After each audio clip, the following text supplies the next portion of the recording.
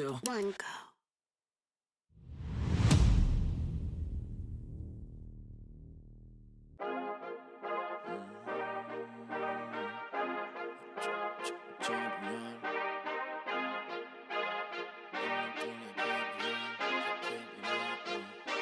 I feel like a champion. A champion. Ain't nothing that can't be done. Oh yeah. I put it all on the line. Definition of divine. Yeah, I feel like a champion. Ain't nothing that can't be done. They told me I wouldn't be nothing. Came on now, second to none. I need me a trophy, I need me a ring. I'm not with the bull, but keep it a beam. You know what it is, you know what I mean. Shit, all I do is win, win, win, win. Haters wanna hate, they ain't made top 10. Double, triple team, what they need to defend. I juke left and I'm gone with the win. I'm gone with it. I feel like a champion. A champion. Ain't nothing that can't be done. Oh yeah. I put it all on the line. Definition of divine. I feel like a champion. A champion. Ain't nothing that can't be done. Oh yeah. I put it all on the line. Definition of divine. Feel like a champ, MVP status. Yeah, the win been guaranteed. So let's see about it. If you gon' speak about it, then be about it. If you don't bring that energy, no, I can't be around it. Nah, I'ma shoot my shot. I'ma stick it, watch. At the tippy top, I cannot take no loss. 2 seconds on the clock, they gotta give me the rock. I got a game on what? Yeah, I got a game on lock. I feel like a champion. A champion. Ain't nothing that can't be done. Oh yeah. I put it all on the line. Definition of divine. I feel like a champion. A champion. Ain't nothing that can't be done. Oh yeah. I put it all on the line. Definition of divine.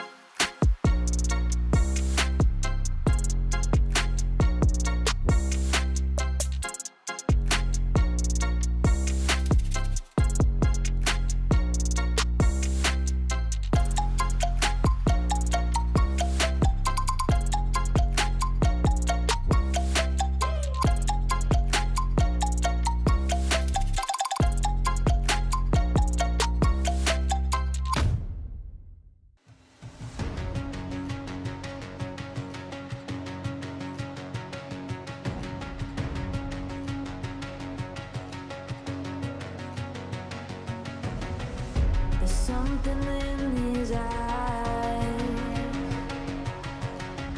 There's a storm within, but it's written in the skies. Let it break me till it's over. Won't let it shake me, no.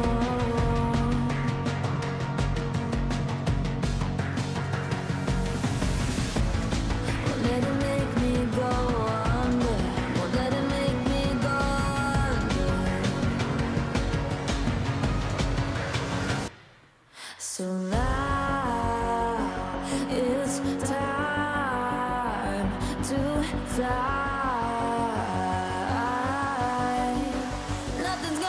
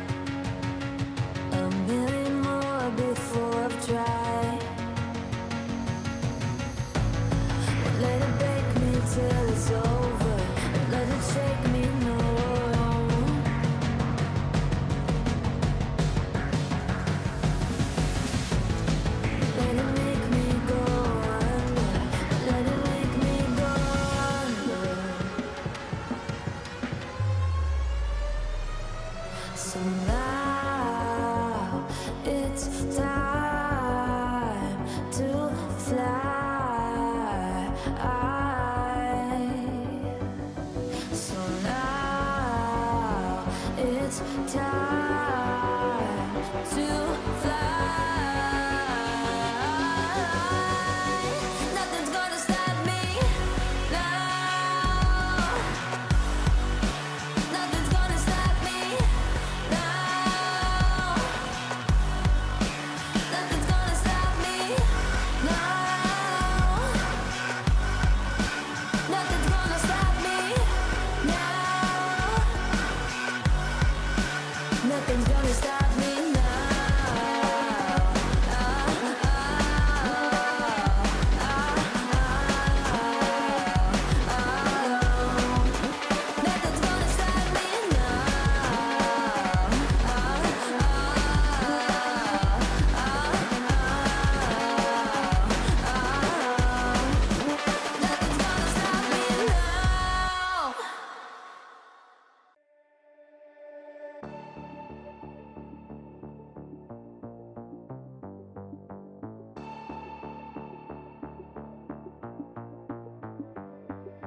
Why, one by one, you always come back like a curse?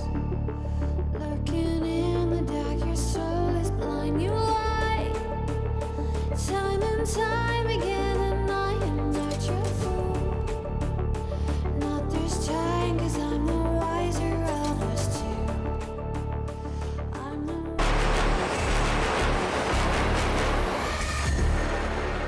Hey, what's up everyone? It's Bravo here at EWC, and I'm lucky to be catching up with Thomas and Fred from Heroic ahead of the EWC featuring Fortnite competition.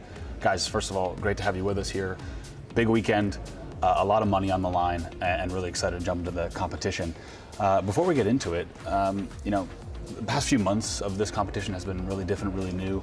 I'd love to start with you, Fred. When you saw the announcement of these modes, did you guys just know that you were gonna jump in and be competing in this right away? Yeah, I love playing other modes than the normal builds. Yeah. I love zero builds when it came out, and just random new modes. I love grinding and playing that. So I instantly wanted to go to the LAN. Cool. Thomas, what about you? I mean, I kind of feel the same. I always like to play new stuff as well. Like when Zero Build came out as well, I was like 100% like one of the best in the world in Zero Build. We won every tournament, so yeah, I just knew this is something for me as well. Cool, yeah. It's no surprise, of course, to see both of you here, given your performance in the title so far and success. Let's talk about CTF. Is there things that you guys feel like are key to success? If we talk about CTF Chalet, kind of the first map and mode that you guys have been playing the longest time, are there things that are particular to CTF, Thomas, that have really, you've just seen in both scrims and at DreamHack that have been kind of key to teams winning that game? I mean, I think like the main thing in the CTF is always timing and coordination. Yeah. So if you eliminate someone, you have to go for the flag instead. So it's all timing and yeah, you just have to understand the game as well. Yeah. Yeah. We've noticed in a lot when we're watching scrims and we're watching also DreamHack gameplay, there's teams that really seem to be kind of full aggro and just non-stop flying down either tunnel or flying down kind of through the snow caves. And there's other teams that maybe sit front Chalet, they wait a bit more. Have you found that, either for you guys or what you've seen, that the teams that maybe are a bit more patient at mid-map and wait have found success, or due to respawn times, the aggression can just kind of It's kind of both, I think. Yeah. There's, Exit. Yeah. They play more of a slow game, Sure. more, smart game, you can say. Yeah. And there's a team like Exceed, where they have Peter, Okus, and Milks fighting, and then Kwani just lurking around and trying to look for flags. And both seem to work. Would you say the same, Thomas? Yeah, I would say it's different from teams to teams as well. Yeah. If a team is playing passive, you can't just run it down. You need to find the right spot, how to play. Is there anything else in CTF that you think is the most important thing to focus on? It feels like really bubble timing is kind of the magic. Yeah, I think it's just communication. Yeah. It's the most important thing. Cool. Yeah, Thomas. Yeah, Same for you? communication and timing on elims, Yeah. 100%. Yeah. Excellent. Talk to me about Hardpoint, Thomas. Is there anything that is specific to that mode where you think is the most important thing that teams will be focusing on? I mean, the most important thing is probably the start. Yeah. Because I feel the start on the point one, if you get a really good hold, I don't think you can retake it at all. Yeah. So a good start is really important. Yeah. Yeah. What about you? Yeah, I would say knowing what to do on your retakes. Yeah. Because if you don't, if you give 60 points up for free for another team, then it's really, really hard to come back and get the win. Especially if you look at Panther that first hold, especially because it feels like if you get the early limbs, it's such an annoying hill to get up into. It feels like you always are climbing to height, you're always going upstairs, and you can get a lot of time there. That transitions really well into, Mark and I have been spending a lot of time looking at which hills are a bit kind of allow you more solid time in terms of the hard point, because they're more tucked away, maybe say the two tent hard points, or maybe kind of the back boardwalk with the car. Are there certain hard points that you guys have found are the time where you expect to really get solid time versus ones that are like scrappier? Yeah, I mean, on red team, that's the 0.3 with the Lambo. Yeah, exactly. Yeah, you have very good spawns, and it's a very easy hold for red team. And then 0.2 probably for blue team. Those two you expect to get at least 45 points. Right. The newest of the modes, Keeper. A lot of questions to be asked about it just because it's coming in so new. We've only seen scrim gameplay. Talk to me about first impressions, things you're focusing on. There's been a lot of campaigning on Keeper because the spawn seems to be very random or difficult to read at least. Like you can spawn 60 meters away from the objective and be faster, and then like my teammate Thomas can spawn 120 meters away and just have to run for 20 seconds before he can even join the fight. Yeah. So keeping the objective can be kind of hard sometimes. But you just gotta focus on finding the right holes and stuff. Yeah, Thomas, talk to me about how scrims and practice has been for the game type. I mean, I think we found like a good strat now in keepers, and we don't want to leak too much. So Totally. I think as soon as we found that, it went like so much better for us. So. Yeah. Cool. Do you expect teams to be looking to kind of drop the key, get a limbs around it, and kind of pick it back up when it makes sense, or looking for more hold-based stuff? What do you think, Fred? I think the spawns are too, like the spawn time is too short and too random to like make sure that you keep the ball and like get a good hold without just keeping it and like making sure you get those points. And it's probably like too big of an event, so people have nerfs and stuff, so they're not gonna risk dropping the key and get like stuff like that, I think. I'd love to kind of transition now into the qualification road, a DreamHack for you guys, teams and players here. Walk me through what it was like at DreamHack, kind of expectations going into the event, the teams you faced, and then also kind of the final placing with the 4th seed here. Thomas, kind of what was DreamHack like for you guys? I mean, we 100% went into expecting us to qualify for the LAN. Yeah. I think we even expected us maybe to even win. Like at that time, I think we were like one of the best teams, and I think we still are. Yeah. But yeah, we got 4th place, which was kind of decent. I'm just glad we qualified. Especially with a prize pool like we have at EWC, I'm sure simply getting that done was the first step, and then months of practice. Yeah. Are there any specific matches, Fred, that stick out to you, either that you guys played in or that you watched at DreamHack that kind of sit in your memory? Yeah, it's probably just the exit match for the qualification spot. Sure. Because as Thomas said, we knew we were like going to qualify before, because we played 2 face teams together only, and we won both. And then we went to DreamHack, and after groups, we just had one of the most unlucky seedings I've seen. Like all top 6 teams were all in the top of the bracket, and then we had to play against Exit, the top 2 or top 3 favorites for the qual spot, which was kind of like nerve-wracking, but we got it done, so we're happy about that. Goes without saying, congrats on getting here. It feels like with both of your pedigree and Fortnite history, it's expected as well, but excited to see what you guys are gonna be able to do. In terms of players and teams here, are there any teams that you're expecting to either play particularly well or kind of maybe even above their seed? Exit, of course, jumps out, but are there any other teams that are on your radar? Yeah, you said Exit. Exit are in seed 8, I think, because they didn't call from Dallas. Exactly, yeah. And they're probably the favorites to win. Yeah. So they should, do better. Certainly, yeah. Anyone else that you're keeping an eye on, Thomas, in terms of teams to watch, or even just within the top 8 that you're expecting to perform? I mean, well? it's hard to say, but I think like the GG team, like the Russian team, I think they're really good, and I don't know how they're gonna perform on LAN though. Like it's completely different, but we will see. I was going to say, it's another item that I think will be interesting, especially when we look at the seeds 8 through 16, where teams are going to have less LAN experience, less not only live event, but also live audience experience. Do you guys feel like it's going to be a factor here this weekend? It feels like with the amount of the prize pool, it feels like all of that coming together might be quite a factor. Yeah, I think playing against the like home crowd, the most Middle East teams, it's going to be a bit like hard for the teams with less LAN experience, probably. Besides that, I think most teams are comfortable. Thomas, anyone in terms of teams that you'd be most excited to go up against, or or maybe even meet in the finals if you look at the weekend? I mean, I think like the perfect final would probably be Exit. I think, yeah, they're definitely like the best team right now. I can't thank you guys enough for the time. So excited to see what you guys are able to do, how the games go, and just want to wish you the best of luck through the weekend. Thanks so much for sitting down and taking the time with us. Thanks for having us. Yeah, good luck, guys. Thank you.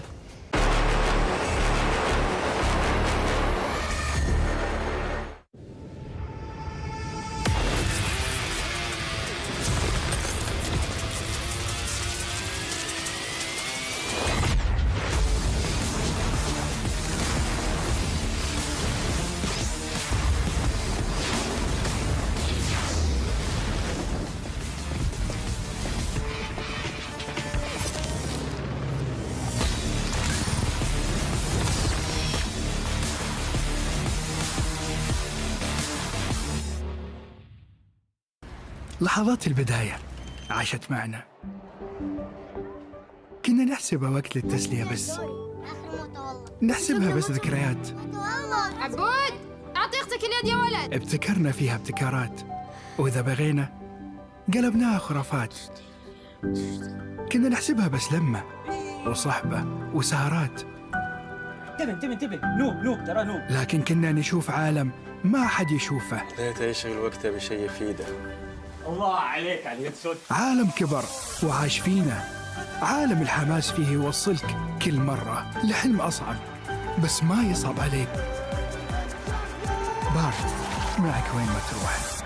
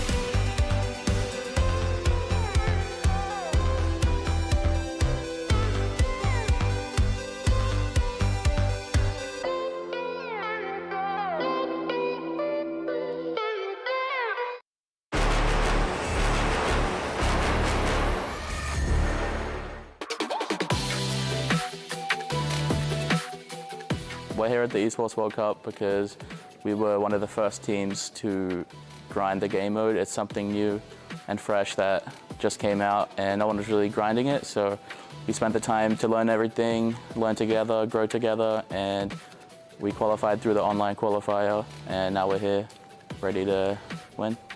Our team dynamic is overall pretty good. I play the fill role, so I'll play infiltrator or assault depending on the map. And then our new recent pickup, Cold, he's probably the best player at the moment, and I gave him my old role, which was Juggernaut, and he just eliminates everyone with that. And then we've got Edgy on Engineer, which has the burst and the shield bubble, and then Ritual's our sniper. We've prepared for Esports World Cup this year by practicing scrims every day with a set out schedule, minimum at least 4 hours every day practicing, and we've just been locked in the whole time and we're ready to win. I'm most looking forward to versing Exceed because, as people know, if you followed DreamHack Dallas, we had an interesting matchup and we'd like to get revenge on them, so that'd be pretty good for the storyline. I think the best way to counter other teams' strengths is just to VOD review them and see what you can do as a team to counter what they do, and I think we've done plenty of that with a bunch of teams, so we're very prepared. Everyone thinks we're gonna take home the trophy. It's probably gonna be us, Falcons, or Exceed. What I'd like to say to my fans is thank you guys so much. I wouldn't be here without any of you. It's always been a dream of mine to compete internationally in video games, so thank you all so much. Let's go exit.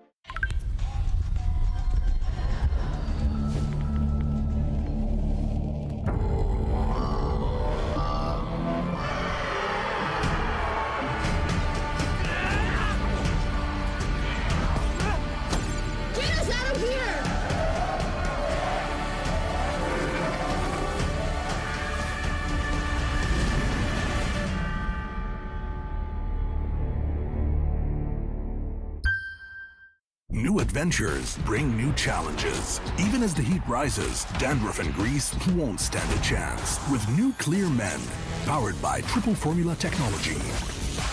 To eliminate dandruff, itch and grease, gives you 8 hours of freshness and 100% dandruff-free hair. New Clear Men, 0% dandruff, 100% confidence.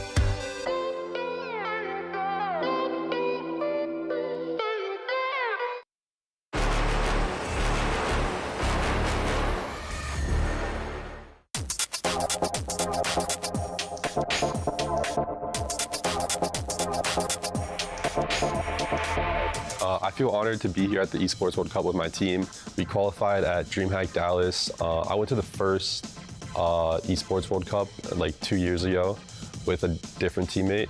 So it's really exciting to be back and playing again. I play with Milks, Peterbot, and Kwani. Milks plays the, Burst. He's a good Burst player. Peterbot plays Sniper. He's a really good Sniper. And Kwani plays Assault, which is like the Phil. He's more the objective, the smarter player. Everyone else on the team is better like gun skill wise. I play Juggernaut, which is like the more tanky character, so I'm just out there killing people. From going to Battle Royale to ESL was kind of an easy switch. I used to play similar games, similar to the ESL mode, so it was kind of an easy transition from Battle Royale to ESL. And like knowing Fortnite and like things I learned from the other games was pretty easy to transition into it. I'm looking forward to competing against Falcons because they beat us at DreamHack Dallas this year, the qual for Saudi. So it would be like nice to get our revenge on them. We prepared by playing scrims a lot against other qualified teams, VOD reviewing, looking at strats, coming up with strats to counter the other teams. So we've been prepared for like last 2 months. I predict we're gonna win it all. I don't think there's any really threat to us. I think we're the best team, like no doubt. So we're gonna take it all. I appreciate everyone for supporting me all through like the 6 years I've been playing Fortnite, and everyone that just like been looking up to me. I appreciate all you guys, and I'll win it for you guys at EWC. Team Exceed is ready to win it all.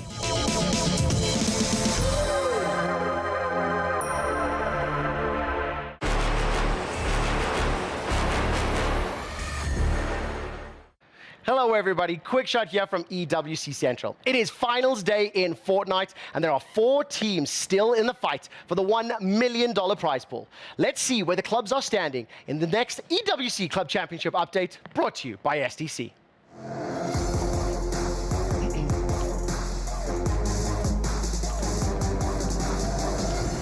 Unfortunately, none of the semi-finalists here in the EWC featuring Fortnite tournament are eligible for the club championship, since none of the clubs have any more teams here in Riyadh and have not achieved 2 top 8 placements.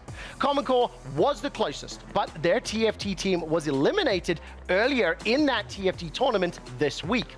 When we look at the scores, however, Team Falcons and the Gaming Gladiators were both eliminated in the quarterfinals yesterday, so it has secured them 60 additional points for their clubs. But with T1 joining the mix with their strong TFT showing, that fight for second place is about to be an exciting one.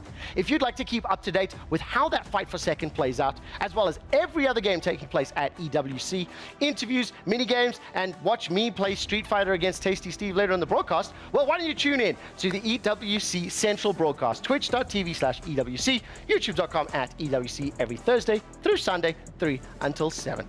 I have been Quickshot, and that does it for the EWC Club Championship update, brought to you by SDC.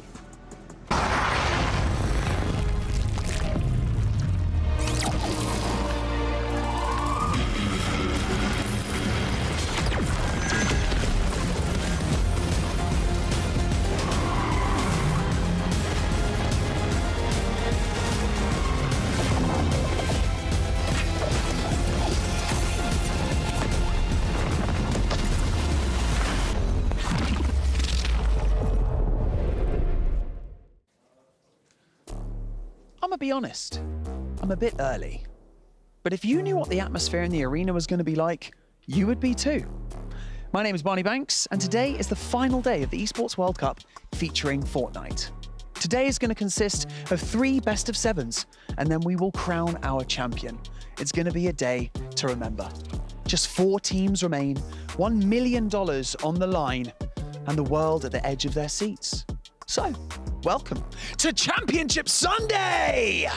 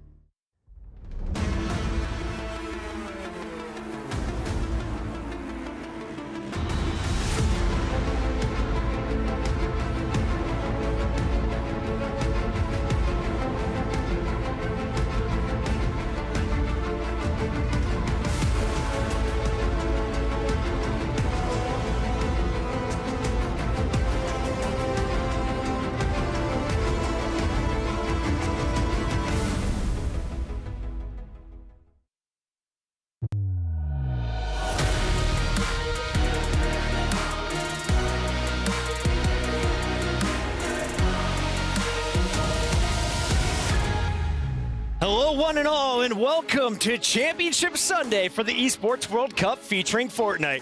I'm your host, Chris Puckett, here on the final day, and we are just 3 matches away from crowning our Fortnite World Champions, and of course, awarding the $400,000 that comes with it. To break down all the action, I've got some big brains with me. Let's start here on the end with our 2022 Esports Awards winning Analyst of the Year, Talk to me, Jess. What have you seen so far in this tournament? That we've really accelerated the meta. We've seen what these players can bring, and we've seen what the ceiling can hold. And I'm hoping we burst through that ceiling today with some even better plays. Matt, Mr. X, we have done a few events here now, but Fortnite has been spectacular. Some game modes you and I are very familiar with. Who shined on that stage? Oh, I mean, you got to say XSET, right? I mean, they've been dominant. We've had competitive games, then we've had XSET matches. That's pretty much what we've had here throughout the weekend. Is they have just been lights out. You can see with their players, just next level movement. You know, they put a lot of time in to show up really well here. Levin, any surprises to see folks like Cold transitioning to this title now, playing with new game modes? No. Honestly, some guys are just gamers, and Cold is one of them players where no matter what, as long as he has a mouse and keyboard, he's going to be on top. Well, XSET has not dropped a map yet, and they will be taking the Amazon stage in just a bit. But our first fight is going to be coming from that lower side of the bracket, and I'm excited to see what these two teams bring to the table. We only have 4 squads left in this tournament. We started with 16, and today we're going to find out who puts their key in that trophy. Let's talk about the squads that made it this far as we take a look at the bracket. 11. What was the closest match that you've seen here in Riyadh? Oh, it would have had to have been that heroic R8 game from yesterday's matches, right? 4-2 R8, a team that just seemed to be punching upwards all throughout this competition, and they definitely gave Heroic a bit of a run for their money. Jess, one of the big surprises was the strength of Carmine Corps. A lot of people were wondering, will they come out second in their group? Not only did they win their group, they 4-1 Dignitas last night. Yeah, absolutely. Again, a little lucky that we did have Dig sort of come in for the big Dig rematch there. And I think for all the KC fans, they'll be happy they're in the playoffs. They'll be very happy they're in the semis. And today, they're going to have to pull out a superstar showing to go even further. Let's take a look at their competition here on the final day of Fortnite, as it's, of course, Exceed, a team that had a lot of hype. DreamHack Dallas, runner-up. They already have silver. But if you talk to that guy in the front right, Peterbot, they are walking away with nothing short of gold. What have you seen from Peterbot and crew? I mean, they're the team that looks like they could contend with XSET. When you watch these players play, they have like that gun skill, they have the firepower to be able to kind of go toe-to-toe with them. And you've seen that throughout this event. You know, and obviously not as clean as XSET, right? Dropping some games, but still looking like they could step up to the occasion. It's interesting, right? Because we saw XSET go up against the other team that people thought could contend with them in Gaming Gladiators, made quick work of them.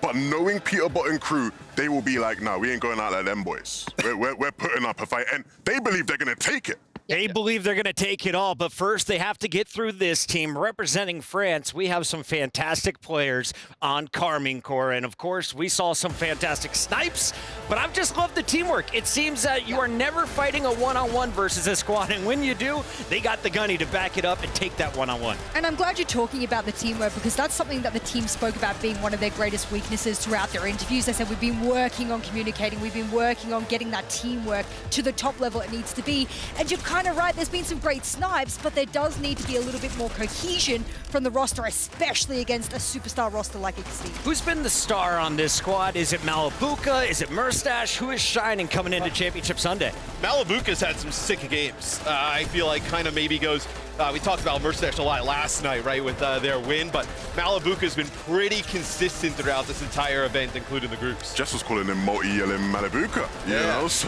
it goes to show you what he's been producing for us all throughout the tournament.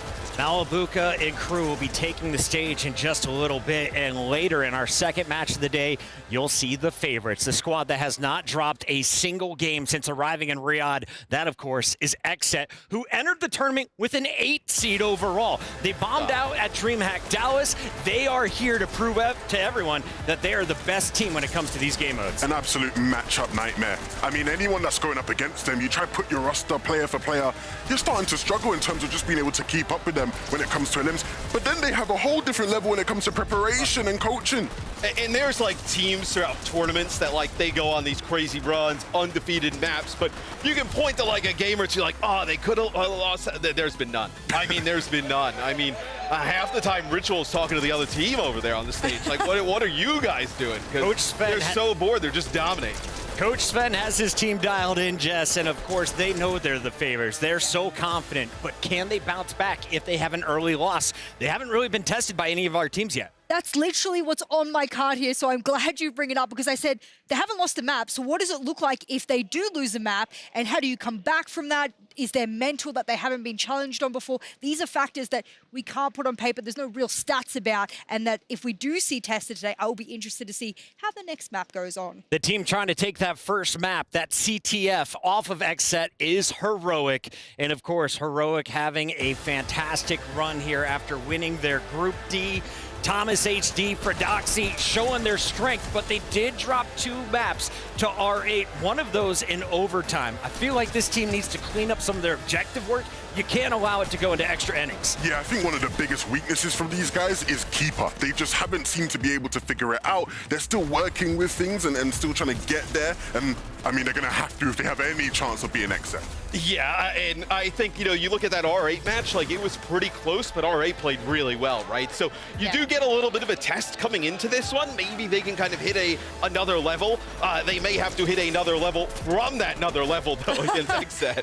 I will say Hellfire was playing some of the best I've seen from him yesterday. They're going to need him on that fill role again today, especially in Keeper. If they succeed, well, there's a huge prize reward awaiting you. You've already banked $80,000. But if you get to that grand final, you're guaranteed a minimum of $160K. And, of course, an opportunity to play for the 400 here, Levin. I mean, that's a lot of dollar. A lot of dollar. And all of these guys, as much as they're competitive and they love to beat their opponents, they like to make some money. Yeah, I mean, you want to take away that lion's share of the money, right? You want to take that 400K. MVP walks away with some money as well, right? I mean, a lot of money on the line today. I'm sure the XSET boys have been just kind of maybe making some pre-purchases of what they're thinking. And, of course, you earn 1,000 points towards the club championship. What is the club championship? How do you earn $20 million? Well, you got to finish on top of the leaderboard to take home this bad boy. And even though the Falcons are out, they're currently in first. Let's take a look at some of the best hardware in esports. Esports World Cup is a unique tournament and will have a very unique trophy system, consisting of keys, game trophies, the club championship trophy, and the totem. Introducing the key. This symbolizes a participant's right to compete in Riyadh. Each team or player will receive a personalized key consisting of the inner key and the outer frame. Winning a competition earns you a game trophy. A champion's key will be inserted inside. The frame will be placed into the totem. A physical block on display in Riyadh, serving as a progress bar of the Esports World Cup. The totem will remain in Riyadh as a chronicle of the Esports World Cup history. Those who get eliminated throughout the competition must give up their keys and see them crushed. Their broken keys will be tossed into the totem and encased in resin, symbolizing those that tried to win but fell short. However, as an additional privilege for winning, each game's champion gets to select 3 opponents' keys to be encased in the base of their trophy as an additional, more personal prize. Losers will go home with their keys replaced with a token that marks where they ended their journey. Witness history unfold at the Esports World Cup. Of course, the Fortnite trophy is up for grabs, and only 3 matches are waiting to crown our winner. We start with Exceed versus KC. XSET and Heroic will take the stage next, but of course, we got to open it up with the big one. We're going to a short break. When we return, we'll get all of the thoughts here. Exceed, KC, who's feeling what? Stay tuned to find out.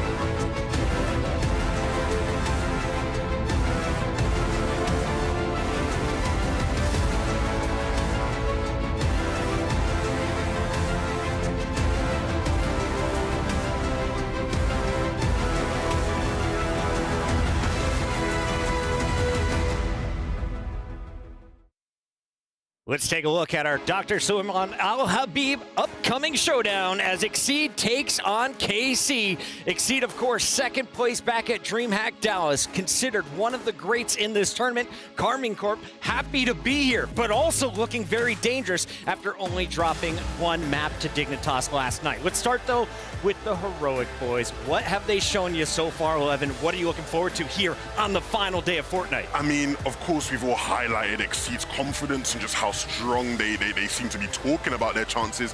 But when you actually look in the server, they've been really clean. I think you look at their hard points have been exceptional. They're one of the few teams that clearly has a good read on keeper, and that's going to be key to success against KC. Let's dive into this Exceed roster a little bit, Matt Morello, because this squad has one of the great leaders. Quanti plays with so much emotion, and he's got his boys fired up. Yeah, but for me, it feels like when you look, even further, right? Like Peterbot's going to need to be that guy in the server every single game for them to win, right? Yeah. Like he's done that thus far, right? You got to get through another, this match and another one to get the whole thing done. But he's been that consistent, like Colt a little bit. We talk about Esket for them to get there at the end. Yeah, I mean, he opened up the match against Falcons with a 33 bomb, and then into the last map, Okus was like, I want to join in on the Elim fun, and he was the one to get the Elim lead for them. So I like that every single map, it's not just we're talking about Peterbot. I know we talk about him a lot, but I promise you this is a team effort. We will be taking a look at the whole team, but right now, I want to catch up with Quanti. What does he have to say?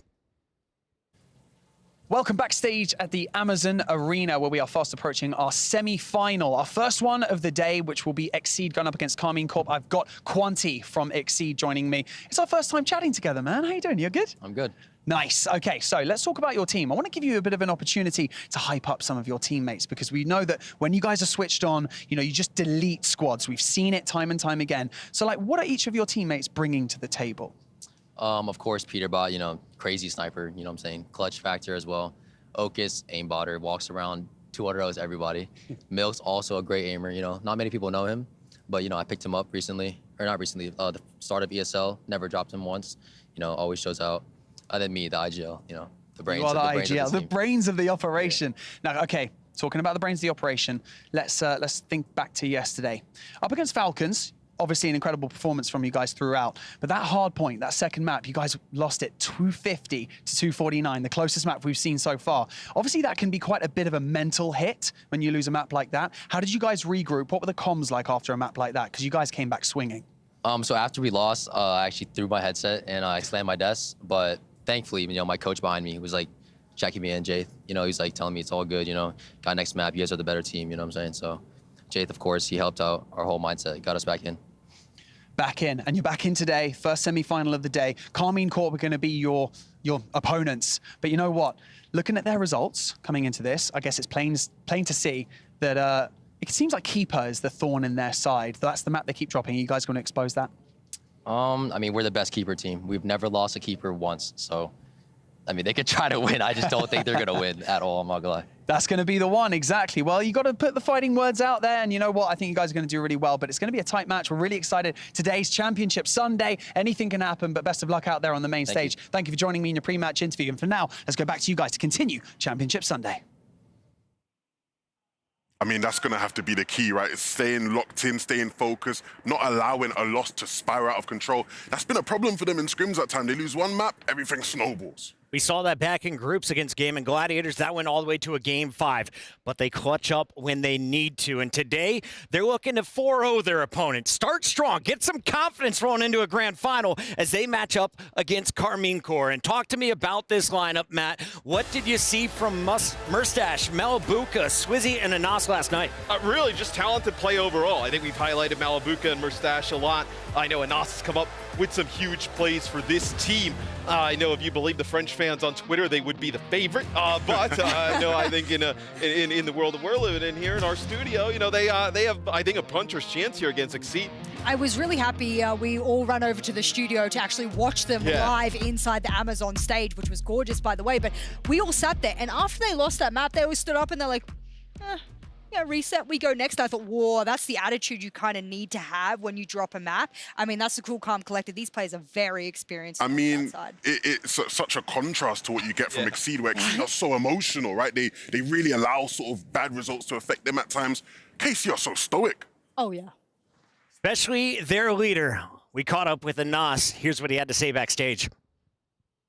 Welcome to Championship Sunday. We are backstage at the Amazon Arena and the semi-finals are fast approaching. I've got Anas here from Carmine Corp looking stoic as usual. You know, Anas, we talk a lot about how stacked all these rosters are. Normally it's a stacked roster of individual players. So tell me about your roster, like your teammates. What do they each contribute to the team? We have, first of all, Malibuka and Montage. They switch around on Juggernaut and Sniper, both really good players. And then we have Swissy on the Engineer. It's good as well. And then me filling out. What are you doing? Go on, you tell me. Like, how have you been feeling this week? The fast. Yeah. A bit of everything. Great, yeah. Nice, you're the adaptable one. I like that. Now, you're going up against Exceed. They knocked you out in DreamHack Dallas. Does this feel like a revenge match for you guys? You know, you can start talking some smack if you like. Yeah, we'll for sure get our revenge this time. Nice. I think we'll do great. So it does feel a little bit like a revenge match coming into this. I know it was 2 months ago, but you know, this is where you can dig your heels in. Yeah, of course. Okay, well, we've spoken about this before earlier this week. Your mum, your dad, and your grandma are all here supporting. I'm going to try and have a quick conversation with them later on. Is there anything that you would like to say to them? Thank you for supporting me. It means a lot. Good, I bet it does, Yeah, Anas. You know what, you're a man of few words, but you know what? I think you do all your talking on the main stage. So good luck today against Exceed in your semi-finals. Hopefully we'll see you in the final. And for now, back to you guys. Stoic was the perfect word to describe that young man. And of course, he is playing in front of his family. Is that extra pressure for him, Matt? Or is this like a little extra edge you can have over your competition? Nah, he'll be fine. I mean, you kind of see that it seems like Exceed, they're running on vibes over there on their side of thing, where Carmine Corp, they're pretty even-keeled all the time. That's one thing, though, like kind of works against some teams like that, right? You're like, you become kind of okay with losing or like calm with losing, and then you're like, we got another one. Then eventually you don't have another one. Then you're out. Right, Levin, I was looking on Twitter and a lot of people are saying, I can't believe Anas is shooting this well. He kind of stepped away from Fortnite for a minute. He's come back. Is he going to be the key in this matchup against Exceed, or who are you putting eyes on? No, honestly, I think Anas is a great shout for that, just because he is such an X factor, so cool, calm, and collected, right? Again, not feeling pressure from family. He always has his family at every event. They're so supportive of him. He's used to it. Actually, this time it's the first time I think his grandma's come out. So maybe, some love for grandma there. I'm sure she'll be loving watching this. Yeah, grandma buff for sure. And it's funny that we spoke about roles there with Barney and in the interview, because we've got them behind us here. I don't know if production heard me and just immediately brought that up. That was excellent timing. But the roles, if we look at the top right, can you stand back for me, my friend? Yeah. Get the audience looking at Infiltrator. And I said he's one of the feels, top right of your screen. When we get to one of their worst game modes, Keeper, that Infiltrator role where he has that sprint boost, 25+ movement speed, that is something that he will play. And when we're talking about making the difference on Keeper, where they've been struggling, Anas is your boy. In some of the utility we've seen, like throughout this tournament, as we've seen the better teams kind of advance, like we've seen much better usage out of the bubble, but really the EMPs, I mean, you see sometimes, especially on Hardpoint, when a team gets on a hill, they drop the bubble, you see like a massive EMP comes in, just ruins the day. So I think as teams have progressed through the tournament, got more practice, off stream, much better with utility. Levin, who's got the most pressure? Is it the marksman going into Championship Sunday, or is it the Juggernaut, the player who's expected to shoot consistently and keep picking up those siphons? I think in a lot of cases, you'd say probably the marksman, right?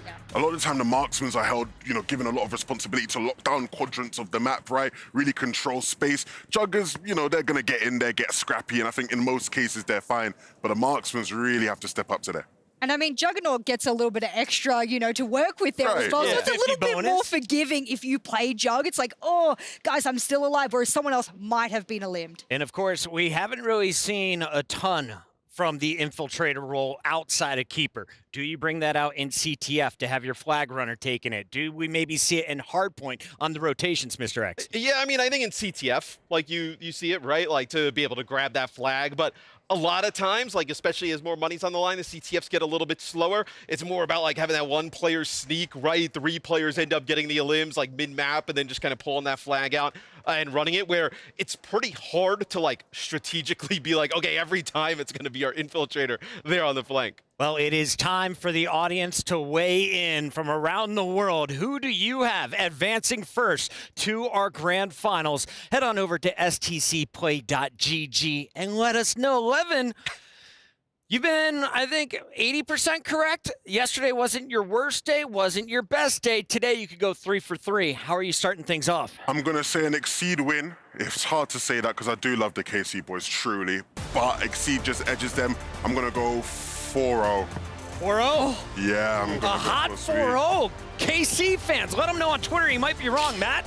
You got a seat for me at that table? I do. You're welcome. Table for 2. I'll take Exceed 4-0 as well. Jess, are you having brunch with these nerds? Désolé français, but Exceed is taking this, and it's probably going to be really, really bad. I got Peter Bot in this one. Let's head on over to the Amazon stage.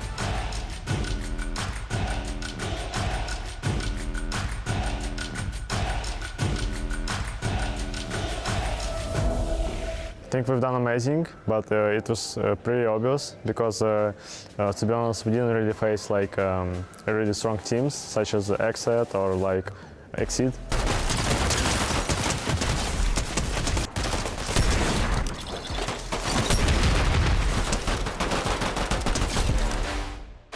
We're all playing really great. Like no one has like 40 kills. We just all have kind of the same kills, so we're all pretty similar. I think we have like much more experience on LANs because me, Mersage and Anas have been to many LANs. We don't have any pressure at all. It's Swizzie's first LAN, but he hasn't been pressured so far, and he feels great because he's been competing in Fortnite for 5 and more years.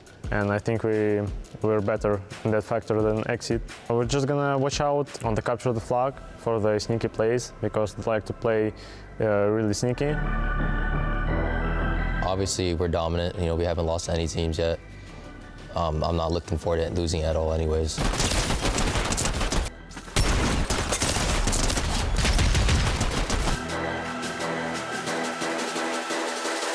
The person who's been standing out on my team has to be Peterbot. Of course, you know, he's a sniper class marksman, headshot after headshot. I'm not gonna lie, like, nothing new. My team has great shooters that Carmine Corp I don't think has at all. We have a set game plan. I don't think KC does either. Overall, I think we're just a better team. I'm not looking out for anything. I'm not gonna lie, like, I don't think they're scary at all. I think it's gonna be a clean sweep, 4-0. My message to KC is, I don't think you guys are gonna beat us. I think we're gonna 4-0 you guys, send you guys home. Best of luck out there. I'm not gonna say trash about Exit. We'll let our play do the talking for us.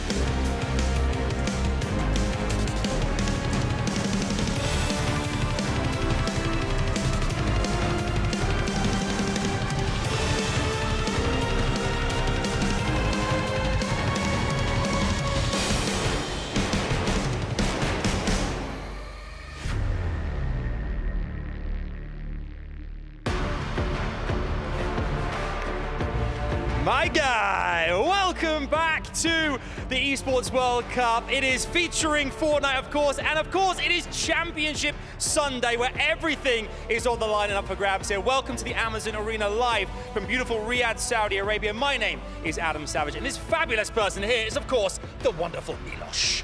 Our guy. My guy. Do you know what? I feel good today. I feel really good. Obviously, it's a Championship Sunday. Got to dress to impress. Do I smell good? Smell me.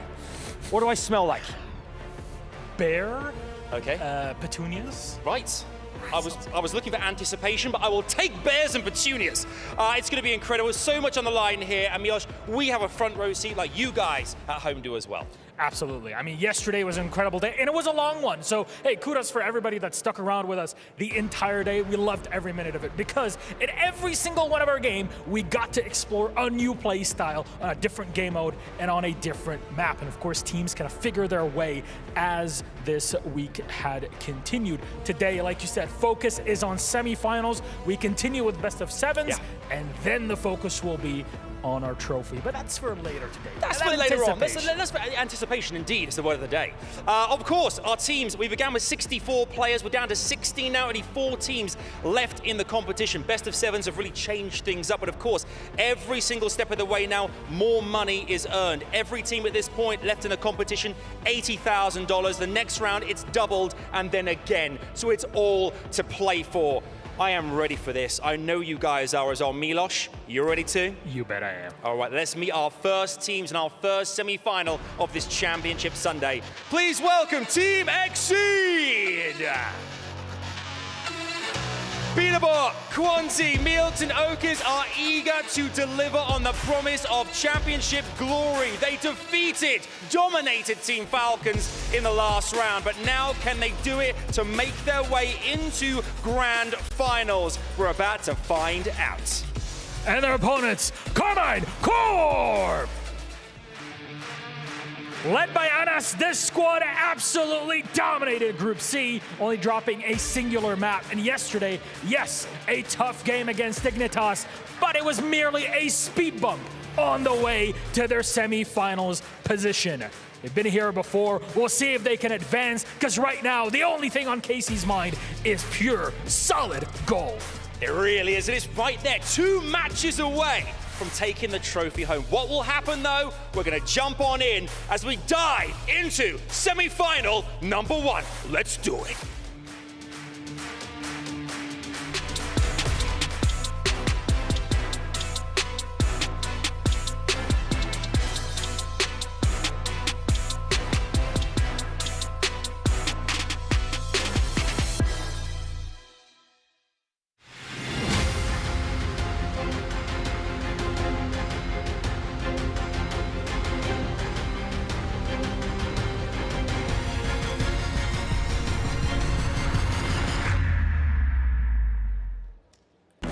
Welcome back up to the Amazon Arena and our semifinals matchup number 1 as Exceed take on Carmine Corp as the top 4 square up starts to significantly up the ante in terms of total prize pool. My whole shift with me, I've got Dan Gaskin. And hey, this should be a really fun one. We've got one of EU's best taking on one of NA's best. A little bit of history between these two squads. They did play at DreamHack Dallas where Exceed took the edge, but that was 2 months ago, Dan. 2 months ago, and we've seen what a difference 2 months can make with a lot of these teams, and it just seems like an entirely different tournament with the amount of practice that has been put in from some of these squads. Very interesting takes from the analysts, though, of where this one's going to go. They're thinking it could be a 4-0 sweep. Yeah. That's how confident they are. I think it might be a little bit closer, but certainly both of these teams believe they can make the grand final. I think the interesting thing about this matchup is where the strengths lie versus the vulnerabilities for either team. For Exceed, they have been great in Hardpoint and in Keeper, but their CTF has not been particularly good. On the other side, for Carmine Corp, great when it comes to CTF, very serviceable and good with the Hardpoint, but they have struggled in Keeper. So there are some opportunities for both these two teams to take advantage of the other. I think the fact that KC are unbeaten in both CTF and Hardpoint will give them plenty of confidence going into this engagement. I think a lot of it is going to come down to who's on what side. We do know that, of course, being the higher seed, Exceed should get the choice of sides on the majority of maps, depending on how that veto process goes. But that doesn't mean it's a guaranteed win. We have seen teams come back from the blue side on the majority of maps, aside from Chalet, Hardpoint. But we'll get there a little bit later, because of course we kick things off, as always, with a capture the flag. And it's going to be on Panther, which I think is an important one to kind of determine the distinction between, because we kind of finished the night last night with XSET showing us that this map is very snowballable, which is another new word that I've made up today. And well, I think the thing about it is Exceed have also found good success on this map. So when it comes down to the advantage that we talk about for Carmine Corp, they may not be as advantageous on this map as it may be on a map like Chalet. I think the big thing though for me is that extra confidence we hear from Exceed. We also have heard in their comms, in their listen-ins, when things start to go wrong, they start to lose composure immensely quick. So it'll be curious to see if Karmine Corp can turn up the heat just a little bit there to kick us off. Almost the opposite of what you heard in XSET's listen-ins, where they were all building each other up, saying, you're the guy, you're the man. However, we need to see that maybe from both of these squads if they're going to make it into the grand finals. It's going to be Xseed on the red side, KC on the blue side, Panther CTF to kick off our semi-finals here. And what a championship Sunday we have in store for you. $1 million on the line. It all begins right here. I'm loving it. And just to kind of go back to it, like you talked about in that listening we had with Xseed, they literally, we heard, Peter, you need to lock in. He was losing complete full. So again, let's just see if that comes to play here. Relying a lot on that individual ability as we've seen throughout the entirety of the weekend. As we're going to get that standoff over towards the top side of the statue. Malibuka and Okas on one another's middle crosses. Merstach also here, and they're going to be, Xseed making the first move. Malibuka is predicted. Swizzy following up, though. It's an easy double for him. It's a good attempt, but a lot of damage was done by utility onto Milks, and KC knew that, and now KC will continue to move forward here. And now they can take a lot of space and start to think about how they want to break into this flag base to maybe get a pull. Well, so far looking so good. Just comes down to, like you mentioned, that next wave eliminations. Peterbot low, and it's a 3v1 situation. Peter has been completely isolated out of the play. Milks, Okas playing in the backside of their spawn. Quanti also nearby as KC are trying to figure out where the next members are. Xseed on the back foot slightly here, but just need one good defensive hold. But Quanti taking that amount of damage now will allow everyone to start to press up even more. They are surrounding Xseed here. Yeah, and Malibuka's got some information here. I'm just wondering at what point does he throw out the clinger and try to gain a bit of an angle, because on the other side, Peterbot coming off a spawn. The dynamite lands nicely as he finishes off Malibuka, and that will completely restrict KC's ability to make a play for the flag. Follow-up eliminations also good for Xseed's defense. Wow, this is a very slow start to this game. KC bided their time, but do not find anything really because of it. Even with Peter going down there, it should still allow a solid hold for Xseed. But KC still getting the better of the engagements in the middle of the map, and they still are pressuring this base. Yeah, Swizzy has not fallen yet. Of course, we start to talk about it, and the Casterkers comes through, so he has a 6-1 start. Xseed able to wiggle their way back in towards mid-map. Merstach still on their way, and he's been seen. Backs off the angle just a touch to play safe, as he will be the first one up really for defense here in the backside of the KC base. Well, Xseed now are starting to get a little bit more map to play with. All four of them approaching the middle of the map here, looking to try and hit this right-hand side and maybe take down the initial fight against Swizzy. And if you do win that, then you're going to be in a 4 versus 3, but there has been shields lost, so you do have to be careful, and maybe Okas has to accept that he might be the bait here. And I think for KC, you kind of look at the mini-map really quickly in the bottom right. Anas is actually in a spot to where if KC have gotten a read on all 4 members, he may be able to just dart right through the Xseed setup and at least get a counter pull if things go poorly here.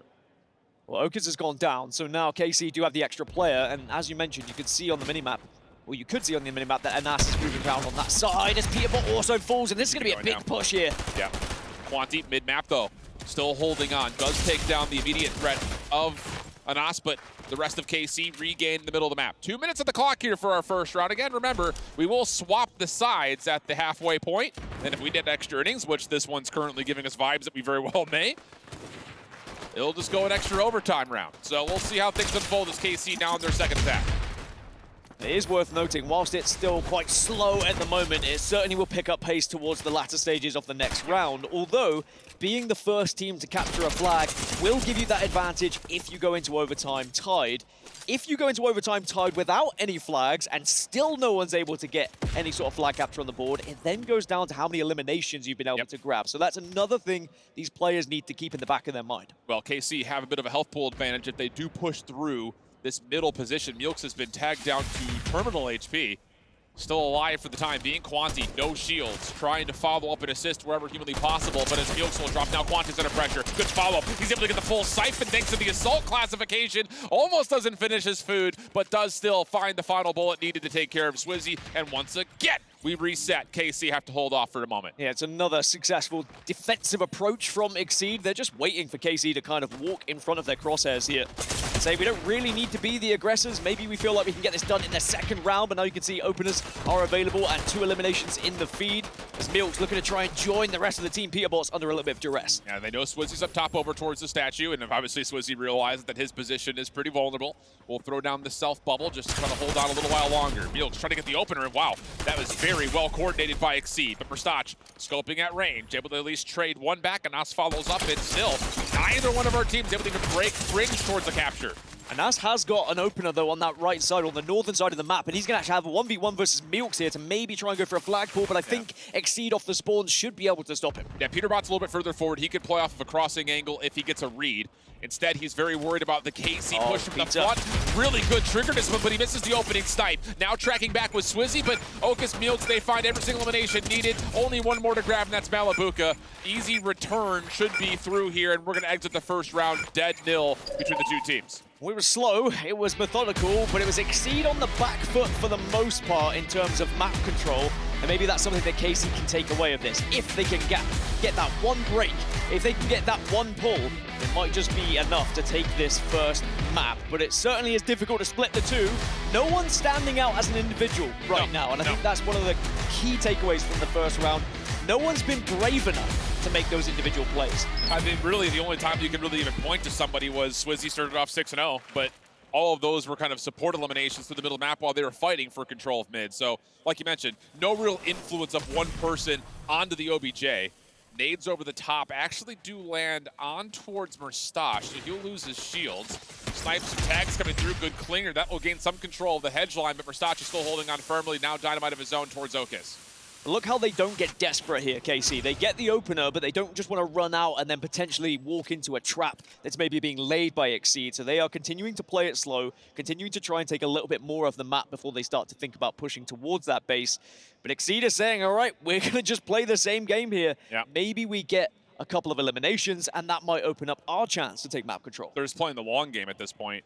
Now, we don't necessarily know who holds the current advantage, but if this ends 0-0 through round 2 and the overtime, the tiebreaker is who has the most total eliminations.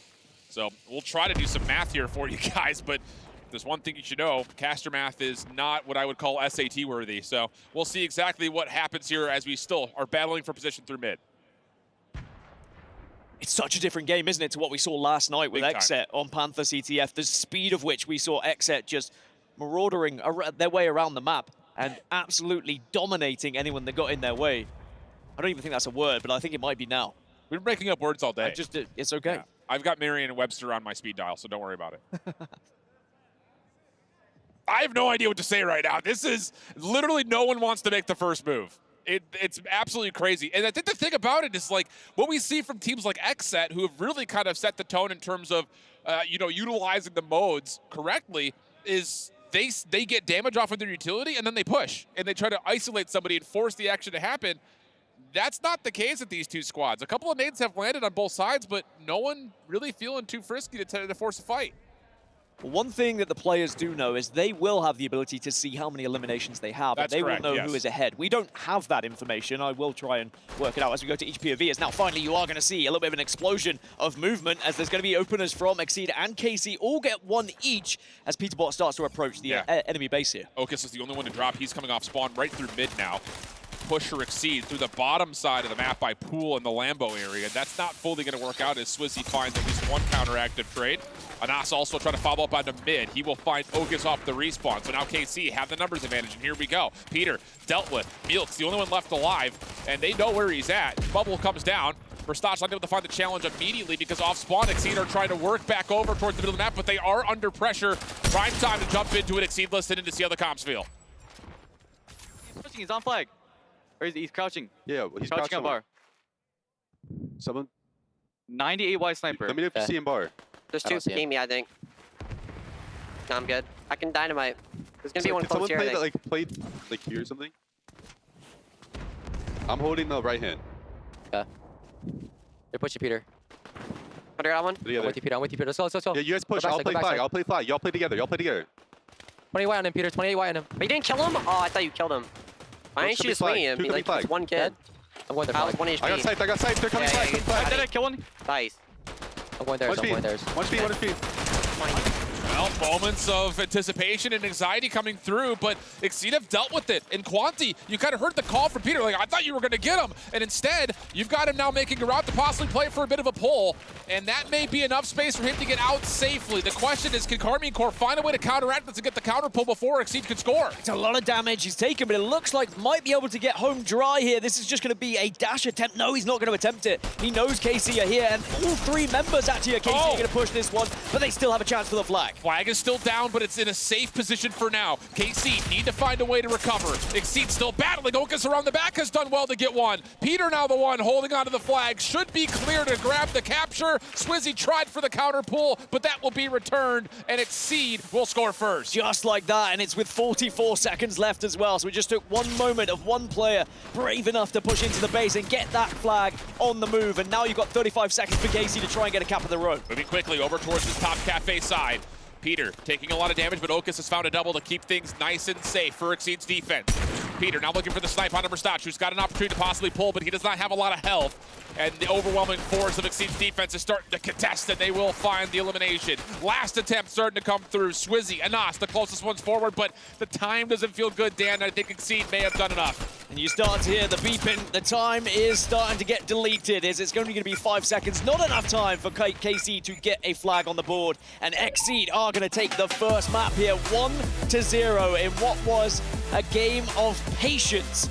I was trying to do the quick math. I'm trying to work out who had the most eliminations, and I'm fairly certain Exceed did have the most eliminations throughout the majority, and that was probably their thought process of, we don't really need to push this one, because right now, if they are happy to play this waiting game, we technically have the advantage going into overtime, so let's just see if they'll make a move, make the mistake, and then we take advantage of that. I think the other thing about, CTF on Panther compared to Chalet is that as soon as something starts to go a bit awry, the ability to counter cap and the speed at which you can get to the other side of the map is so fast that one small mistake could be the difference maker of you finding successful capture and pull versus your opponents dealing with it defensively and then immediately responding with a counterattack of their own. So again, the margin of error feels very small, at least in terms of what our teams want to allow, in terms of their risk versus reward factor. And it is a kind of a last-second move that Exceed's able to find a little bit of damage, turns into a couple of key eliminations, and eventually the pull that solves out who ends up taking map number 1. I have a real-life example to compare this to. Oh, please go. Me and Levin playing table tennis last night, a bit of ping-pong, right? Levin just wants to win the game. Constant attack coming at me. And I'm just putting it safely back on the other side of the table over and over again until he makes that mistake. And then bam! I get the counter cap. That's basically what happened with me and Levin in table tennis. And that's pretty much what happened with these two teams here on Panther. Well, was this caliber of game Olympic caliber, or is it? I'd say so. Yeah. You would say so. Actually, with the Olympic Games going on right now, it's a wonder why I'm here. Because I could have been there. Well, between that and maybe representing Australia in the breakdancing competition, one of the two would, I'm sure, be more than enough for you. But all it takes is one here for Exceed to get them kicked off on the right foot. And again, just to kind of frame it up, this is the one mode that Exceed we have seen vulnerabilities from. Now, I will say, just over the course of their playoff run, they have been perfect when it comes to CTF. So they're making the right moves happen in terms of improving their gameplay, but it just comes down to, is it enough? Because this Karmine core squad is still very strong. They're flawless in Hardpoint. Yeah, sure, one loss for Exceed in Hardpoint, but it was by 1 point. So I don't know. I don't know if that's enough. I mean, I think the good thing for Exceed is they've been able to turn that 0 into a 1 on the other side. Sure. Right? We were talking about the unbeaten run that KC have had on CTF so far. With that now disappearing, you've got a lot of confidence going into the rest of these maps and modes if you are on the Exceed side. Well, the Karmine Core fan base currently still winning in the predictions for STC play, 60% to 40%, but the opener going the way of Exceed does kind of create a new pathway through this series layout, because again, the keeper is really, I think, where this series is made or broken for Karmine Core. If you could split the difference, find one of the two, I think that's more than enough. Making sure that you're still staying good in CTF, and then you figure you win your Hardpoint pick, maybe they win theirs. This definitely has the premise of possibly going all the way the distance of 7, but I think it all fringes upon what we see in the keeper, and maybe now even more so. Can Karmine Core turn up a map number 2 and immediately respond to the Hardpoint presence that Exceed often puts on? Yeah, I think that Exceed are the only other team we've really seen that might be able to contest Exet on keeper when and if they were to get there. But we still need to get to map 3 before that happens. Instead, we are going back into Panther, but this time it's for Hardpoint. It is going to be KC on the red side, so maybe a slight advantage there, depending on how you look at Hardpoint. and Exceed are going to be on the blue side. I'm excited for this one because I think that the CTF was a very slow game, all right? Let's not beat around the bush. Both teams were more than happy to wait, be patient, see if the other team makes mistakes. You cannot afford to be slow on Hardpoint. And I think the thing, too, is as much as we've seen a lot of Panther Hardpoint over the last 2 months, we saw for maybe the first time ever a team who was able to build out a appropriate defensive setup and then also have good fundamental understanding of how you attack and break hills. And that came by way of XSET last night. So how much of that will be replicated here by KC and Exceed? Only time will tell. Like you mentioned, it'll be KC in the red, Exceed in the blue as we dive on in towards hill number 1. I'd like to say I hope they were all doing their research last night, but I played Mustache at table tennis as well last night, so I know full well he was down in the player lounges. Anyway, we are going to kick things off, and it's going to be KC who get the initial hill, and will have their first chance at holding this one, but Exceed looking to break, but with Peterbot falling alongside Quanti, KC should get good time here. It's 3 back-to-back eliminations. Yeah, really good start from the side of Carmine Court, and more importantly, having this high ground means that they get the early information and maybe a chance to just overwhelm Exceed as they try to make a move over towards P2. Still a long time before we have to do that. This has so far been pretty darn perfect for Carmine, but Exceed find a way off the fresh respawn to get the immediate counteraction, and now they're in the hill. That's an insane break from Exceed if you think about it, considering KC had so much control and got those initial eliminations on the board. But I guess the downside was they had taken a lot of damage to their shield, so Exceed was confident to be able to push in, but now can Exceed hold a little bit more strong than what KC were able to do? Because if they can overtake them going into P2, they're in a very comfortable position. 8 seconds of scrap time. That new hill will go over towards Peterbot's location on the minimap, which is on the bottom right at that pink canopy. Anas trying to find a way to finesse through the old time. Him and Swizzy working nicely to find a couple of the key eliminations, and that will leave really just Meelks by himself on the forward side of this play. And as he's dealt with now, Peter gonna have to hit a couple of shots. And I won't lie, we haven't really seen Peter hit yet. He has missed a handful of snipes, and that's enough for KC to overwhelm, get on in, and at least contest some of the early time. But that's a worrying sign for KC, if I had to put it lightly, because if Peterbot is missing a couple of shots and Exceed are still winning, what happens when Peterbot starts to play at his very best? And what we know he's capable of, right? He can really change the game as the EMP does come through, bubble goes down, and Peterbot is able to get an elimination because of it. 3 straight eliminations. Okus now going to try to bump the hard point, as we often call it, play in front of it, see if you can make a mess of the setup before the next break attempt to come through for KC, which would only be for about 15 seconds of time. But Malabuka, Mustache do well to find the first couple. Bouncing the dynamite in, Quanti cannot stay alive through that, but all things told, still Exceed getting the majority of the scrap time, an 80-34 score, but we rotate over to what KC will know as their favorite hard point here at Lambeau. Yeah, KC moved very quickly over towards it, and that's going to be the initial one. This is arguably the easiest hill to defend out of the bunch, so if Exceed can break, then that will really bode well for the rest of this game. But right now, they've lost 2. It looks like they're going to lose another. It could be all 4 of them falling here, which it will. So it is a clean hold from KC, and now Exceed need to reconsider how they want to approach this. Now, again, shoes on the other foot there. Exceed was trying to break with no shields. Now, all of a sudden, they are fully healthy with full utility. Malabuka, great for the opener. Swizzy has not given up this position over towards the side patio stairs, and with that, Carmine Core save off another hit, and a perfect time to see how the comms listen for Carmine Core. I'm fighting him. They're going inside. 110, 110. My man close. Catch sniper, another one. Nice fight. No, go next. Dead. I'm capturing this. Go. One is already on next. I think one. He pull behind. I got sniped. One palm. 110 on one. They're pushing backside. Yeah, IMP. I'm coming to you. I'm dead. Two palm on mid. Backside. Nice. One HP. Nice. One more. You're alone. 30 white, dead. Nice. Let's go. Can you capture? He's close. He's fighting me. Cracked him. 30 white, on point. I bubble. Capture. 110. I got the MP.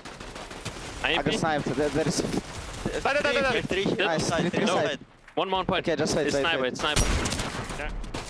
Well, you heard it. Carmine Core saying, I got this old time. Go ahead and rotate to new, but Exceed are a little bit more contest heavy here on the 4th hardpoint. They've done very well from the front, still earning time in. You mentioned it, Peterbot hadn't been hitting yet, but now he's starting to wake up a touch. Yeah, I just saw a headshot in the kill feed, and it's just one of those that can really change things in the way in favor of Exceed, as Quanti now joins the rest of the crew, but now needs to try and do something with these 2 remaining, and that is great use of what you have as cover here at P4. 15 seconds of scrap time.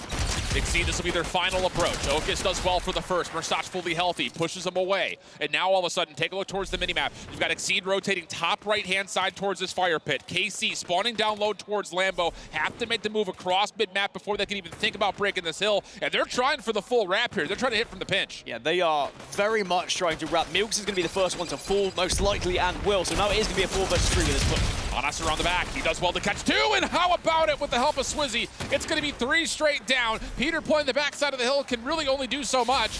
And by that, I mean he has to wait for help. Dynamite cooking up. Fuse starting to get short, right towards Anas' direction. He takes a lot of damage. Bubble down. Exceed, still not able to break through this yet. And now Anas is off the regen. Not fully able to get his shields back. Elimination still looking decent though. The KC still fighting this. Peterbot gets overwhelmed. He just continues to not hit the key snipes he needs to. And Carmine Corp look good for the back 20. This is great for KC as well in what should be a hill that really favors Exceed with their spawns. Peterbot taking a long route round the other side at the moment, by the way, to maybe try and get a little bit of mid-map control with 10 seconds only left before we do move back to P1. As Exceed do finally get the eliminations, they get on the board, they get the break, and now they are setting up towards P1 here. And it may not feel like a large gap right now in the scoreboard because it's just 10 points, but if you were to take the spark goes of what happened in rotation number 1, we 50-50 P1, Exceed had a good job in P2. Carmine responded with a good job on P3. Sweat towards the 4th hill, but Carmine Corp better trying to break over towards the 5th. So the fact that we jump into hill number 1, it's a 50-50 4v4 battle that Mulks comes away with 3 with. This is key time right here, right now for Exceed. Still worth knowing, we've yet to see KC lose a hard point so far in this tournament, but CTF was the same. And are we going to be able to see Exceed break that 0 once more here? As there's going to be another push into this hill, as Swizzy is desperately trying to hold and stay alive. And Swizzy's been great for the side of KC to this point, especially here in this hard point. Peter, once again, in a little bit of trouble, but this time equal to the test that was Anas. Swizzy following up, able to confirm the trade.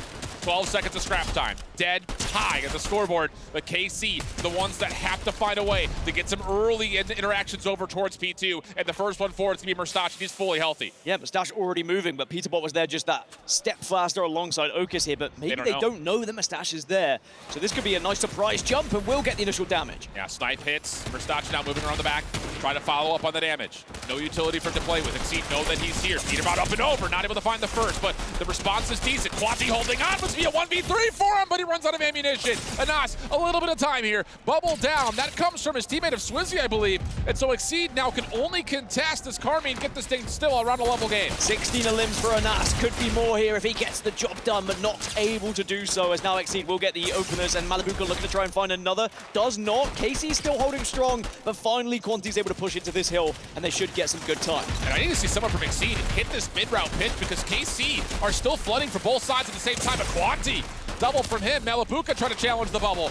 Quanti dancing with them. Good patience. Whoa, he snaps over to Swizzy. Quanti. What a play from Quanti. I mean, in the heat of the battle, he pops up over the bubble and snaps to find another elimination, and Exceed can try to challenge Lambo just as it opens up. Back over to Lambo. Exceed are low on shield, so I wonder if they're just going to fully commit here, try and do as much damage as possible, and then get the reset for a full break. Just accept you're going to give away some time here. It's okay to sacrifice yourself and get those shields back off spawn. Exceed never really found any sort of a break, nor even a contest on Lambo last time we were here, and a lot of it was because they were trying to focus on this mid-cut hit, which is what they're doing again. 30 seconds to fight for. Carmine Corp still very comfortable as Malibuka takes out another 2. Peterbot finds 1 trade, but he cannot challenge Anas on the hill yet.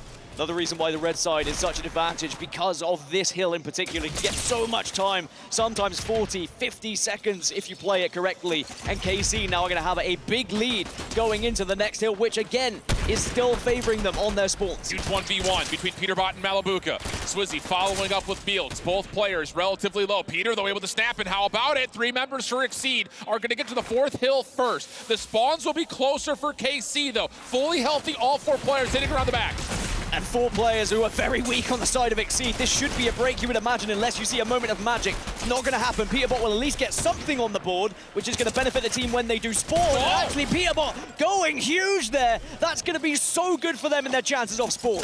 And KC are spawning all the way down towards Lambo. There's going to be a chance for Exceed to hit this from the front again. Quanti over the top corner. Good damage tally. Peterbot now here once again, but Anasis in their way. There's the trade. Exceed right back into the hill. 28 seconds to fight. Quanti, by the way, has done a madness every single hill he's been involved in, sometimes just perfectly waiting around a corner as we're going to be close to a tied game here in this hill before we move to P5. But all the fighting is happening in the middle of the map right now. Carmine Corps can't really fully establish control of the hill. Do they get the final tick if they hold every second? Hard to say, as Exceed are still in control of the hard point. Quanti and Peterbot have also backed over to P5 just in case it doesn't end here. KC able to get the challenge, but no one is going to get to the new hill, and Exceed will go up 2-0. A valiant effort from KC, but again, just moments of individual talent that shine through from Exceed.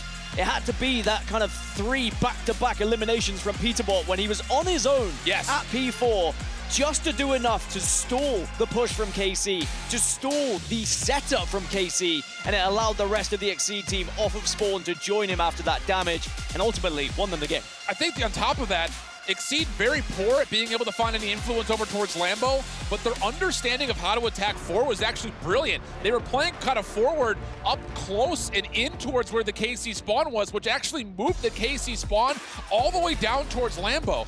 The surprising thing about it was, instead of KC taking the long route through the safe part of their spawn, they were trying to re-wrap around the back of the hill, and Exceed, spawning at mid, were always picking up their own cut. So that last effort for KC just felt a little bit lopsided because they're almost being too cute with how they're trying to get back to the hill. And whilst Exceed gave up a lot of time on Lambo, I think they know how difficult it is to break that hill. I agree. And what they planned was just to try and contain KC at Lambo.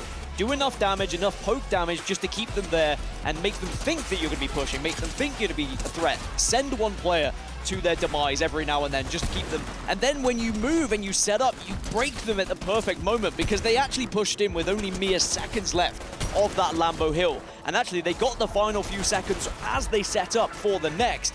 And it was a very impressive ending from Exceed as they now continue their dominance and find themselves 2-0 up in this series. That's a massive win for Exceed. 2-0 up in this type of a series, especially with Keeper upcoming, feels like the series may already be over. Now, I don't want to, sing before or say the end before the Fat Lady sings in this instance, but I think that's job well done for Exceed. From the unfavored side, that's good stuff. From the CTF that they're not necessarily great at, and especially compared to what we've seen from KC, that's also great stuff. So, well, backup game plan. Peter, go kill more. That's page 1 of the playbook, and at the moment, that may be all they need, especially after that little 1v3 he showcased earlier. I want to know what's the backup game plan, right? Is there anything further? Do you even need anything Wait, more what's than the that? other side say? It says general game plan. Can we see it? Come on, coach. Wait, what? Oh, the cameraman tried. Good effort was made, but hey, again, that's that individual confidence coming through. Peter, go kill. I mean, it worked, right? We were saying that, there was a couple of shots that had gone amiss from Peter, which isn't what we've been seeing so far this tournament. As soon as he does heat up, it's just a game changer. Big time. For this squad. And when we look at Exceed and their chances of taking this whole tournament, it's not all about Peter. Like, jokes aside, this whole team is so impactful and so important. But when you do have that one player on the marksman, if they pop off, it's such a game changer. Absolutely the case. And on the other front, talking about KC, we've seen Swizzy's and Anas's name more than we've said Murstache and Malabuka's, which has not been the case throughout the entirety of this tournament to this point. So in terms of not only having one player pop off, but also shutting down key components of the other squad, everything seems to be kind of trending in favor of Exceed at the moment. But you have to think for KC, the one mode that they're super focused on going into this matchup is coming up right here, this Keeper. Have they gotten into the lab, done the science, done the work, and are prepped up for this Exceed squad to be better at Keeper than they have been all weekend? I'd like to think that they have been in the lab. I'd like to think they've been doing their research, doing their prep to try and shut down Exceed, but for all the strategy you might try and employ, you've got to stop that backup game plan from Exceed. You've got to shut down Peterbot from going off and 1v3ing you at times. It is going to be Keeper. It is a game mode where Exceed are unbeaten right now. The only other team that's able to do that so far this tournament is Exet. And it is certainly teeing up for what could be a mouth-watering exchange between those two sides if we were to get there in this tournament. But Exceed still have a little bit of a way to go. 2-0 up at the moment, but KC with a chance to come back into things. Remember, if you're joining us here late into the Esports World Cup featuring Fortnite, Keeper, new mode, 3 total rounds if we need them. A key will spawn right in the middle. You control it every second you own it. You get a point. win condition is either have more points than your opponent by the time the time expires, or just hit the 150-point marker, rather, and that will get you a round win. Of course, best of 3 in the rounds is what we're looking for. So see who can find the edge. Again, history would say that this is Exceed feeling comfortable 2-0 up with a mode that they have yet to drop even a single round of Keeper to this point. Let's Quanti on the Infiltrator, and it's Quanti in and out with the key as expected. Remember, a 25% speed boost when you are on that Infiltrator, and that will just allow you to get out of dodge and escape your enemies. And again, you're going to see at a couple of moments when you have clean feeds like this, Exceed may pause for a moment to try to get a read on where KC are spawning up at.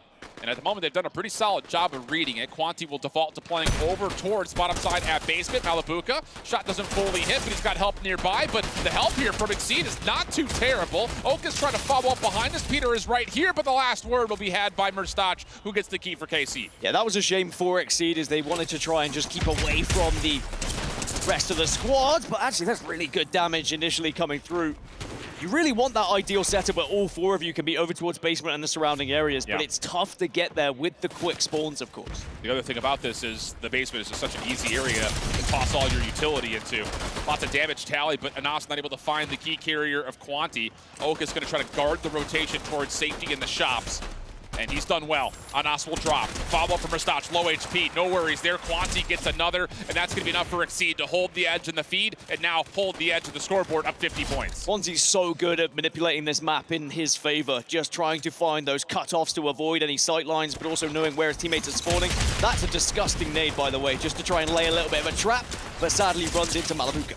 And Anas right there with it. Peterbot still hanging on, though. Shots are good. Oka's able to find the trade, but Malabuka has collected the key and largely got out of dodge. Peter able to cut him off through mid-map. No worries there, as Exceed will continue to score. Okas is going to be the first point of contact here. Was hoping he could get the jump, and does. Managed to at least get the trade, which also gave so much information to the rest of the Exceed team. Yeah, 1-for-1 there is more than enough from Okas' standpoint. Malabuka going to get caught by Peterbot, who's now at full health on the engineer role. Again, keep in mind that as we start to see this keeper mode come through for our top squads, they often drop the marksman in favor of having that infiltrator like you framed up earlier. Quanti not able to get through double doors. Swizzy able to follow up the rest of KC, and this is now maybe a chance for KC to use some of the comeback mechanic. No, they actually don't have it at the moment. Still just 1 tick per second. So again, not great news here for Karmine Corp. They have to be perfect on this follow-up. In an interview yesterday, Peterbot said he is the best burst SMG player in the game, so that's why he switches over to Engineer for this map and mode. And you've seen the advantages of having him on that class, because the amount of damage he outputs, the amount of eliminations he's able to get.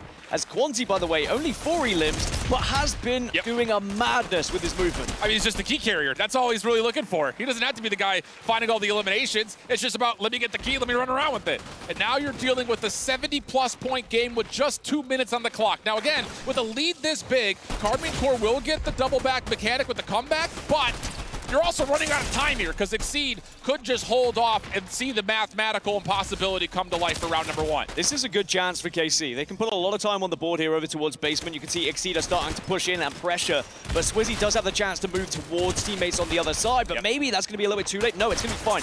Great openers from KC. It is good time. They are catching up here, and Exceed need to be aware of this. Minute 30 on the clock. Malabuka able to recollect the key, but the deficit that was found for a moment now only has them earning 1 point per second. Still enough time on the clock, though, for them to get back into the lead. Good eliminations coming through as Malabuka continues to connect.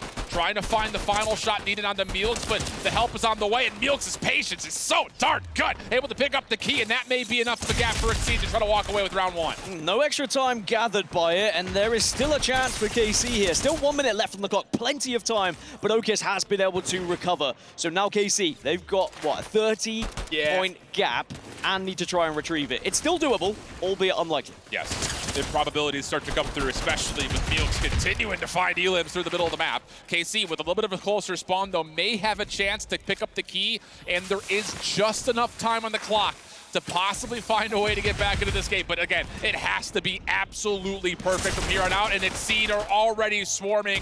Eliminations, though, not there immediately. Karmine Corp still holding on. Hold up, still a chance. Quanti does get 1, though. That could be enough, but no. Anas also follows up. Exceed need 1 break here. KC are still scoring. This is looking a little bit dicey. It's 20 seconds left.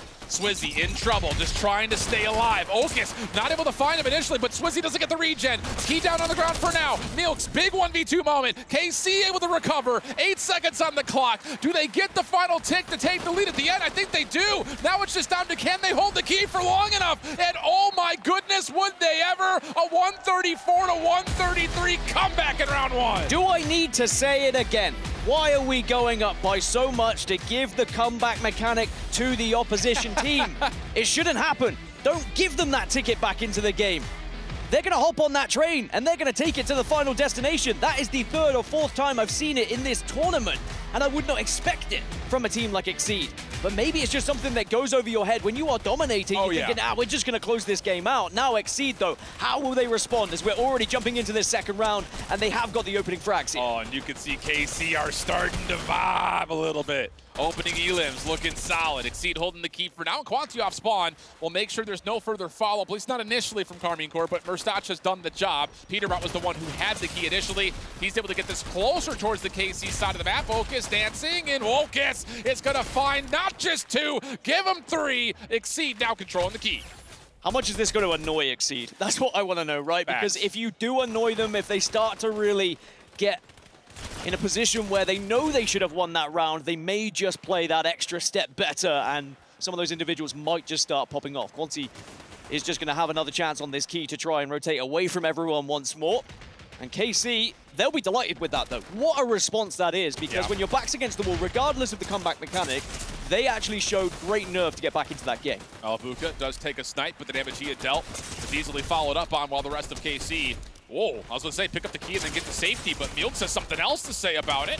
Eventually maybe over-challenge just a touch, but Quanti there to follow up is good, and Okus will find the final elim needed. So now we've got ourselves set up a little bit closer over towards the outside portion of basement, kind of down towards that cliff side.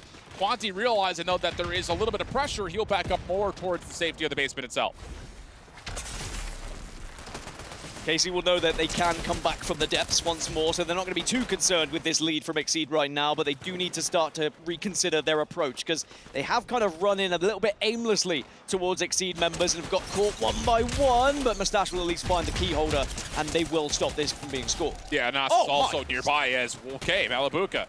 Merstach really coming to life here in the keeper. Merstach in trouble, though. Quanti able to surprise. Exceed now trying to surround the play from KC. Malabuka has gotten over towards cliffside, though, so the key is still very firmly in comfortable control for KC. Tough moment. What? How does he hit that? May not make too much of a difference. We're going to have a 1v1 for the key as Okus gets surprised. Merstach right there, and holy Hannah, is that a heck of a quick snipe. Holy Hannah, I've never heard that expression before, but here we are. That's what happens when you get to see disgusting things. You hear new things come out of commentators' mouths. Now, Exceed are still ahead, but only just. They do have the key, though. Let's jump into a listen and see what's being said for Exceed. What's your 20? Don't even fight, do not fight. Go back left, go back left. Go back oh, no left. way, I'm dead to that. Focus, come back left. Killed one. I brought in on 20 speed. One speed, One in on 20 speed. 84 cracked. Watch, play, one of them play coming behind on me, one. play behind me, Yeah. Fine. Impede. Cracked, 1 HP, nice.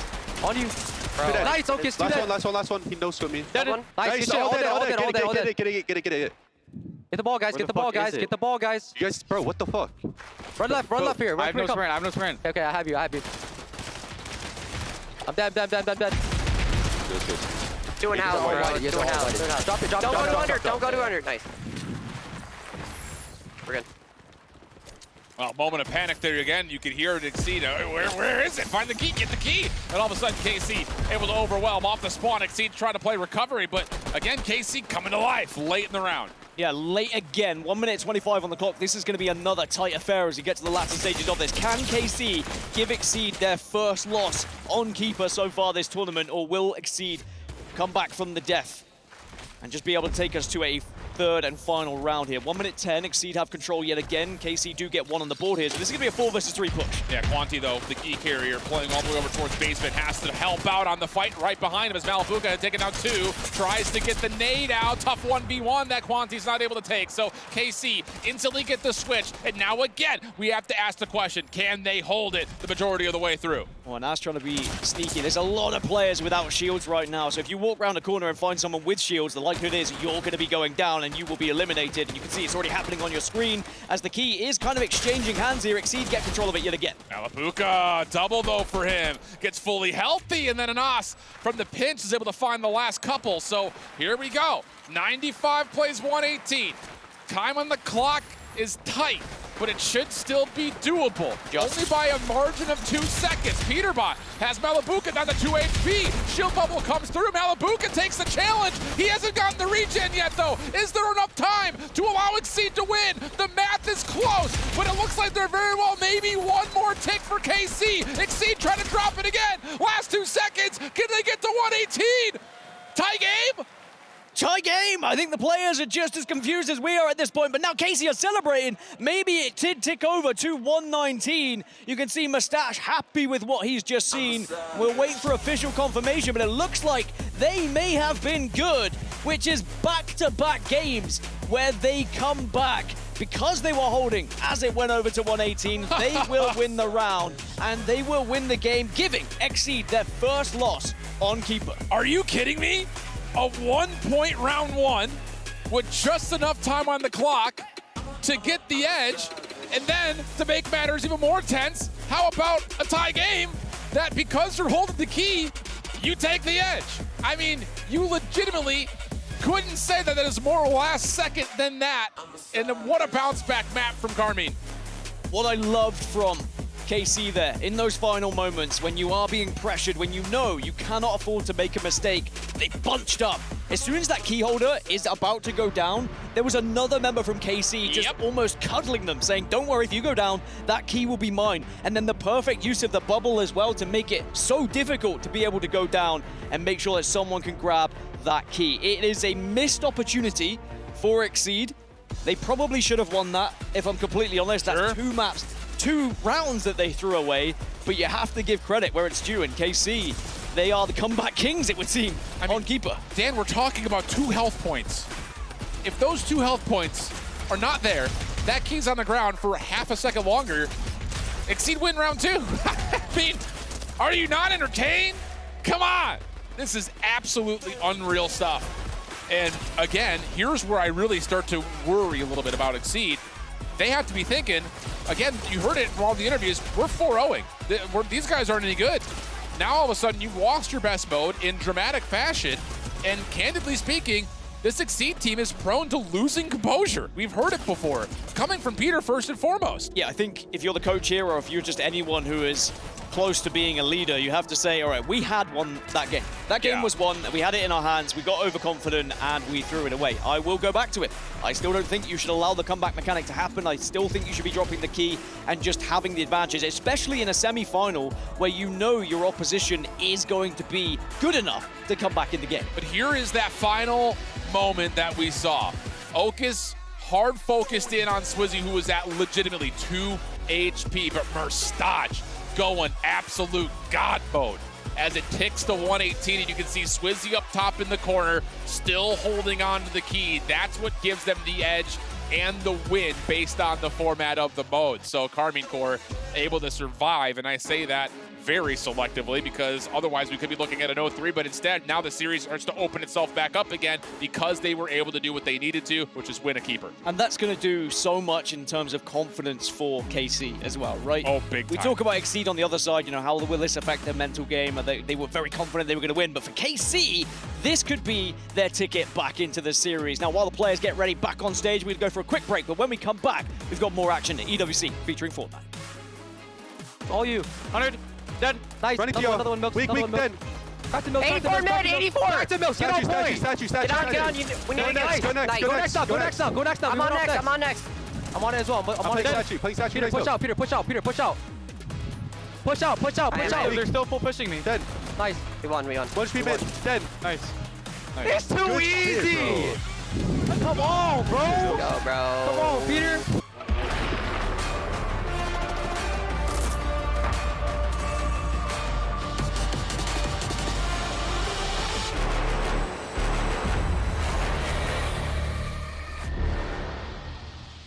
Perfect Welcome back to the Amazon Arena, where we are currently live with Carmine Corp going up against Exceed, and it is a tense matchup. But one of the beautiful things about this event is that we have family members flying halfway across the world to support their sons and their brothers, because I've got Anas's mom, dad, and sister stood here with me. So I'm going to very quickly ask you some questions. Abu Anas, you're a staple in all of the Fortnite competitive events that you go to. Everyone loves you. How does this event stack up against some of the others you've been to? It's a lot more intense because you are so close to the players, and you get a lot of stress when you're watching it. Maya, what would you like to say? If you could say anything to Anas before he comes out to the stage throughout this match to give him some support, what would you say to him? I would say we believe in you and good luck. Katya, everyone's dream at the moment is to become a pro player in gaming. It's such a huge thing right now. Have you always been really supportive of Anas's dream to become a pro player? Yeah, I think so. He's always told me since he was little that he wanted to be a pro gamer, and yeah, we support him all the way. I absolutely love that you guys are here supporting his dreams and supporting him, because it's great to see everyone giving all of this support, and I'm sure he's very appreciative of it. Thank you so much. But for now, we're going to go back to you guys. Sorry, what was that? And a win, a win. And a win to get into the Championship Sunday Finals. Back to you guys.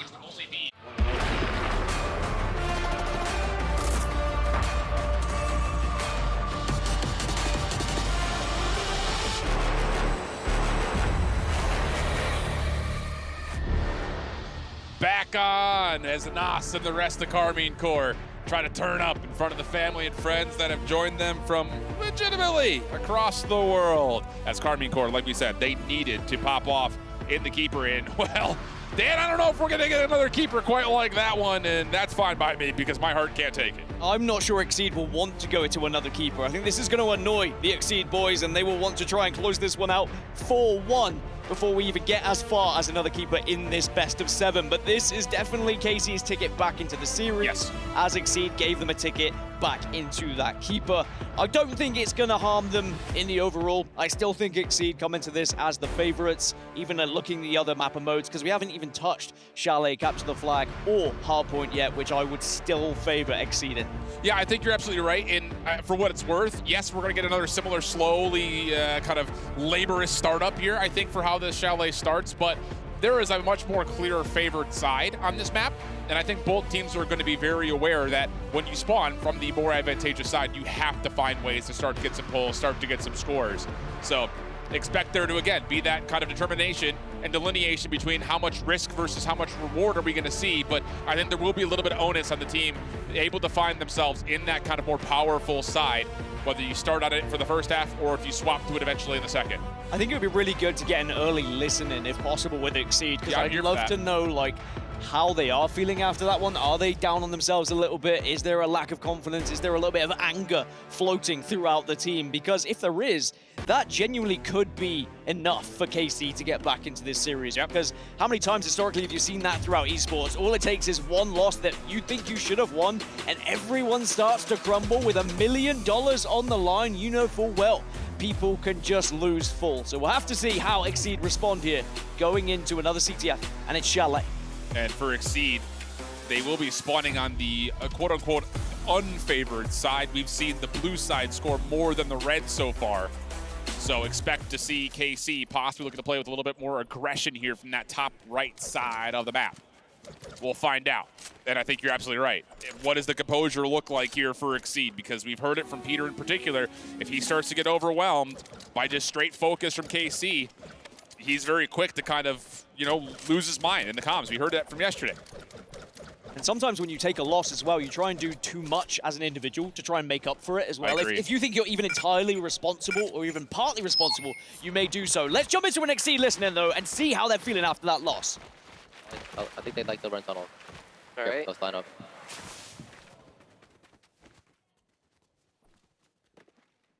I hear one white truck half. They're running it down. They're running it down on me. I'm dead. I'm dead. They're going for flag. They're going for flag. Flag insta.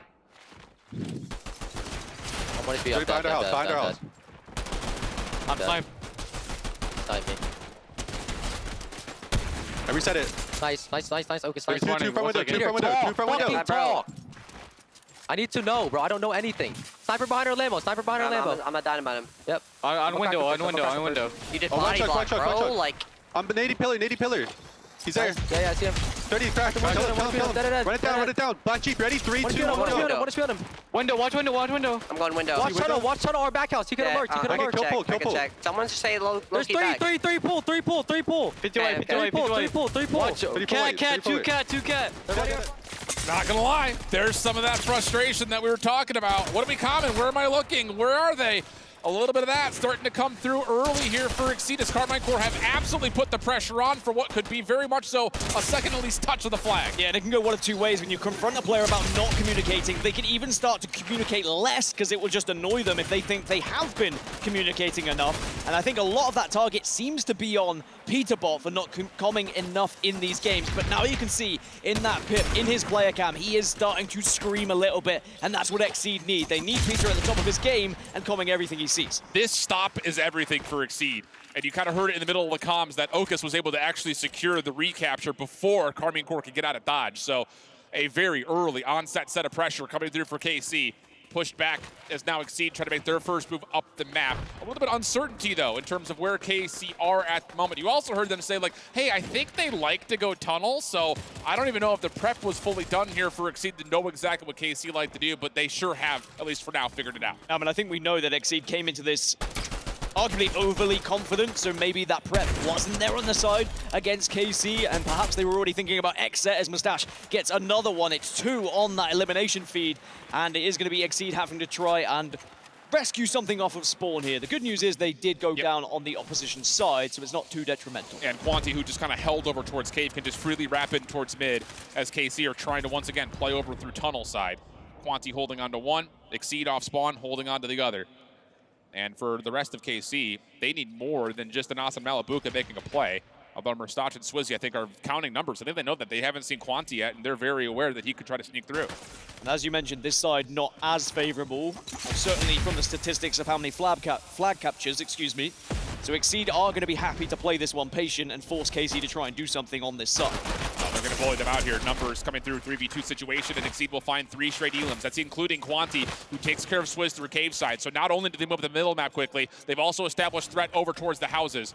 Quanti and Peterbot, the next battleground, being right up on top of the roofs. KC coming off spawn, a bit split. 2 on one side, 2 on the other. Malabuka and Anas responsible for the street. KC just turtling up now, waiting for Exceed to step out so they can take this fight, but there has been a lot of chip damage actually done onto Exceed, so KC should be good for this defense. Malabuka gets the opener, and I wonder whether Exceed just back off from this one ever so slightly, but no, they are going to take the fight. Yeah, Mustache has got a lot in front of him here. Nice opening shot, takes care of Peterbot. Quanti, full HP, full shields, trying to stay alive, seeing if he can do something himself. But no, not going to happen. Malabuka right there with Mustache to follow up. Minute 15 on the clock. KC making their next approach, or their maybe even final offensive attempt. And at the moment, Exceed probably thinking this is job done right now for this half. We have stopped KC from being able to get a pull. We've stopped them from being able to get anywhere, really, with our flag.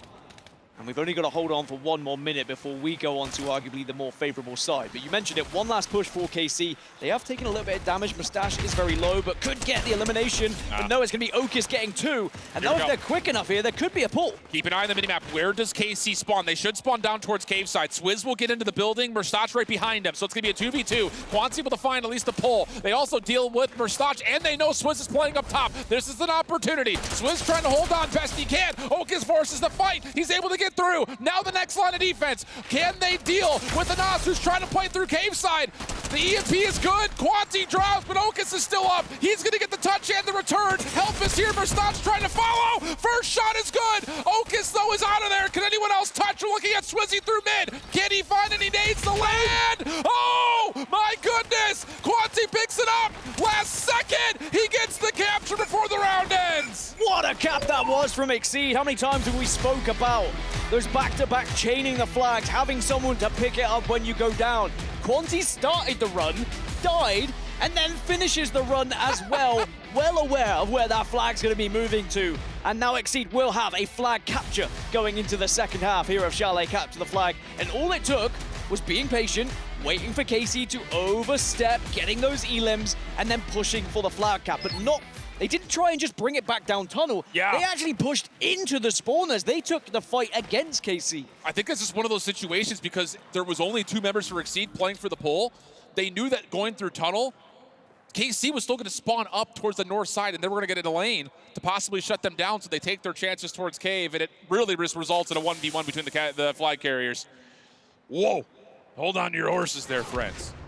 4.5 minutes to go, and now KC, like you mentioned, is spawning on that quote-unquote unfavored side. They are the ones that have to make the first move. At what point do we just call it the unfavored side rather than the quote-unquote unfavored side, right? Well, maybe today. maybe today. I think we've got enough statistical evidence by this point. But I think as the meta continues to develop, we are seeing more and more different things happen on these maps and modes as Montage gets the opener onto Quanti. And now this could be a chance for KC to push in, but that is a great defensive hold from Okis. Those eliminations are massive because it just stems the push. Yeah, 1 for 1 is good, and then of course the information that there's no more shields left on their Mustache. And so now all of a sudden Exceed can start to play forward. They get the ISO on towards Swizzy, and the angle now for Peterbot to try to dominate mid with the scope. I think they also know that, Malibu is playing in towards tunnel. That'll be the next target that Exceed are trying to deal with. Still a lot of time for KC to work with, but they'll know that Exceed are going to be more than happy to sit back and absorb this pressure. And again, it's Okis just waiting in the wings as the Juggernaut to join the fray and join the attack. Swizzy, though, happy to take that fight, does have assists to work with as well. Now they're going to be able to own the middle of the map. Yep. But they need to find a way into this base, and that's the problem. You can see Anas has just gone down as well. Exceed just have their number. Yeah, Cave is completely taken over. Quanti now trying to follow up on a bit of a pinch. Help here from Milks and Peterbot. Swizzy able to find one. If he can get a second, that'd be a miracle, and at least he gets a little bit of damage out, but it's not enough to stop Exceed, who are now looking for their second pull, and it very well may result into a capture with 3 members still here. KC still coming off spawn. Oh, how about that angle from Peter as well? Almost gets the shot onto Anas, but Anas will hold strong to shut down Peterbot and keep this alive for KC. They are able to stop the push, and now they can think about one of their own. Yeah, Milk's trying to follow up through tunnel side, knows he's going to have another contestant nearby. Bubble out, Swizz, trying to challenge him, and it's going to be a little messy through tunnel, but Swizz able to find the win. Quanti making a play from the other side of the map, though, does force him to track back, so it'd really just be repositioned through mid here for KC. Exceed holding again. Peterbot's going to be getting aggressive over towards tunnel to try and find the remaining pieces, and does! I thought he was going to be able to hit that. So close, Mustache, only a slither of HP left, and will get shut down by the remaining grenades. Now, Exceed have held strong. KC are going to have to wait for spawners here. They can't just be running in one by one. As I say that, and Anas falls as well. Yeah, tough situation for KC. I mean, that was probably their best look so far from this half. You've got 2 players at tunnel, one of them being your infiltrator. Maybe you could find one elim and turn that into a quick pull, but doesn't really fully happen. And now you've got Exceed making their next move. Swizz in trouble through mid streets. Trying to dance in and out of the bubble, not going to work out. Milks will throw one of his own. Opportunity for pull here for Peter. Anna stepping on in. It's a full-on battle now. Labuka trying to save the day. Not quite able to. Swizzy coming off the cross. Shots are out, but he can't find the elim. Nade up and over the top. Trying to find Milks. You also got Verstache holding towards Cave side, but the patience for Exceed is brilliant. Milks finds the final shots, and that should be a second capture unless Anas can get a nade over the top. And that's trying. Oh! Does manage to get the first elim, but there is going to be the trade-off here. Okis picks up the remaining pieces and will send the second flag home as Exceed take a 2-0 lead with only 1 minute and 20 left on the clock here. KC looking down, looking out. They need a counter pull right here, right now. Malibuka's got the rooftops. Swizzy also here with them. Help is on the way. Okis has been so big for Exceed defensively. Can he provide once again? 1v1 with Mustache. Put him to bed.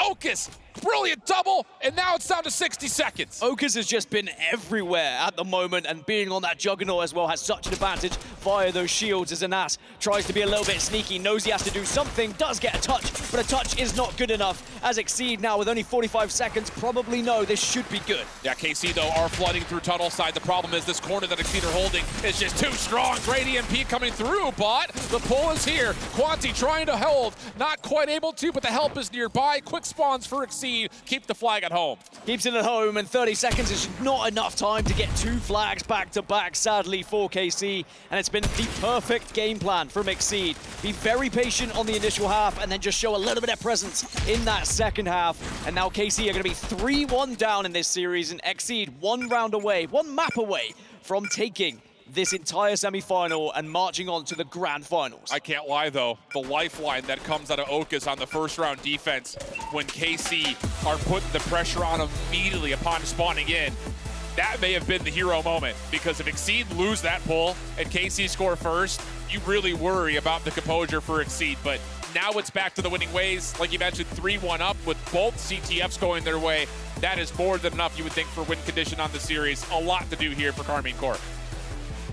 They need 3 on the bounce to KC, but it is a great response from Exceed, especially after losing a map in mode where they probably should have got the victory, and they lost it in such really a crazy fashion as well, with it only being seconds. But we can now look to see what happened at the end of that first flag capture and see how they were coming in all of it. 2 rocks, 2 rocks, just 2 rocks. They traded out. I need help, I need help, I need help. Coming. EMP and Mocus. What is B? EMP, push it, push it. Dead, last one. Dead, go, Get the flag, get the flag, get the flag, go! I'm on you, Ocus. I'm on you, man. Nice. 100. I got it just right. I got it just right. I'm gonna make it. Help him. You're not one shot to dynamite. You're good. You're not one shot to dynamite. G-Wagon. I'm dead. Can you grab it? I got it. 100. I got it. Let's go, baby. Nice, bro. Good shit. I just like 1v4'd them, bro. Oh my god, good stuff. Good shit, bro. Let's go, baby. So just trade, bro. There's that air of confidence once again. Oka saying, bro, I pretty much just 1v4'd him. So, again, that individual presence is still keeping Exceed a touch ahead of the pace that KC can put together. Yeah, I think that Exceed, they needed just something to bring them back to life after that loss. And when we went to the listening right at the start of this game, you know, there was a couple of questions being asked, like, I want to hear the comms, why are we quiet? And I think just having someone confident enough to say that to anyone who's being quiet just made them refocus, regain a little bit, and they just looked more like themselves. Yeah, absolutely the case. And I think that's the biggest thing about it is Exceed playing under their terms is a very dangerous squad. The thing about it, and I hate to harp on it, I hate to kind of, beat the dead horse here, but anytime that you see Exceed kind of get thwarted from their game plan and you start to see their opponents taking control, they lose, it feels like, that 4-man focus so darn quickly. And it does, I think, provide a pathway for KC to get back into this game. Start to establish your game. Come back out of the CTF, do what you've done in Hardpoint throughout this tournament, especially considering that they're going to a Chalet where you win one unexpected hill, that can put things right back into your grips again. They just need to get their gameplay going so they're not just responding and playing retroactively to what Exceed are doing. My only worry, right, is we going into Chalet Hardpoint, and I'll say it again. If they are red side Exceed, we haven't seen a team lose, I don't think, from red side on Chalet Hardpoint because of the advantages you get with where those hills are.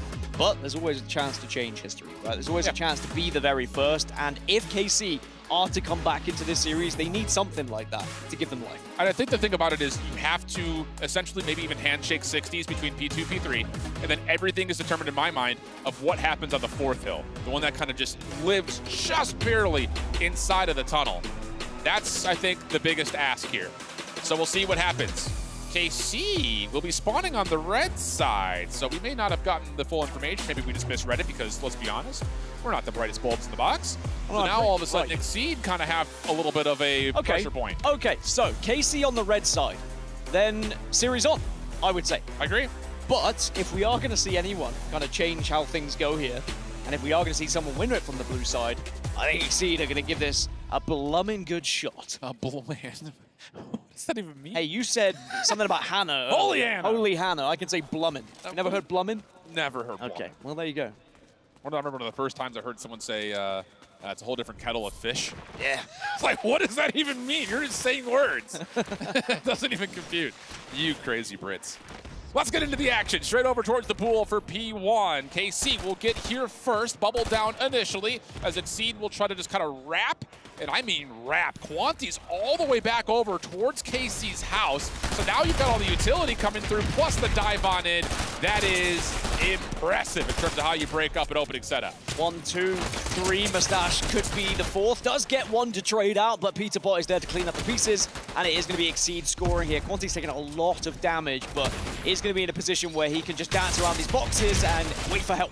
Yep, and be the case. And I think if you're Exceed, knowing that you're going to going over towards the P2 side, I really want to see them control this mid-street more than anything else, especially as they try to come back off spawn again here.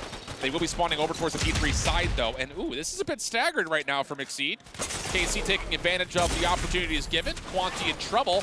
And the opening time continues just to get tallied up over and over again for KC. Good damage, good angles that is being taken from Exceed, but KC holds strong and are going to be able to now get all that time that remains in P1 as we move over to P2. Anyone there already? And that's just going to be quite late here. KC took a while to get here, considering this is one of their hills, and that will open up a push for Exceed now on this right-hand side of the screen.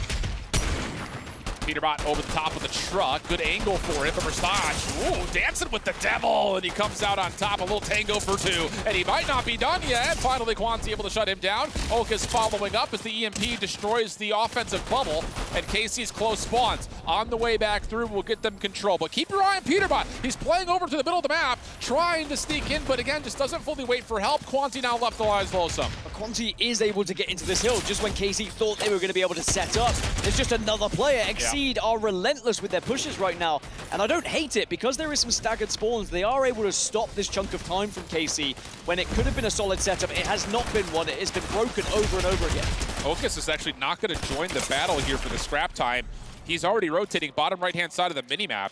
So he's going to be there for the initial, but I won't lie, I would have loved to have seen him try to zone off the rotation a little bit because his teammates spawn right next to him in the house. So weird moment here. Okus able to at least find some damage towards the KC offense from the front. So again, damage tally leads to some comfortable time to open. Well, and Nash just came from the other spawn as well. He was waiting. He wanted to pinch here and has just been able to shut down members in that middle. Now Exceed do have a real chance to put some time on the board. KC do get through though, and Mustache now holds this hill, and Quanti's fallen, and things have really opened up for KC. Yeah, really messy from Exceed here in this opener. I'm not going to lie to you, just timings-wise, they have not really hit much together, whereas KC have. Finally, they counteract the point, though, as off spawn, they will re-flood back through. But honestly speaking, for Karmine Corps, you were able to contest the better half of this hill. That's great news. So with the last 20 seconds still to fight for, this will be the last approach for KC. I expect that the next player off spawn will try to make a move over towards 4, but for the time being, KC again making a mess of this setup from Exceed. It is going to be Peterbot and Quanti heading over towards P4 in tunnel. KC are going to be spawning all the way over towards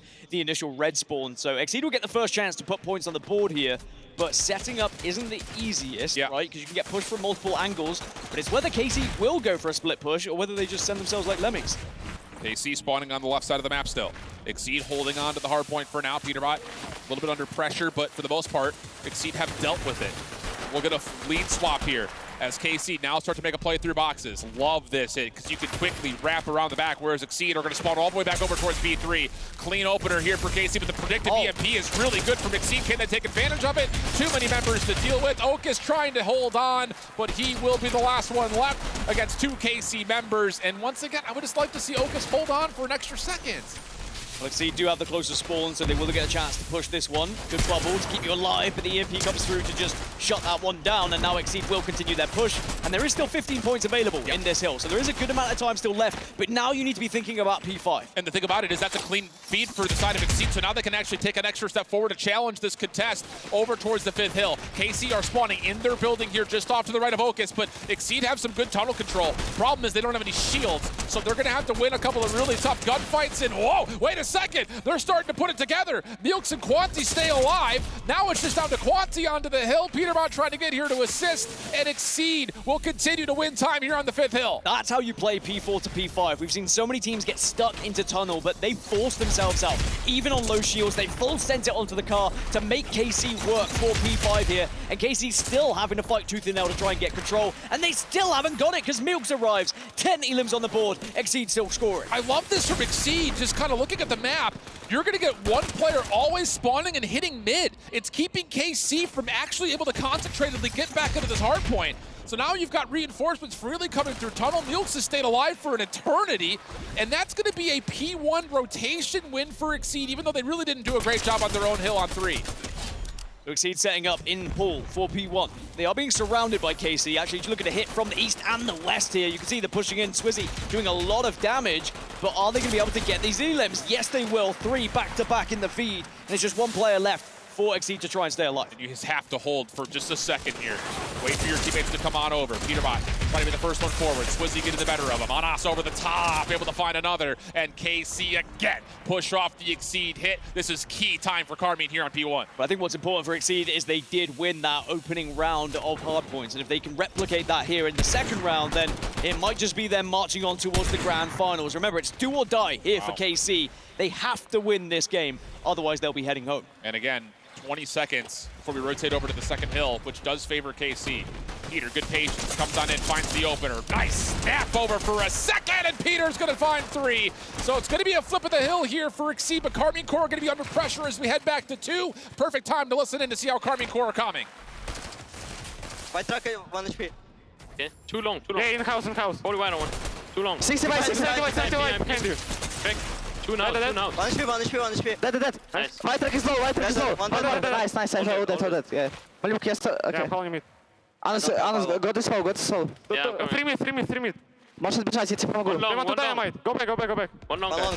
Link. Keep Pushing you, keep pushing you. Yeah. Oh, house. 50. He's on side. On Lambo. I'm dead. I'm dead too. Okay, it's fine. Malibuk can push it. Yeah. Oh, there is still one more on One house. HP. Nice, on stairs. I'm pushing him. Yeah. Dead. Nice. I'm clearing the side. One all the way back. All the way in the back. No. He's staying close. House. Dead. Nice.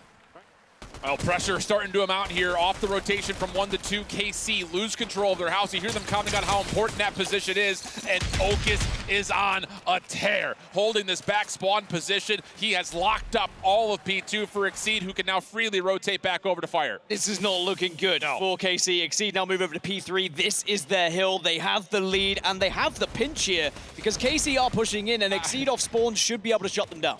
But the thing about it is Exceed have lost this hard point the first time by not putting good focus through their own house. And KC use that as a linchpin to kind of get their way back forward once again. 202, 194, Exceed able to win out the eliminations once again. Now in a spot to potentially just put this game out of reach. KC from the front need to find the eliminations, and they currently are providing it. Milks is the last one left. He's on 1 HP. Merstach is going to push forward. They find the Elim, and Carmine Core in position to try to lock in the last 20. One thing we know, KC do love a good comeback and love getting back into games, so it's still not over yet.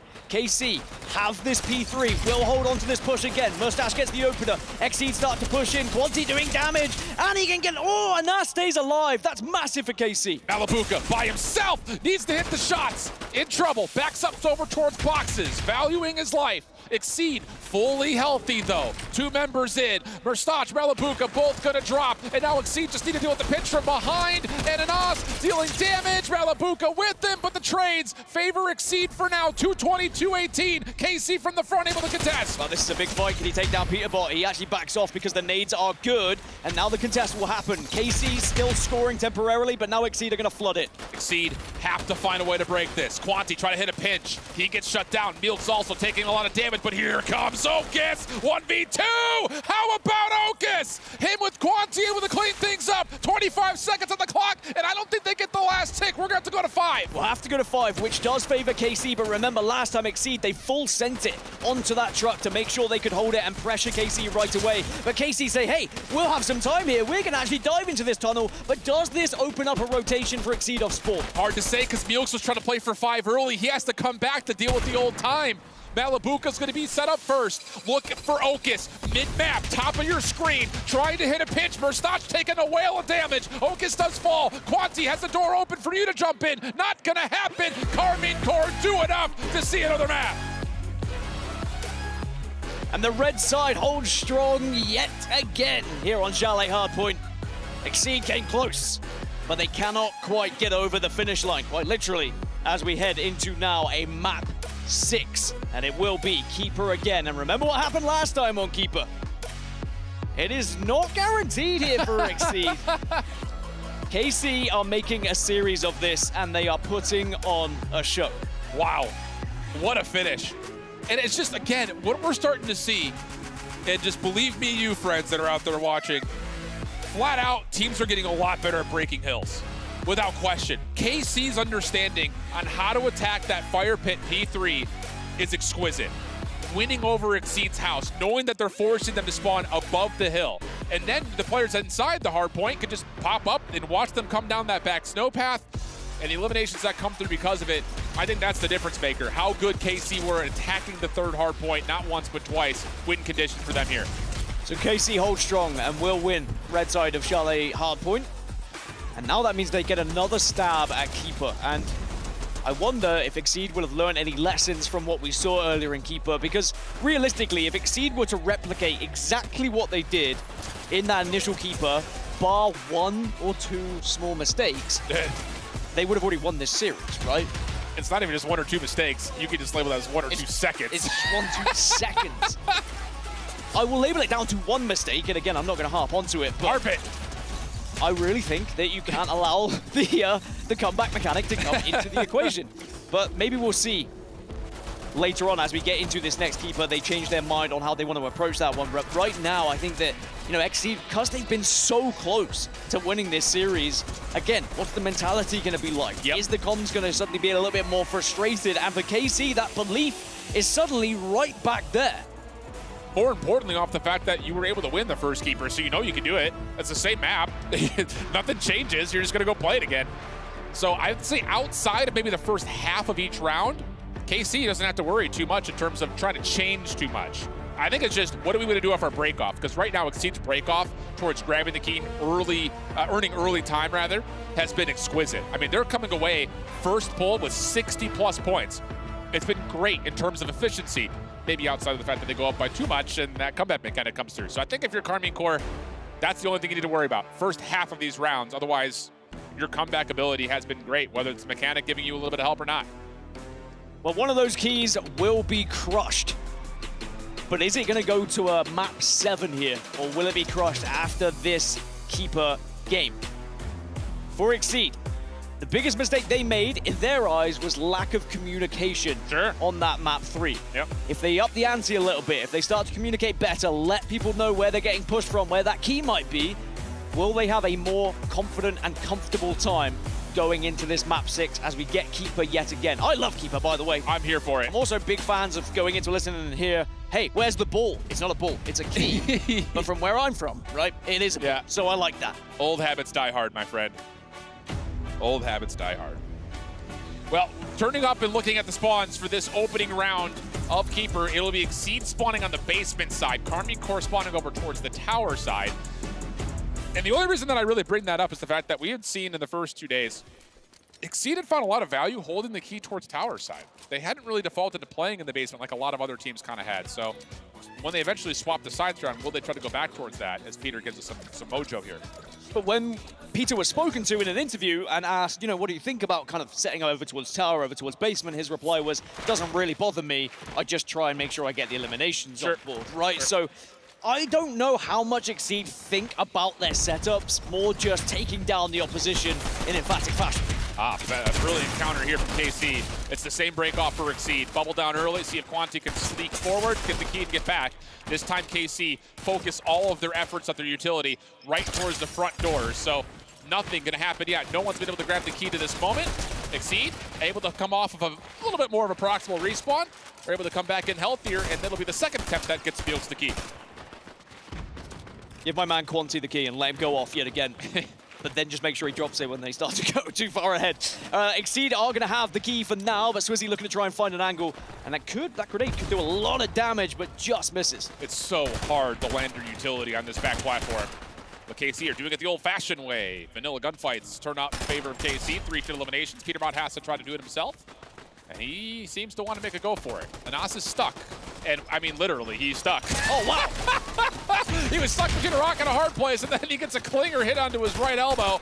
And Peter, playing very patiently, follows up, finds the key, and will hand it off to his teammate. Well, you talk about how hard it is to hit utility. Maybe it's not about the grenades, it's about the clingers instead, because you can just stick it right to their forehead. As Peterbot still alive for now, as he sees the rest of the team find the eliminations, and now Exceed starting to score heavily. That same opener, like I was telling you, Dan, they get to 60, it feels like almost every single time before we get to the halfway point. Verstappen a little bit of trouble finishing things off here over towards the side, tries to play with elevation, but Exceed, for a moment we're winning out in the eliminations, but a follow-up from Malabuka and Anas, that's enough to change hands early here with the key. EMP also lands for Anas, who just tries to play a little bit of info gathering here at top tower. Yeah, there's a lot of information to be gained from that position, but you also need to recognize when you're not gaining any info and have to join your team. Otherwise, you're going to be leaving them in a 3 versus 4, and you'll arrive a little bit too late if they've not done the damage that you can clean up. As Malabuka will still be holding this key as the marksman. Again, it's another play I really enjoy on Keeper here, because you can do so much damage with that sniper rifle, but now Quanti gets the opener. Good crossfire setup.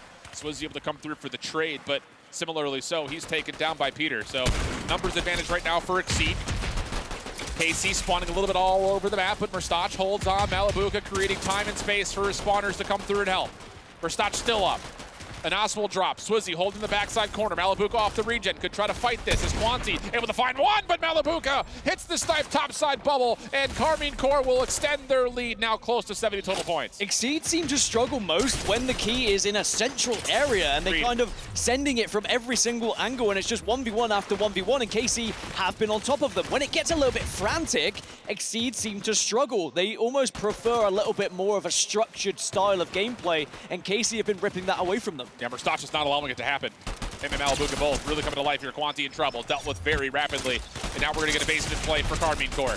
75 to 67. KC winning out in the eliminations. Where will Exceed spawn? Right bottom middle. Oh, and Swizzy spawns in Narnia. He's going to be outside the play here. A 4v3 opportunity for Exceed, but Malibuka hits another snipe. Exceed trying to play through the bubble. First shots on the boxes. Not quite able to find the elims that they need. Peter, though, is not able to track up the timing from Swizzy off the off spawn, and Karmine are going to get above 100 points. Karmine are going to take a good lead here with 1 minute 30 left on the clock, and they get the first, but it is going to be a big rush from Exceed to shut down that key holder and get some time of their own, but Peter just runs into nothing, and KC can now retreat away from this one with the key. You can start to feel the frustration coming into play again for Exceed. Trying to force fights. Malibuka getting his extra life, but Milks will eventually confirm the trade. Minute 5 on the clock. Double the points. No, not fully. Here is Exceed. Are able to get at least 1 per second. Still plenty of time to make the comeback happen in their own right, but where do you choose to set up? Is that the question at the moment? Aren't even going to be allowed to set up with the speed of which KC have been pushing in and how scrappy they've kept this game, but Milks will hold and hold strong alongside the rest of Exceed now. Peterbot also finds one in the elimination feed, so now KC down with, they don't have the key, but they are up by 18, so Exceed just looking to try and catch this up. Yeah, KC trying to wrap through Cliffside at the moment. Milks getting a really solid read on it, though. He is getting so much health back. Lots of damage tally, but Swizz able to find the elim. Now it's just down to chasing down the key carrier. Exceed have re-wrapped this on Quanti all the way back over towards this backside at basement, but he is by himself. Okus is trying to get here. He's going to be shut down by Murstach, though. So now it's just down to Quanti by himself, and he's going to re-wrap this back over as Exceed's lead has now become too much to mathematically come back. No chance for KC to get back into round number 1. And it's just movement from Quanti again that really was able to put Exceed over the line there. Recognizing where he was being pushed from on that infiltrator, having the chance to move a little bit faster than everyone else. And Exceed will take a 1-0 lead and find themselves 1 round away from winning this thing. But they've been here before. Yes, they have. And it's still, that was as tight as we've seen. Well, no, I lied. It's not as tight as we've seen. Not quite. The other ones were literally a tie in a 1-point round. But again, it got to a moment there where you thought Karmine was doing enough. Exceed, once again, that opening breakoff so hard to deal with. It's just Quanti's so damn fast. Follow-up elims, though, for KC are decent, but Quanti's already gotten himself into a little safe pocket. I love just watching where Quanti tries to rotate this key to, just to avoid any enemies, but KC looking to try and find it, but again, it's Okus just making sure he wins all of his engagements, and Quanti listening to his teammates. The communication far better now, it would seem, here on Keeper. It's going to be a 25-point lead. And that's a massive elim for Quanti to come out, find his teammates trade for free, because now he's got extra shields to run with. Yep. His teammates off spawn also reinforcing this top corner of the map, but KC able to find the crossfire setup through mid. Now it's just on to taking care of Peter, who does well to catch the first, but it's a pretty clean exchange as Karmine find a way to get back into the game. That's a fantastic push from KC. Just sadly, they lost one, which might open things up for Exceed to actually get a break of their own, especially if they find Moustache, but he gets the trade. That's going to be big for them. This could be good time if Peterbot loses, but still, somehow, dropping down through the hole, Peter still wins that fight. You don't see the engagement won by the person dropping very often. Yeah, not at all. Peterbot spawning over as Quanti is rotating towards him. Nearby was Milks. So Exceed finding themselves an opportunity to put some time on the board here, but the challenge is on. Pistol out for Quanti, shut down as the rest of KC start to light up the feed. One final elim for Okus, but Karmine have already gotten the key and swung this thing back around towards Cliff. 17 eliminations for Okus, 17 for Murstache as well on the other side for KC. He might find an 18th. No, he won't. He gets shut down. Milks will grab the key. And again, Exceed are scoring here. And this is when it starts to get a little bit dicey now for KC, because Exceed are just starting to run as a unit and are winning their fights. And they're getting reads on the KC spawns. This whole player on the backside of Cliff has been read by Exceed. Okus at mid-map is holding a lot of it away. Milks try to gain some separation as Peter follows up. Murstach able to find one, but it's not really that much. And, oh, interesting. Milks doesn't stay with his squad here. He, instead of tracking back towards the backside of Cliff, pushes forwards, and now KC will get a clean grab, and they've got space to work with here. Yeah, he did a little bit of damage, but nothing that could really be followed up on, and now Anas can hold. You can see in the elimination feed as well, Peter's gone down, so that's going to be another player that can't really do anything. Quanti does answer back. KC needs to try and hold strong, and at the moment looks good, and they will continue, again, to move this key to the center of the map or somewhere more central, which is just, again, scrappy game. Big moment here. Montage tucked behind the door, able to win a 1v1 with Okus. So again, you've got KC holding towards this backside double doors on the cliff. Peter following up with Milks, who really wants to play a little bit of recovery after his mistake from earlier. And he's done well to capitalize on this position from KC. Exceed, all 4 members survived through the action. Both Milks and Quanti with this key have been fantastic, though, at just staying out of the way and making sure they allow the rest of the team to kind of go off whilst they move around the map and almost lure their enemy into the sightlines of their teammates, as Peter just dancing around the tree and gets the elimination. Quanti's there to follow up as well, and Exceed get the wipe, and now KC have to try and do something off spawn. That's massive from Peter. I mean, flat out Exceed were surprised by the hit from Carmine Core coming from that top side, the left side here from Quanti. But Peter finding one, extending his life, getting a second, massive. KC backs up against the wall. What do you got for us? Malabuka trying to do it all. He may have to by himself. Able to take down 2. But Quanti still very healthy and alive behind this tree. Problem is he doesn't have any teammates here with him, so he's got to stay alive a little while longer. Shield bubble in. Here comes KC for the regain, but Quanti finds an exit, and that might be enough separation for Exceed to still pick up the key. KC, though, should be able to get the keyhold here, and they will get the elimination there. And now it's going to be 108 left on the clock, and it is a 60-point difference. And they've got the comeback mechanic here, so this is still open. KC can still win this one. They are digging into this deficit rapidly. Plus, the shots are starting to hit. Whilst it was only a small comeback mechanic, it was enough to make this mathematically possible, and now Exceed need to make sure they recover this one, and Peter is trying to go for a push. Malabuka, the current key carrier, trying to get back over towards the cliffside. Help is here. Swizzy on the pinch, able to come back through over mid. Okus takes the key out of the hands of Carmine Core, though. Peter also following up behind this, but it's not enough to keep KC away, and the follow-up elim is good. 30 seconds on the clock. KC can do it again. It has to be exactly the same scenario we saw previously. Can't afford to go down here. Here comes Exceed. They're starting to get a little bit desperate. They're starting to push in, but this time it's looking better as they shut down members of KC and will get the key and will take this series. Oh, just about as tight as you'd like, but Exceed have done enough to stave off yet another KC comeback.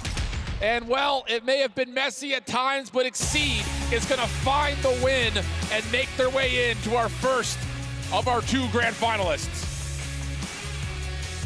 It certainly did not look easy at times, and I feel like maybe they made it hard for themselves in certain situations, but it will be Exceed marching on into that grand final and sending KC home, and they will be crushing their key. But how far can Exceed go? Yep. They now wait to see who they will be facing in that grand final. Of course, we've still got Exit and Heroic in the other semi, but it smiles all round here for every single member on that team, even if it did look a little bit worrying at times. Yeah, absolutely the case. And again, I think the one vulnerability that this team has is the overconfidence. And, you know, their composure can be tested. And when I say tested, I mean, sometimes it just completely gets foiled, but you know, you got to give a lot of credit to KC. A heck of a run for them. Trying to get revenge versus the team that had knocked them out of DreamHack Dallas. There was a lower final matchup between these 2 squads, but not able to fully get the revenge, although, boy, did they make a show of it. I mean, I don't think we're going to see another keeper quite like the one we had in our first one. Yeah, those keeper games were insane, and even that hardpoint we had over on Chalet, it was a great effort from KC to be able to ensure they won that one. They came from behind in that game as well. It just seemed like they were the comeback kings, but sadly just left themselves a little bit too much to do after losing those initial maps here in this series. And that is the thing, you know, CTF was my big question mark for Exceed. They've answered all questions. I mean, outside of one maybe slip up in the group stage playoffs, they have been perfect when it comes down to their CTF. Now, the scoring hasn't necessarily been high, but it is at least mathematical enough to give them the advantages. That's the biggest thing. They're the ones finding the first pulls, finding the first scores, giving themselves a chance to play at their terms, and I think that's what's dangerous about this team. Well, Exceed will be our first grand finalist, and they set the bar for either Exet or Heroic as they wave goodbye to KC. And I can't wait to see who's going to join them, because you know full well there is plenty more upsets on the cards here. Oh, without question. There's still a lot of time left for our final 4 squads. But down on the stage, we have our final reactions as Mr. Adam Savage is here with Exceed for their final post-game thoughts. Alrighty, joining me in the main stage right now is Okus from Team Exceed. What an incredible series that was. We were just talking about it. Every single round, every map felt so close. How was it being part of that and being in-game at that time? I mean, it was like really intense, you know, like every single thing like went down to the last wire on capture the flag. First keeper, it was like 1 point. The next capture the flag we won, and then the hard point was like 20 points, and last keeper, same thing. It was like just so intense the whole time. It was crazy to play. We saw the confidence yesterday from Peterbot and the rest of you guys going into this match. Did KC bring out a lot of things you weren't expecting? Was that a very different match the way it actually played out in the end? I think it was like kind of what we were expecting. We didn't expect to lose the first keeper, which kind of sucks, but it was kind of how we expected it to go.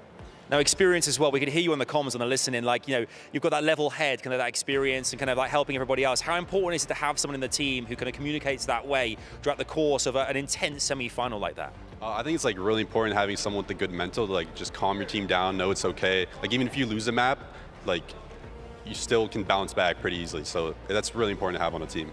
We saw Milks as well as kind of a relative newcomer coming into the team. How important as well is it, you know, with a younger player to kind of inspire them throughout the course of this competition? Going into a final like this is going to be massive. Yeah, I mean, it's just like he's new, so he might have more nerves than all of us that are more experienced. So it's good to keep him like level-headed and just make sure everything's all right with him. Alrighty, well, obviously in this competition, when you defeat a foe, you get to crush their key, Okus. I'm going to invite on over now Anas from Team KC to bring it across over to Okus and to hand over the key. Well done, well done. Unbelievable work. And GG's, that was a real battle as well. Love to see it, love to see it. Thank you very much, Anas. Next up, obviously get to crush this key, but the more important thing now, the grand final. It's either going to be Exit or Heroic. How do you guys prepare now? It's coming on later on today. Everyone at home is going to be really looking forward to this. How do you guys prepare? Do you kind of relax, or are you going back to the drawing board again? I think right after this, we got to start cooking up more strats for like whatever team we think is going to win. And so like go right back to it. There we go. You heard it from Okus right there. Congrats against Team XC. We will see them in the grand final. For now, though, it's back to the studio. What a match that was. Thank you, Mr. Savage, and congratulations to Exceed. It was looking dicey there for a minute. Welcome into the studios, everybody. It's Chris Puckett alongside Levin 2K, and of course, Jesco. And I want to start with you, Levin, because there's a lot of confusion. The players didn't even understand what was happening at the end of that first keeper. Yeah, that keeper was way too close than I think many of us expected. But what actually happened was, because they were tied at the end with 118 to 118, because KC was the last team to hold the key, they got the win. All right, so if it's tied and I have possession, I win the round. Pretty simple stuff, chat. Jess, let's break down this series as a whole, though, as we take a look at some of these highlights. Everybody's shot seemed to be warmed up, especially in that map number 2 hardpoint. I don't think I've stood up and screamed in that talent room quite like I did today. There were so many close calls. There were so many unreal multi-kills from some of these players. I got to give a shout out to both sides. Mustache from KC, there was a fire lit under that man, and then Okus, who has yet to receive an MVP. Am I wrong, guys? The PlayStation MVP.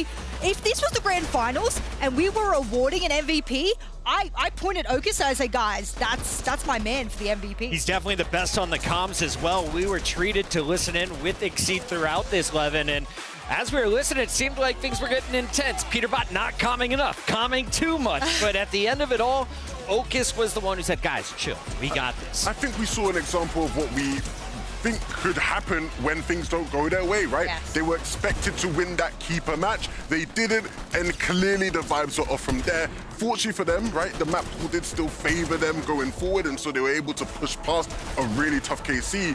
But yeah, I mean, again, for a team that had not dropped a single round on keeper, like, I'm not even sure, they've not lost the keeper, but they've not even dropped a single round. To lose 2 back-to-back here in the semis clearly affected them more than they thought. And I want to call out the fact that, yes, there's a lot of individual skill, and I feel like we've painted Exceed as like these are insane fraggers, these are the kind of guys that you should look out for individual skill, but the teamwork and the coordination, like there was multiple times on even CTF where Quanti and Peter would combo both that their dynamite and that EMP, and that would work so good time and time again. They have a lot of individual and duo skill going on. I was saying the EMP may be the most impactful use of equipment throughout this series, dropping those shields, especially when you spot the Juggernaut. KC had some highlights, though, as you see Mustache celebrating, and I got to give credit to Anas. He was pulling his weight once again, Levin. Absolutely. He does what Anas does, man. That guy very much loves to win. He's had a successful Fortnite career as a result of that. And I mean, props to KC. I didn't think they would be able to pick up a map, just because when you looked at the actual map pool and how things are going to play out, it just favored an Exceed 4-0, right? When you look at the first two maps, you expected Exceed to pick up the CTF and the Hardpoint, which they did. Then you go into Keeper, you're thinking they've not lost on Keeper, so of course they win there. 3-0 going into our last CTF, you're just thinking it is just over, right? But for them to claw back in that Keeper, they looked really good. They had to come back both rounds, right, in that first Keeper, and they managed to just keep it going, stop their momentum completely. And I mean, again, out of the competition now, but a team I'm really excited about. And I'm so proud of the KC boys, because I was actually coming in here onto this desk, being a big fan of them and saying, hey guys, you've reached your ceiling. Your ceiling's here, you can't get past it. Exceed are the ones that are going to push you out, and they did. But it was not that dominating fashion upon which all of us, I can confidently say, thought this match would be. It's not a stomping. I actually think that easy match I'm calling, that KC got against Dig, one of the easier opponents in that quarterfinals, actually wasn't easy. KC was ready, they were prepared, and they came into this matchup prepared. It was so hard for us to select the best player, but after looking at the objective play, Quanti earned our honors today. Everyone was fragging out. The limbs were going all over the place, but Quanti, especially in those Keeper in the final game, keeping it away from KC and securing the game for his team. I mean, I went into that second Keeper thinking, how do they swing, right? Do they just snowball completely and it's like we lost that first, so now we're just going to keep losing? Or do they lock in and go back to their winning ways? And Quanti was huge in making sure their keepers went back to being crisp. Do you know what they changed between both keepers? Because I'm glad you brought that up. What do you do? Do you do the same thing and hope that it works a second time? Quanti actually decided to be a little bit more aggressive. Every time he was holding the key and he heard kills going, he thought, I will add to that by oppressing the opponent with my teammates. If he was solo, he was running. But if his teammates were nearby, he was pinching with his teammates. And that's a risk when you have the key. You want to run away, not towards. And they actually added that little bit of extra firepower by having the key go for those limbs. And of course, leading the team on the comms. He got a little bit hectic at times, a little bit upset with Milks at times, but he was able to pull it back together and give his team the W. We're looking at Quanti moving forward. He is the most emotional player out there on the stage that I have seen all week. The question is, can this Exceed team keep it up? They've already scored $160,000 here in Riyadh, and they'll be playing for the 400 grand in the grand final. You know what? I'm really excited about their chances now in the final. Obviously, yes, a bit of a hiccup with Keeper, and I'm sure they will adjust that. But it was actually the Hardpoint they lost, right? On that blue side of Chalet, where typically teams don't even get close. There's no chance. They looked really good. They were breaking some of those red holds, and I was thinking, okay, actually, there's something to work with here moving forward. This team's going to be a serious threat in that grand final. And the man, of course, with a little bit of swagger, our PlayStation MVP waving bye-bye to the competition. Carmine Corps out in 4th place. And it's not a shock, or rather a surprise, that they are not in the top 2 or the top 3. But I think everyone will be very happy that they finish in that top 4 position. And a lot of those players, stacked roster, they really will hold their heads high as they leave this tournament. As you can see, Exceed with the 4-2 will be our first team to advance to the grand final. But when we come back, we have the second set in the semis. X-Set taking on Heroic for $160,000 and a chance for glory here at the Esports World Cup featuring Fortnite. Don't go anywhere, everybody. We'll be right back. What's rocks? What's rocks? Bumping it. One P. He's going for flag. Somebody grab it. Somebody else grab it. Somebody else grab it. Killed one. Get it. Go. There's one dark on our flag. What's our rocks? They have our flag. Bro, I need help. I killed flag. I killed it. Keep running. Get it, Mills. Get it. Pick it up. Run. I'm body blocking. He's Hold off mid. Yeah, Get off mid. I'm dead, I'm dead, I'm dead, I'm dead, I'm dead, I'm dead. I got it. Okay, you're looking at you, dead. In front of house, in front of I'm capturing. Gonna sleep. Yeah, okay. I'm with you. They're gonna go. I'm going to trigger. Bubble. Too lean. I go trigger. Link, he's right. 2 seconds. What's going? Nice, guys. Nice.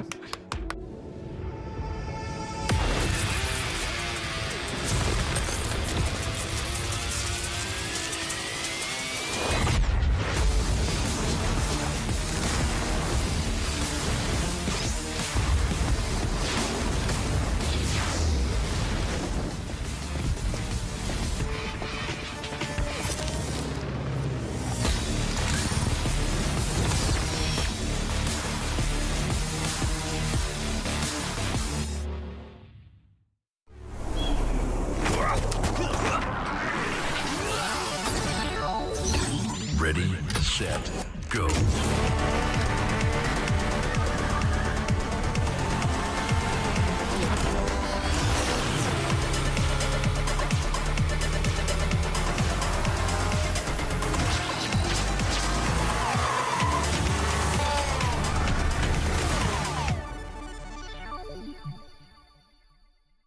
Honor 200 series, the best portrait phone AI empowered. Studio level, AI portrait camera, 3 hardcore portrait modes. Color, vibrant and classic to capture portraits that truly stand out. AI empowered magic portal. Snapdragon 8S Gen 3 AI chipset. 5,200 milliampere per hours silicon carbon battery, 100 watt. Honor Supercharge. This is Honor 200 series.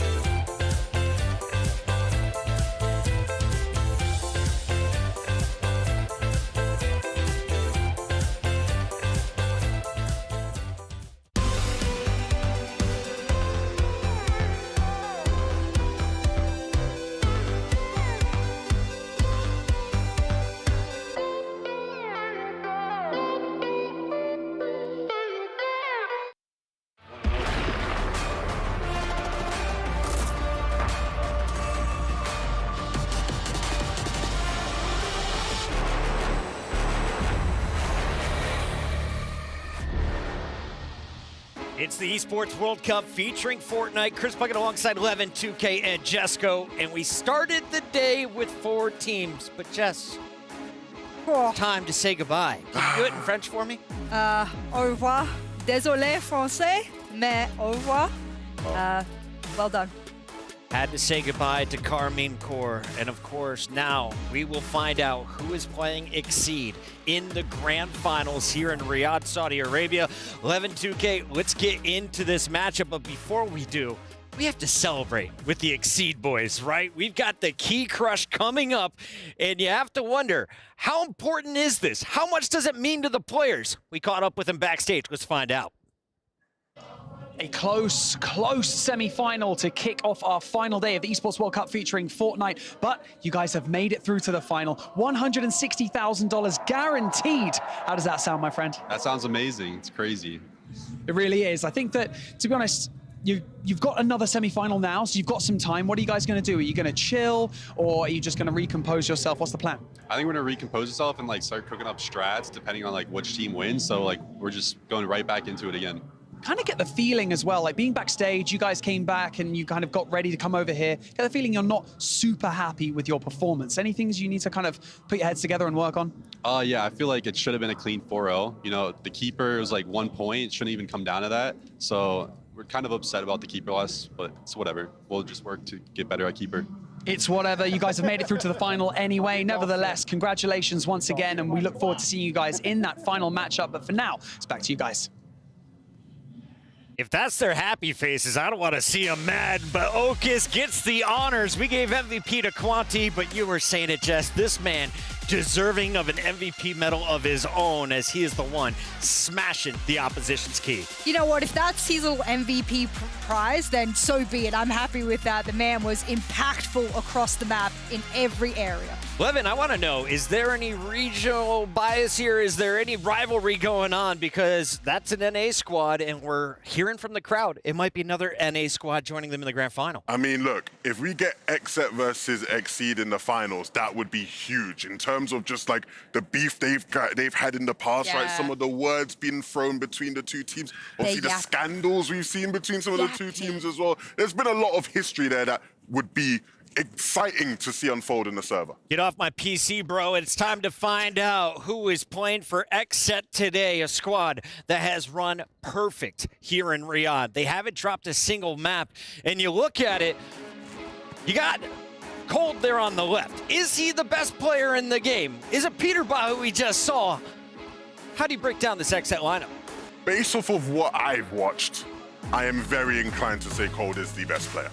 Yeah. I mean, there's lots of players who I think can match his levels of impact on their teams, right? I think Peterbot's done that a lot of the times for Exceed, right? There's a couple others on other teams, but Cold has just been such a savior for this Exet team at times. He is Mr. Consistent. Yeah, and when they replaced Trashy with him, we heard from Muzz earlier in his interview, he said confidently, we brought on Cold and he's the best player in the world. Like, he said it like it was like, this is a statement that everyone says, and it's not even arguable.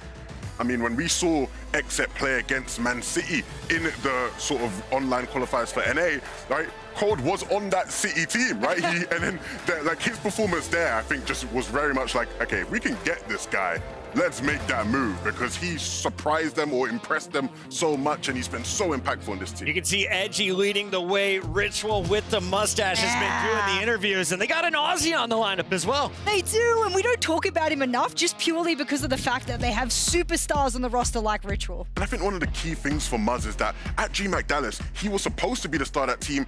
He couldn't feel that pressure online, right? Like he really struggled in that environment. I think here in Riyadh, he's been a lot better in those moments on the stage. It's time to find out how they're feeling about the matchup. I'm told we have Cold backstage. Take it away.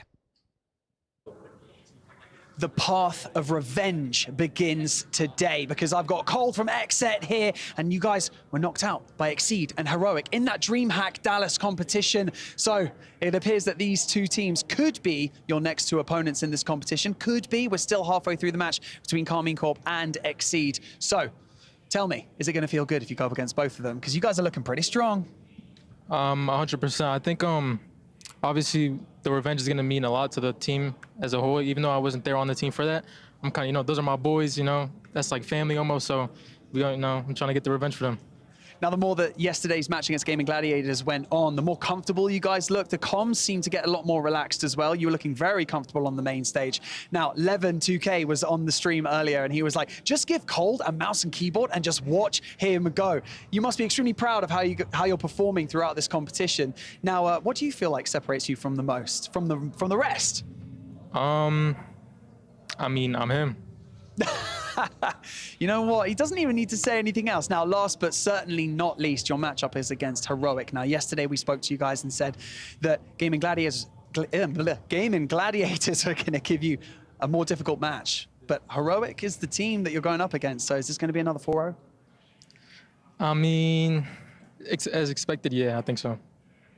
The cards have been written. Cold has spoken. Everyone knows it's going to happen. Well, we're going to have to wait and see. Back to you guys. Tonight, Cold is taking on some familiar foes, and you can see the roster here from Heroic ready to go. Thomas HD, Fredoxy on the sniper, though, is going to be my player to watch. And, of course, we got Hellfire and Kiro, who is popping off last night. You know who's been heating up? Say it, Lev. Everyone. No, Hellfire, my man. Come on, you got to hit it with me. Hellfire for me has been the one that was a little bit quiet coming into the tournament and then has come into the recent matches and really heated up in the server. And that's what I think Heroic are going to need is every single player at their top. Levin, across the board, who's the most successful on this team across their Fortnite career? Has to be Thomas HD, legend of the game. There's not much more to say. He is just a legend of the game. He's done so much, achieved so much. Is he a big enough legend to take down Xset is the question. Let us know. Head on over to stcplay.gg and give us your predictions. So far, the fans 0 for 1 on the day, Jess. It's time to earn some points back, but I want to get your insight here. When you're looking at the matchup of the 8 men on the screen, who matches up against who, and who do you think has the edge overall? I gotta pull out my man Ritual, and then you were like, "Oh, Fredoxy, my man to watch." You know what? If we're across the stage, let's say you've got Fredoxy, I've got Ritual.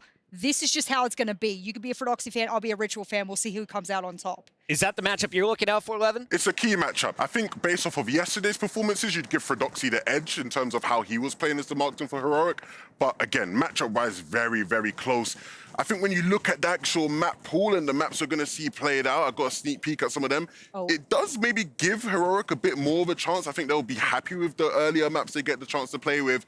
But even still, man, it's going to be tough for them. Let's talk about those maps and how these teams are selecting, because the coaches have been watching everyone. They're weighing in. So how did it unfold, and why do you think one team has an edge? Well, I think when you look at what Heroic are strong with, they love that original sort of CTF map, right, on Chalet. They love the original Hardpoint Panther. They're really strong there, right? And they've got to pick favorable sides on it. They're going to be playing blue side on both. So I think when you look at that, you'd think, okay, maybe there's an edge here for them. At times, Xset were struggling. I know they had that map against Dragon Esports on Hardpoint that was close. So I'm sure Heroic will fancy their chances there. At the end of the day, Xset is perfect. 10-0. Have not dropped a map. It's been all smiles. And you saw last night they were saying night-night to the competition, Steph Curry style. Let's get our predictions in here on the desk. Jesco, I'm starting with you. It's a best of 7. Is there any chance Heroic is the first team to take a map off of Xset? You heard me with the first prediction. I really didn't want to predict that heavily against KC, but I'm confident in this matchup to predict a full wipe from Xset. I really think Xset is that strong. You think an 8-0 start to the playoff bracket for Xset? I'm going with Jess. I'm thinking 4-0. Match is ready to go. Let's get to the stage.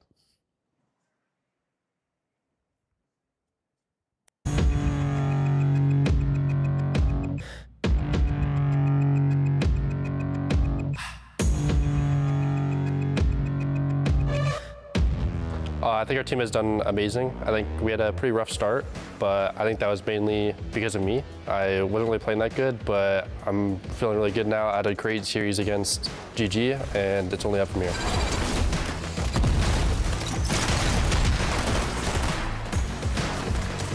I think Ritual has been standing out the most on our team. He's the leader. He gets our confidence up. He's just yelling the whole time and makes sure we're in good moods, you know, playing great. He's a good captain. I don't think Heroic has any edge on us at all. I think we completely outclass them in every way. The first few matches we kind of choked. Later on in the games we just got everything back and we just played perfect.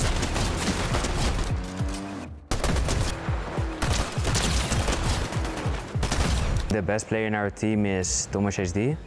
I think he has been doing so much for the team. Against Xset, I'm hyped to play against them. They have been playing really good in all the qualifiers. I think it will be a hard matchup, but I think we will come on top at the end. We're looking great right now. We're just going to keep going, pushing through, and we should be straight to the finals.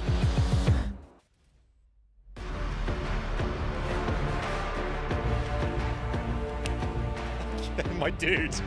Welcome back into the Amazon Arena. We told you there would be fireworks in our last matchup, and we were spot on. It had everything. Although, Milos, I remember yesterday we heard Peterbot very, very confident. It was like, yeah, we're going all the way. It's going to happen. There was an inkling there against Carmine Court. I thought, what if he has to hand over that key? What if that actually happens? That could be gut-wrenching. It could still happen in the grand final, but whew, that could have been drama. Honestly, I'd pay money to see that. I mean, that would be incredible just Yeah. because of the implications, I know, right? massive. But what a game we had in the semis to kick it off. It was so close. Could have been a map 7 that we could have gotten into it, which would have been pretty huge within the context of the game. But, Adam, one of our grand finalists has been set in Exceed. We're yet to decide on who their opponents are. Indeed, yeah, Exceed are definitely in. There's one more spot left. Remember, we started with 16 teams. Only 3 remain after this matchup.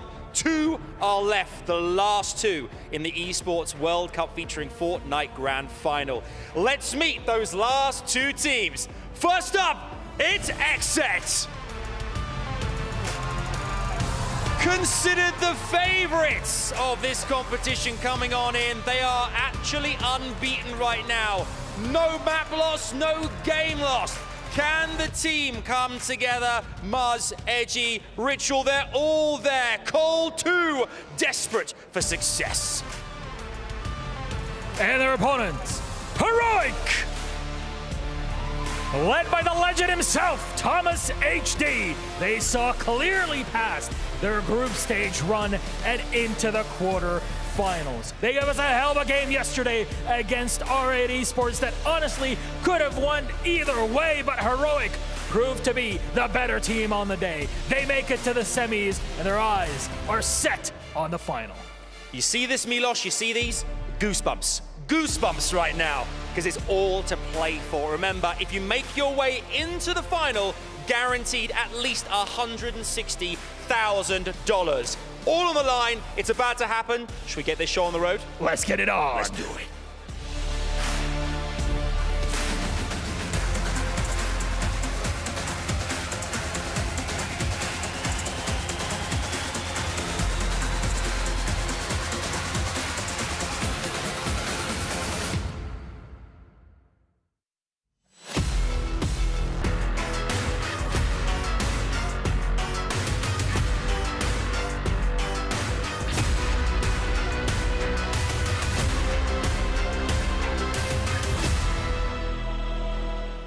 Welcome back, everybody. Like the desk, and of course, our brilliant stage hosts have already framed up. It's our final semifinals matchup. One can make it to the grand finals. The other will have their keys and, of course, their hopes crushed right here on the main stage. I'm my hold Schiff. With me, I've got Dan Gaskin. And I think, again, the expectations here are lopsided based on what we've seen so far. But, hey, Heroic have provided the same results. They have yet to lose a series. I mean, Heroic do have some incredible Fortnite players on their side. Of course, Thomas HD on your screen has been a history maker previously in other competitions, but from what we've seen so far from Exet, they look like a tier above every other team in this competition, and it's hard to look past them being the victors here, but I'm ready to be surprised. I'm ready for Heroic to show us something different. It's just one of those things that the reason why we're giving Exet so much favor is that not only are they individually just as good as the any other team here, not just Heroic on the other side, but they seem to have a fundamental understanding of these modes, maybe better than any other team, at least based on what we've seen to this point, which, to be fair, the road has been a pretty arduous one. They had to go through Team Falcons, the winners at DreamHack Dallas. They had to go through Gaming Gladiators, a team that looked like they very well may be a top 3 squad coming in, and now you've got a Heroic squad right in front of you to try to get into a matchup with your other North American counterpart in Exceed for the better part of $1 billion. CTF map number 1, as it always is, will be played on Chalet now. I'd like to speak openly for a second. I did manage to bump into Fred last night just before I went to bed, and he asked, how do you think the series is going to go? I said, well, have you got anything for me? How do you feel like it's going to go? Are you well prepped? And you even said to him, have you been kind of looking into what Exet did? And he said, no, I feel like you could just turn up on the day and we could just kind of wing it a little bit. And that worried me because Exet looked like the most well-dressed, well-rehearsed team, well-practiced team. And if you just try and wing it against them, I worry. So I really hope he was joking and it wasn't jest, because otherwise this could be very one-sided. Yeah, I mean, the thing about it is, between these two organizations, there is some history here. They did play each other not once, but twice at DreamHack Dallas. And apparently Heroic, like you were saying, they said, we'll just show up 5 minutes before, talk over some things, and then get into it. And they did beat Exet twice, but that was before Cold joined the roster. So a lot has changed. Of course, not just because it's been 2 months since that last meeting, but Cold has been arguably the whole tournament MVP to this point. So let's see how we go. We got Chalet to kick things off. Xset will be spawning on the red, Heroic in the blue, which means, of course, that you expect that Heroic will have a little bit of early favor in this first round before we swap the sides. And as you've already heard probably 100 of times by now, Xset have yet to lose a map. They've yet to lose a round on Keeper either. On the flip side for Heroic, they have lost one CTF, but you heard in their interviews they had a shaky start to the tournament, and since then they have been right back in form. So it is going to be a slow start here once more as Thomas looks to maybe try and make a break through the middle, but the bubble goes down to protect him. He's just trying to see if he can catch a peak timing on the Ritual. Of course, everyone who's ever watched an Xset game knows that Ritual's playing Windows right now, as he's just sitting here saying, cool bubble, bro. I don't care. I'm not going to peek it. No reason to. Hellfire may have snuck past across in tunnel, but you look towards the map, and Cold is the one who's very passively watching over that potential angle. I think it was an attempt to try and make Ritual peak so then Fred could get the headshot from the other side, and that would be the opening break, and then you can push through. The strategy certainly being implemented by Heroic right now is to try and lure someone out of their hidey hole. As you can see, Edgy also getting a little bit closer over on this cave side. But as we've seen several times here on this map and mode, it is a slow start. And I think the thing about this is what we often see for Xset is as they start to make their move, they're very aware that they can just use utility to push off angles. That's exactly what's happening. Hero feeling a little bit of pressure, has to drop the clinger right in front of him. Edgy trying to force the issue over towards the backside at Cliff, but he will not find that engagement going his way. So Heroic able to find the opener, but Hellfire on the same moment, not able to find anything through tunnel. So we'll just kind of, again, keep neutral stalemate here at mid. And I don't hate the push. You don't really lose anything by going down when you push cave there, because no one's in a position to take advantage of the extra player, as we will see multiple trades in the elimination feed. You can see Thomas has managed to get one, and then Thomas gets traded out by Edgy again, who's pushing over towards cave side. Yeah, I love this. It's very methodical for Xset, but they keep showing force, and then there's someone to reinforce behind it. So it's a battle in the trenches right now. Every inch feels like a mile. But Xset have not been able to go much further past where the real point of contact is, which is here at the actual house itself. Edgy seeing if maybe he can bait Kiro into a battle. Not going to happen. Muzz now trying to follow up for maybe a 2v1 isolation. Will force Fred to move over and have a little eye towards this one, so then there could be an opening throughout the middle for Xset if that does happen. The utility starting to be used now as elsewhere, Cold starting to slightly approach the other side of the map as well, but has taken a lot of shield damage, as now here comes the push.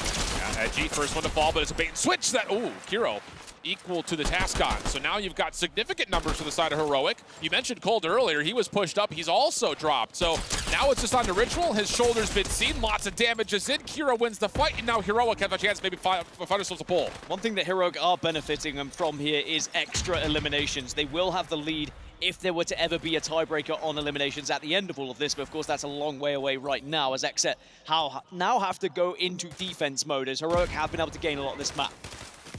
Cold holding passively, Edgy a bit further forward towards the flag. Ritual looking for angles deep into the spawn. The only other member left unaccounted for right now is Muzz, and he has lost his shields top windows just to the right of Kiro's position, who you would figure would be the first one forward with what is usually an extra health pool, but instead, it's Hellfire to start us off. Edgy responds, bubble down, and now it's just down to making sure you can isolate and push out Kiro, who will be completely taken advantage of. Xset making their move across the map now. It is a great hold from Xset, and remember, every time we've seen Xset so far on Chalet CTF, they have won it only by one flag or by an overtime advantage from capturing first. So this is their playstyle. They really do wait. They wait for their moment, and they will push when their opposition makes a mistake. But it's just about getting that first flag on board for them, and maybe from red side, they're not expecting to get a flag here as Heroic get two more. Yeah, really good stuff from Heroic. Those eliminations are both over towards tunnel side, and they know they've got Edgy off the angle at caves. So they're trying to maybe even bully him out, but very wisely, Edgy backs off and values his life as now he gets back to work with his teammates off spawn to, again, just try to play off this right side of the map. 40 seconds, one last chance for a push if Heroic would like to go for it. And look at this. Edgy just watching, seeing if a mantle's going to come through. Great awareness and great reactions as well, just to get that initial damage, and it kind of stems the push a little bit here. Yep, and that's enough for Edgy and Cold to back off. If they both fall, there would be no real defensive significance towards trying to rotate through mid, so they know that they need to hold on to this position. 20 seconds on the clock. If it were going to happen for Heroic, it would have to be right now. Doesn't happen. Not enough time. You can't really do anything with 10 seconds left, and Heroic say, okay, we actually will accept it's going to be going into round 2 here. And unfortunately for them, they can't find that break. But it is going to be 0-0 after the first round between these two teams. Well, first round, not all that much to be told, not much to say. Just both teams looking very passive. But we did have a chance to catch up with Thomas HD before the game had started. So let's see how one of the leaders for Heroic is feeling going into this matchup.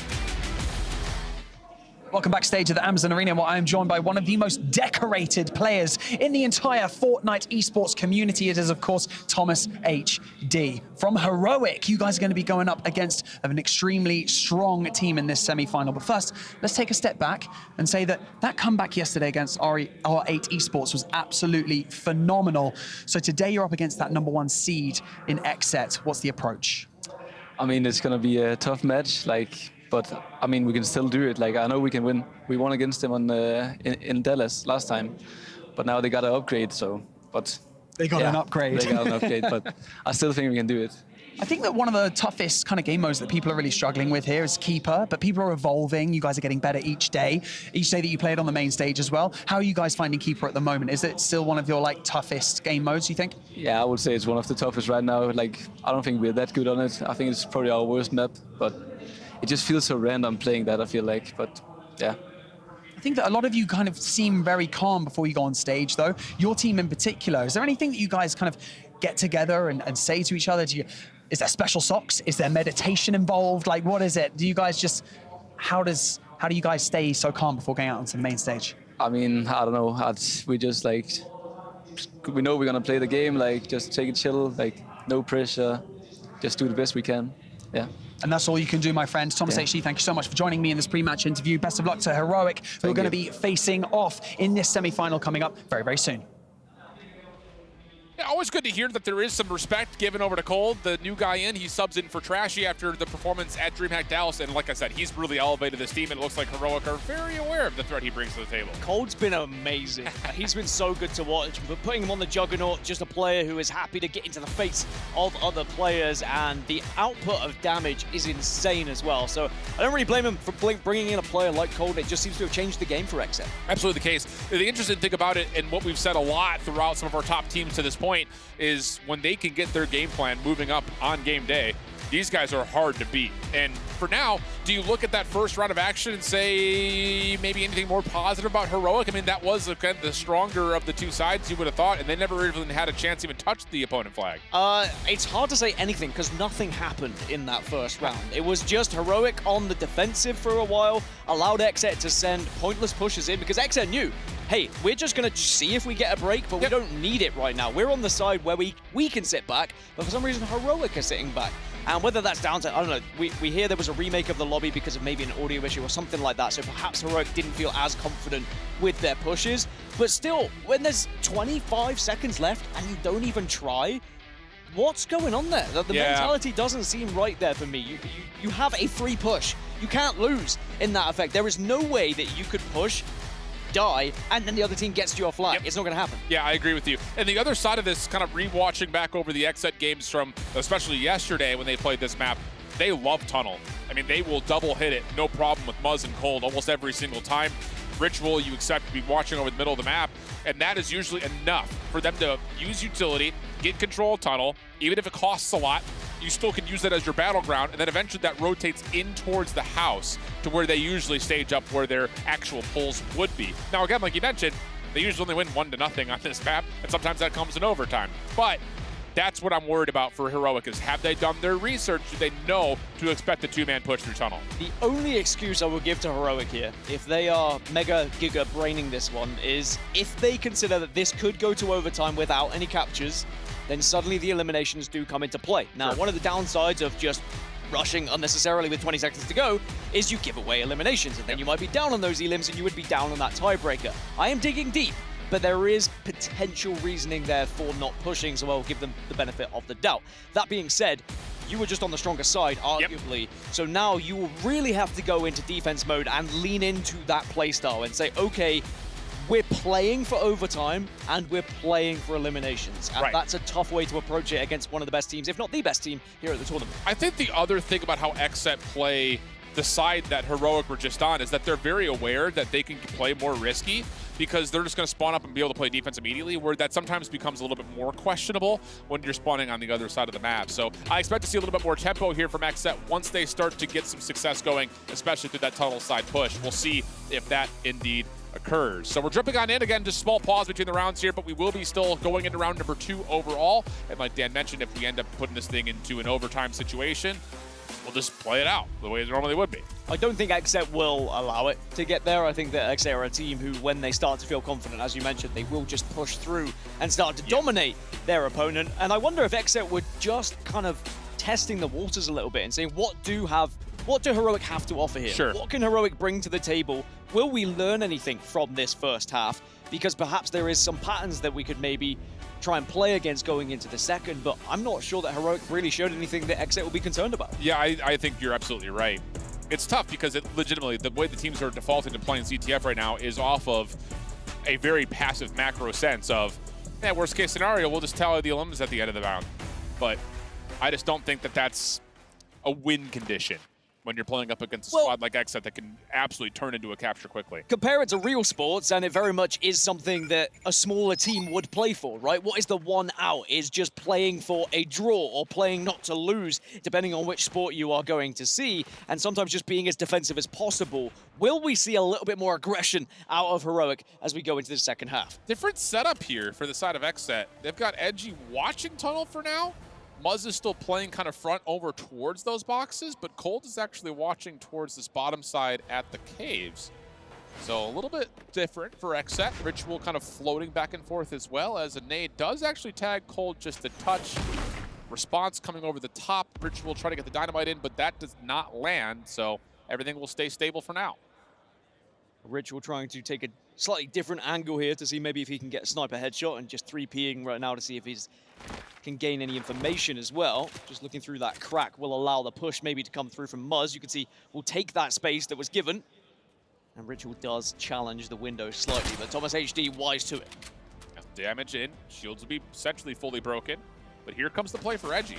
I love this. I was about to say, like, this is just XSET saying, hey, look at us. We got Muzz playing towards pool. We got Ritual peeking you. They're trying to open up space for Edgy to play off of, but Kiro very cleanly wins the first elim, and now Ritual's trying to force a play. Sniper out, gets the tag, but it's just a toe.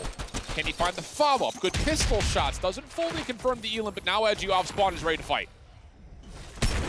XSET getting a little bit more aggressive. Both bubbles are down now, so you don't have that protection when you do go onto the flag here, so it is all going to be about the gunfights. Careful, though, for Doxy. He's able to clear out mid. Cold is still low from before. Yes, XSET are finding elims around the back, but they still have so many Heroic members they need to deal with. Edgy with the initial pull. Oh, great body guarding from Ritual, but he falls. And in the same breath, you see Doxy had to come back to help the defense. Wasn't able to fully secure any sort of a bull.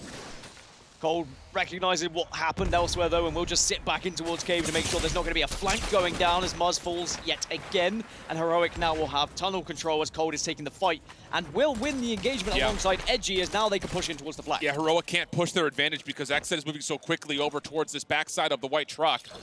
Klinger out towards the doorway. Edgy also takes damage, though. Cannot fully move in for a pull. Heroic still holding. All 4 members are here trying to thwart off these XSET members, and the initials are good. For Doxy for 2, and now you got a bit of a snowball, so Heroic are just full flooding through mid. Well, Heroic, when they are firing on all cylinders, they do look good, but Ritual's just shut down Hellfire and looks to try and do the same thing to Thomas, but that's why Thomas is one of the best in the game. Manages to get the elim on board. 2 minutes 20 left on the clock, as Heroic are finding very good individual engagements here, but not really anything to gain any map control. Yeah, they're responding nicely, and I think more importantly, those elims right there in the feed. Edgy dropping is massive because Cold was starting to set up a bit of a play right here through mid. Not going to happen. Down to 2 minutes on the clock. Cold is still an issue through pool, and ooh, long route for Muzz, top side of the minimap. He's got some deep tunnel control, Ritual nearby. It really just comes down to, does Thomas see this at all, while Heroic are hoping that Hellfire can also cross off this cut. Hellfire just got the information. Will be able to get the jump onto Ritual, and now has the potential to go onto Muzz as well. How far do you go, though? Because if you push out too far, you might get exposed, as Heroic have been able to get 2. Yeah, really nicely done here for Heroic's defense. Responded to the play perfectly. And now all of a sudden, you've got Fordoxy towards boxes, Kiro at pool. Hellfire off spawn fully healthy, and there may be an opportunity here. Ritual gets surprised. Pronoxy, can you get a second? No, good response for Edgy as Xset hold on nicely for now. Follow up though for Heroic, all of it over towards Box's side. Edgy continues to be a pest over towards the middle left pool, but again, Elims are looking decent for Heroic, but just not enough to fully break through this Box's setup. But do Xset want to take advantage of this side? Of course, going back to overtime, maybe you don't want this one to go to OT and the sides being where they are. Now Xset have the chance to maybe work tunnel here, but they have lost their shields. This is the thing though, Xset need to play bait and switch. They need to fool Heroic into thinking this is a tunnel play, and Muzz, who's fully healthy at the bottom of the minimap, he's gonna have to be the one that needs to find a pull. But this hit from Xset over the top needs to find success because Muzz has given up his position and Fernoxy finds the trade. Now it's just down to this limited hit that Xset have around the back. Edgy and Cole gonna have to work together with no shields. Ritual's gonna be down the middle. Edgy goes down first. Cold is gonna be the next one potentially, and he will. So Heroic have held 25 seconds left to maybe make a counter pull here or a counter push, but it doesn't look like anyone's gonna be in a position, and we will be most likely heading to overtime. Indeed the case. Good ideas from Xset, but again, Heroic have responded perfectly. I mean, the exact response you would want to see in terms of how you deal with this kind of split hit focus that Xset are trying to pull comes through perfect. It legitimately has been chef's kiss so far for Heroic defensively. So a 0-0 regulation, and now it's just, again, sudden death as they're going to play right on into the OT. I'm sure our admins in the back are going to start doing some math to see where the elims stand, but this is all sudden death. Whoever pulls and captures first will win. This is worrying times for both of these teams, really. No one has shown enough to suggest that they can actually get a capture. Both teams have attempted to break. I'd say Xset maybe looked the more likely with their pushes. There's a little bit more strategy that went down. If it weren't for a save off of the spawn, actually, I think Xset could have got a capture in that round, but it was great holding by Heroic. Yep. As they seem to be up to the task right now, Heroic. They are not kind of just allowing Xset to roll over them as other teams have previously. Yeah, all four individuals for Heroic have been called upon, and they've provided. So it's been really nice to be able to at least see that little bit of concentration. I think, again, just kind of evaluating how Heroic have played on the weekend versus what we've seen from Xset, especially considering the trends that all of these teams have started to go down in terms of playing CTF a little bit more on the methodical side, is just don't make mistakes. Give yourself a fighting chance to capitalize on any possible mistakes that your opponents make. Now, the problem is neither of these two teams have made a mistake yet. It has been perfect in terms of how they want to play the map. So what happens in OT? Does someone just try to do something a little bit off kilter? Maybe make it more of a chaotic affair happen here, because that is where maybe the individual eliminations will start to play difference maker. Yeah, we've not seen a real risk being taken from either side, really. Like a marksman trying to get into a position where you can get that snipe and get that initial pick so that the rest of the team can push from tunnel side or cave side, depending on which way you are going to be pushing from. And of course, rehosting the lobby just after the original rehost so we can get into overtime here. It looks like the players are locking and loading. Now, 5 more minutes. Try and get a break. Yep. If you're Heroic here, you're saying, well, this is arguably the best team in the tournament. They've been touted as that, but we are holding them. Yeah. Can we find a way to break them? And it looks like just off of what we're seeing before we jump on into the fly-through, Heroic will be spawning on the red side again for the second same time. So again, based on who's found the most success pulling or capturing just on the tournament overall, the blue side has been the favored side. It just comes down to what does the math look like in terms of the eliminations? Does Xset actually have to be the one to make the first move here? Are they down in the elims? We don't really fully know. So we'll kind of get an idea in this next 5 minutes of what the speed and tempo is going to look like. Will we see the same patient approach to the beginning of this one where both teams just kind of size each other up, wait for a little bit of a push before they then explode to try and get that pull? But at the moment, no one's really had the chance to do so. As you mentioned, it is going to be Heroic on that red side, Xset on the blue side.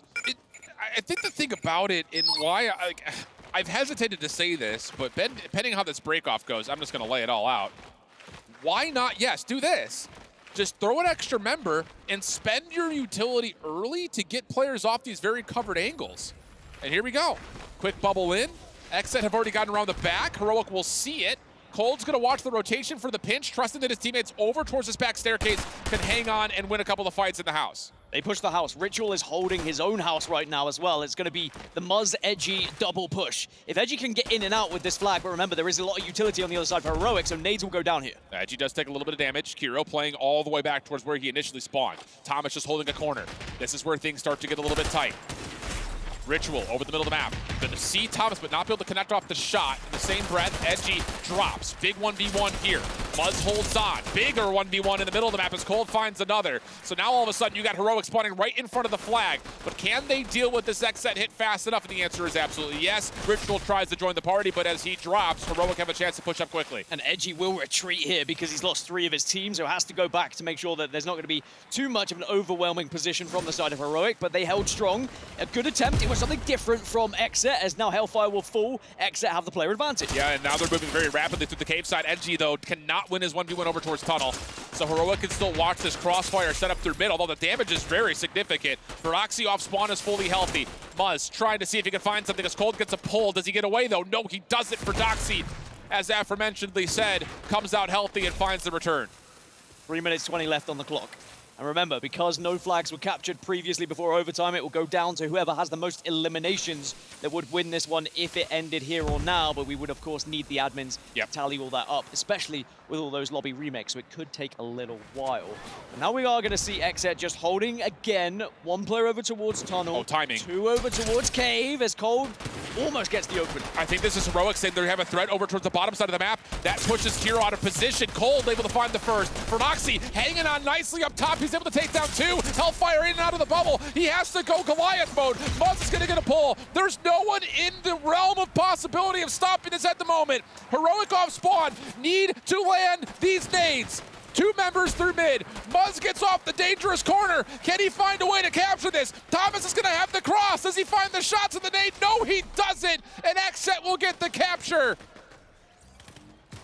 And it was always going to be Xset, wasn't it? With the way they were pushing through, with the way they were trying to challenge and push the initiative of we are the bigger and better team. Xset take a 1-cap lead in overtime, which guarantees them the map. And just a little celebration to say, well, what's happening? Yeah. No, what are they doing? Just sitting back defending. Of course we're going to eventually capture. And here's the thing, and this is what I was going to go off of, is not just the fact, like, off the break-off, you know where everyone's going to sit. You're going to have 1 player watching cave, 1 player safely over towards tunnel, 1 player inside of windows, and then it just depends on where the 4th wants to play. Why not put some sort of a heavy-handed approach where you can toss not 1, but 2 sets of nades, win that angle like you would in any other tactical FPS, and then turn that into your linchpin for success. That time it's through tunnel. It's a great rotation. You get 3 members through, you get a bubble down, Cold watches the pinch, 2 more members freely get into the house, and then Ritual joins because he doesn't have to worry about the window-to-window battle. That's just a really good, I think, just, you know, again, playbook play. That is something the coach has drawn up, and it's executed very well there for Xset. Ritual is probably one of my favorite players right now, by the way, just purely based off reactions, and actually a Ritual versus Peterbot game would be one of my favorite things I could possibly see on the main stage, but still a long way to go. And Heroic, even though they find themselves a map down, it's not like it was a dominant one-sided performance from Xset, but it was Heroic just constantly on the back foot in defense mode, maybe hoping to play for that overtime ruling of extra eliminations. And I just, like you had mentioned, I just don't love the mentality that surrounds the let's just hope we have more elims, that kind of idea. Whether you're doing the math or not, it just feels, again, too passive. And again, this is another moment where you look at the chess game, and it does feel, like we've talked about all weekend, that Xset are just better prepared. They've done the research, they've done their homework, and they've maybe even theory crafted, hey, if everyone's going to play these maps slow, and they're just going to hold corners, wait for intel to be gathered through visual information, let's overwhelm them. If you're going to stretch the map, we'll take our 2v1, in that instance, our 3v1, and then eventually open up that space. It doesn't lead to the initial pull, but because they win that position outright, and Heroic have to play from inside their spawn, Xset can continually flood forward, get that forward pressure, and it forces Heroic to have to be responsive where they eventually get caught off guard. 72% of you at home think that Xset are going to take this one. That's actually lower than I thought as well. I expected this to be more of a one-sided affair when it came to the percentage of audience vote, but that means there are plenty of fans of Heroic, and maybe they look back at what happened at DreamHack and say, hey, it is still doable. Xset aren't untouchable But we have to mention, Exit, a completely different team here. Feels that to way. what we saw. I mean, they are genuinely a different team. Of course, you have a new player on the roster for one, but they look far more well-drilled. It's like they are the one team who have really gone into the nuances of these maps and modes of like, how can we really beat our opponents here? Yeah. What happens if our opponent does just sit back and defend? What is going to be our plan A, plan B, plan C? I loved off the break they tried to do something a little bit different. And I think the one thing that I can also kind of use as a piggyback point since the change with Cold, watching them play the North American qualifiers against Dignitas, I was really impressed with their ability to understand how valuable good utility was. Now it's taken another step forward, too. It's not just we're using good utility, we're using that as a way to set up an actual play. And, well, outside of CTF, I could also tell you that that doesn't just exist there. It also exists when it comes to how they've held and set up their favored spawns when it comes to some of these hills, and then more importantly, how they break certain hills, especially here on Panther. Well, Panther Hardpoint, Exet have looked very impressive yesterday on Hardpoint, but there were moments on day one where things looked a little bit dicey, very close score lines against their opposition. They only won by 6 points on both occasions, actually, on day one. But then my biggest question was maybe they were just keeping their cards very close to their chest and didn't really want to show something, because their performance yesterday was entirely different one where they just dominated. And I didn't fully track it, but I want to say at least one, if not both, of the hard points they played versus Dragons and Falcons was on Chalet, which is way different from Panther, where we saw them play yesterday versus Gaming Gladiators, and they beat the brakes off of them. So let's dig on into this one here, friends. We're going to get Xset in the blue, Heroic in the red. We often have said that the red side is favored, but Xset was in the blue on this side yesterday versus Gaming Gladiators, and they smoked them. So if you really want to learn a little bit of Hardpoint, I challenge you all at home to get a little bit further forward on your seats and really lock into this minimap, because Xset move around the map like no one else can. I think a lot of it's going to come down to Lambo setup at P3 and how Heroic hold it and how much points they can get off of it as well, as it's going to be an initial setup for Heroic here in P1. You could already see the EMP went down to do the damage, and they are able to get some openers, are Heroic, but Xset now coming in. Yeah, Xset was trying to make a long route happen around the backside of Panther. That doesn't really fully work out. Good response from Heroic leads to very comfortable early time. And off the respawn, Xset just going to try to hit this essentially from the front, knowing they've got a utility advantage. Ritual on one side, the rest of his teammates right alongside him on the left, but Hero does well, takes out a couple. Nice shot from Thomas, and that'll be enough to shut down the majority of this play, allow Heroic to keep gaining some more score. Yeah, this is a real opportunity for a big, maybe even 50 points on the board for Heroic, which could be massive, especially when we mentioned that P3 Lambo can be such a heavy hitter for whoever's on that red side, as Xset just haven't had an answer right now. Heroic have responded perfectly. Let's jump into it listening and see how Heroic are feeling about it. I'm coming, I'm gonna dynamite him so much. Here, don't have shit. Here's 50 white stairs, 50 I white stairs now. I don't He's have dead then, he's dead then. Yeah. Oh, he's running, dead. Nice. Go, Can we push the Pablo? 30 and Pablo. Yeah, pushing Pablo. One HP on Moss. 60 on Chug. One HP on Moss. Dead. Moss is still low. 60 white. Gap Siphon. No. We can go still. We can play fast, kind of. Go quick, yeah. I impede the Pablo. Impede it, yeah. Pablo close to you, Kiro. 30 wide. Oh. 60, 30 wide, 80 and 30 wide. You can wait fast, maybe. There's 4 here with that. 4 there. I'm coming. 120. Best to wait for each other. One stairs. He's lurking on the left, I think. Yes, flanking one, I think. Maybe just go new. He's 60 white Yeah, stairs. I'm gonna go new. Yeah. Yeah, sniper mid. That's fine. Man, level the tree. 60 white stairs. Yeah. They're gonna push They're it. gonna get bad spawn. Yeah, I'm fucked here, I'm not gonna lie. Not a great first listen-in with Heroic trying to break P2. I think in there they had this call of, we can still go quick, we can still go quick. I don't think they really had the luxury to do that. And now on top of that, they've taken a very passive rotation back to Lambo. Xset are already threatening a break from the front. It almost felt like plan A was we can still go quick, plan B was we can still go quick, and sadly Xset had an answer for that, and now Xset are the ones that push in, and they break the Lambo setup as well. And remember, this should be heavy points available to Heroic here, and they have given it up to Xset. It's just, and I don't want to harp on this too much, but I can't not talk about it. Heroic are going to spawn Lambo regardless of what happens in the last 15 on the second hill. Why are we rotating everyone off of the middle of the map to sit in the back of the hard point? it just feels way too passive. Exet have gotten a lot of the opening time, and they have a full follow-up on the scrap. And you look over towards the minimap again, Cold has already made a move over towards New. Heroic just, yeah, they're in the lead. It's going to sound weird, but they're not playing the map well right now.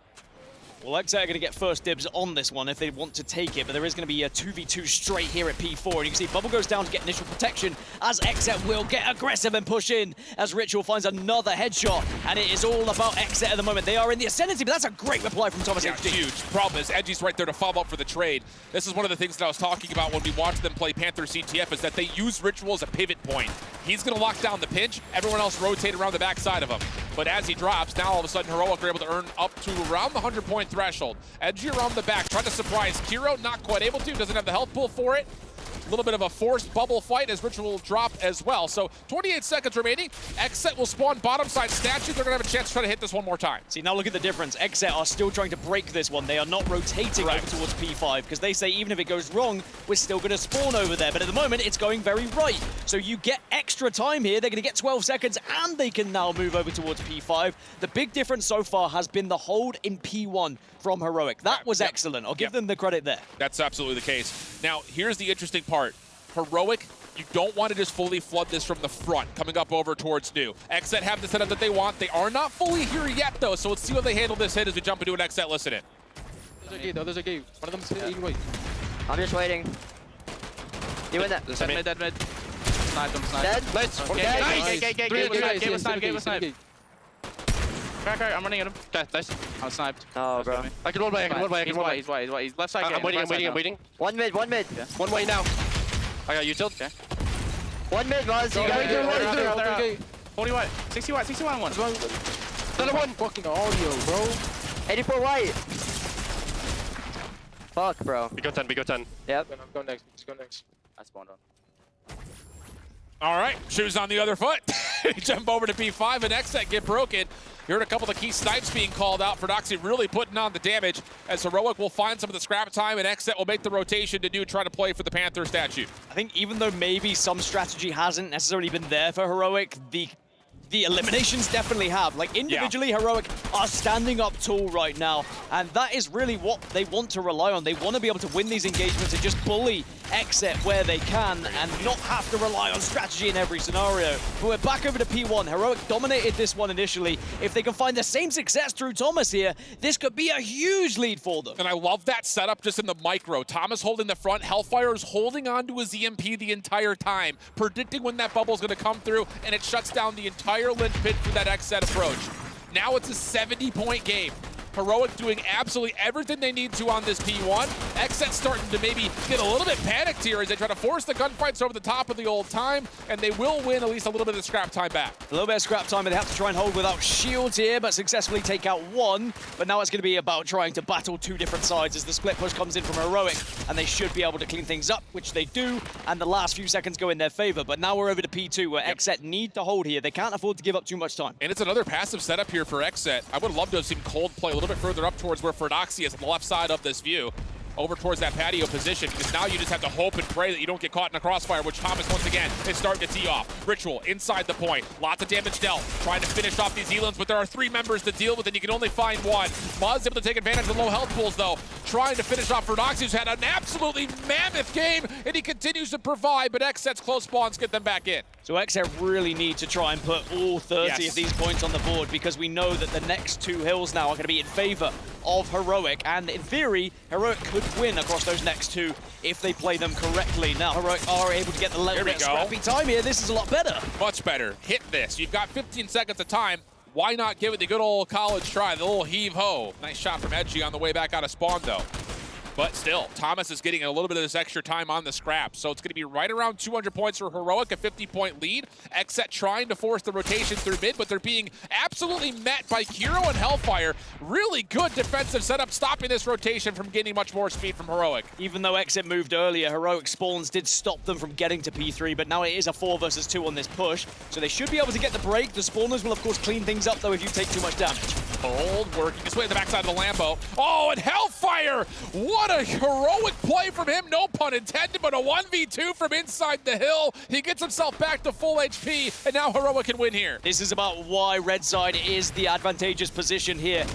on Panther Hardpoint, because now you go from this solid point on P3 over to P4 again, which should favor you. It's a final last dash attempt from Exet. They do get the break, but now Heroic off spawn again, they get the pressure. Fordoxy and Hellfire have been untouchable this map. Just when you start to think that Heroic at the macro level are maybe not playing to the level that Exet showed us yesterday, these guys have bailed them out a couple of different times, including right here, right now. Take every single second if you're Heroic. The lead is massive. Yes, Exet are here first, but Heroic have such a leader's advantage. This is what Levin was saying on the desk. There is some good game types, and they have the right sides to Heroic in the early stages of this one, as Muzz falls to a grenade, and now it will open up the push here for Heroic. That G has to go huge, not quite able to. Break is in. Is anyone even here in time to possibly touch this? It's gonna have to be Muzz for a 1v2 setup. EMP will land onto the first one, but he does not get through. How about the heroes from Europe? Heroic look good. Maybe outside of just one hill. It's that one call during the listen-in that really kind of left a sour taste in my mouth, but they play 3 and 4 nicely, and I think more importantly, they again turn the tables. They do the same thing to this side of Exet over on P5. Plus, of course, the time on P1 that you mentioned was absolutely huge for them. But I think that even if you have that early call of moving over towards 3 early, because 3 into 4 is such a dominant position for Red, it's not too much of an issue if you sacrifice a little bit of time. So they won't matter, they won't care at all, because they've just taken that map in what some have said might be a 4-0 here for Exet. But Heroic have proved that this is definitely a series that they can beat Exet at. Yes, they had the favorable side, but also we have seen Exet win it from that side previously against other teams as well. I think the other thing about this is what? The game ends up being about a 60-point game, 70-point game.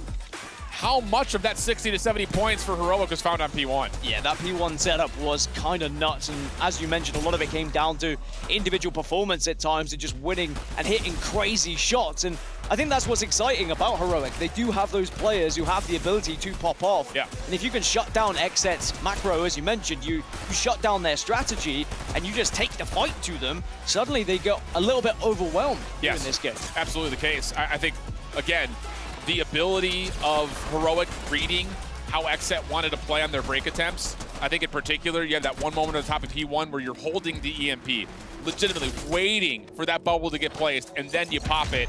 I think that was a big opening moment. Fordoxy and Hellfire also kind of getting it done in 2v multiple situations, like this one kind of around the hill.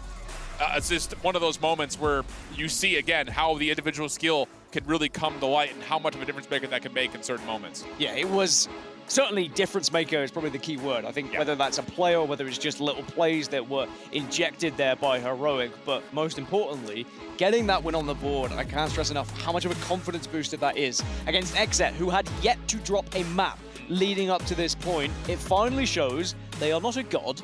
They are certainly beatable, and you've just drawn blood from them. Now what can you do to follow up? Yeah, and that's the big question, because Keeper has not been great for the side of Heroic, where it's been flawless for the side of Exet. They haven't dropped a round yet, and I think for a lot of teams really trying to dig into the gameplay, they have been the trendsetters. What is the most successful strategy when it comes to playing Keeper?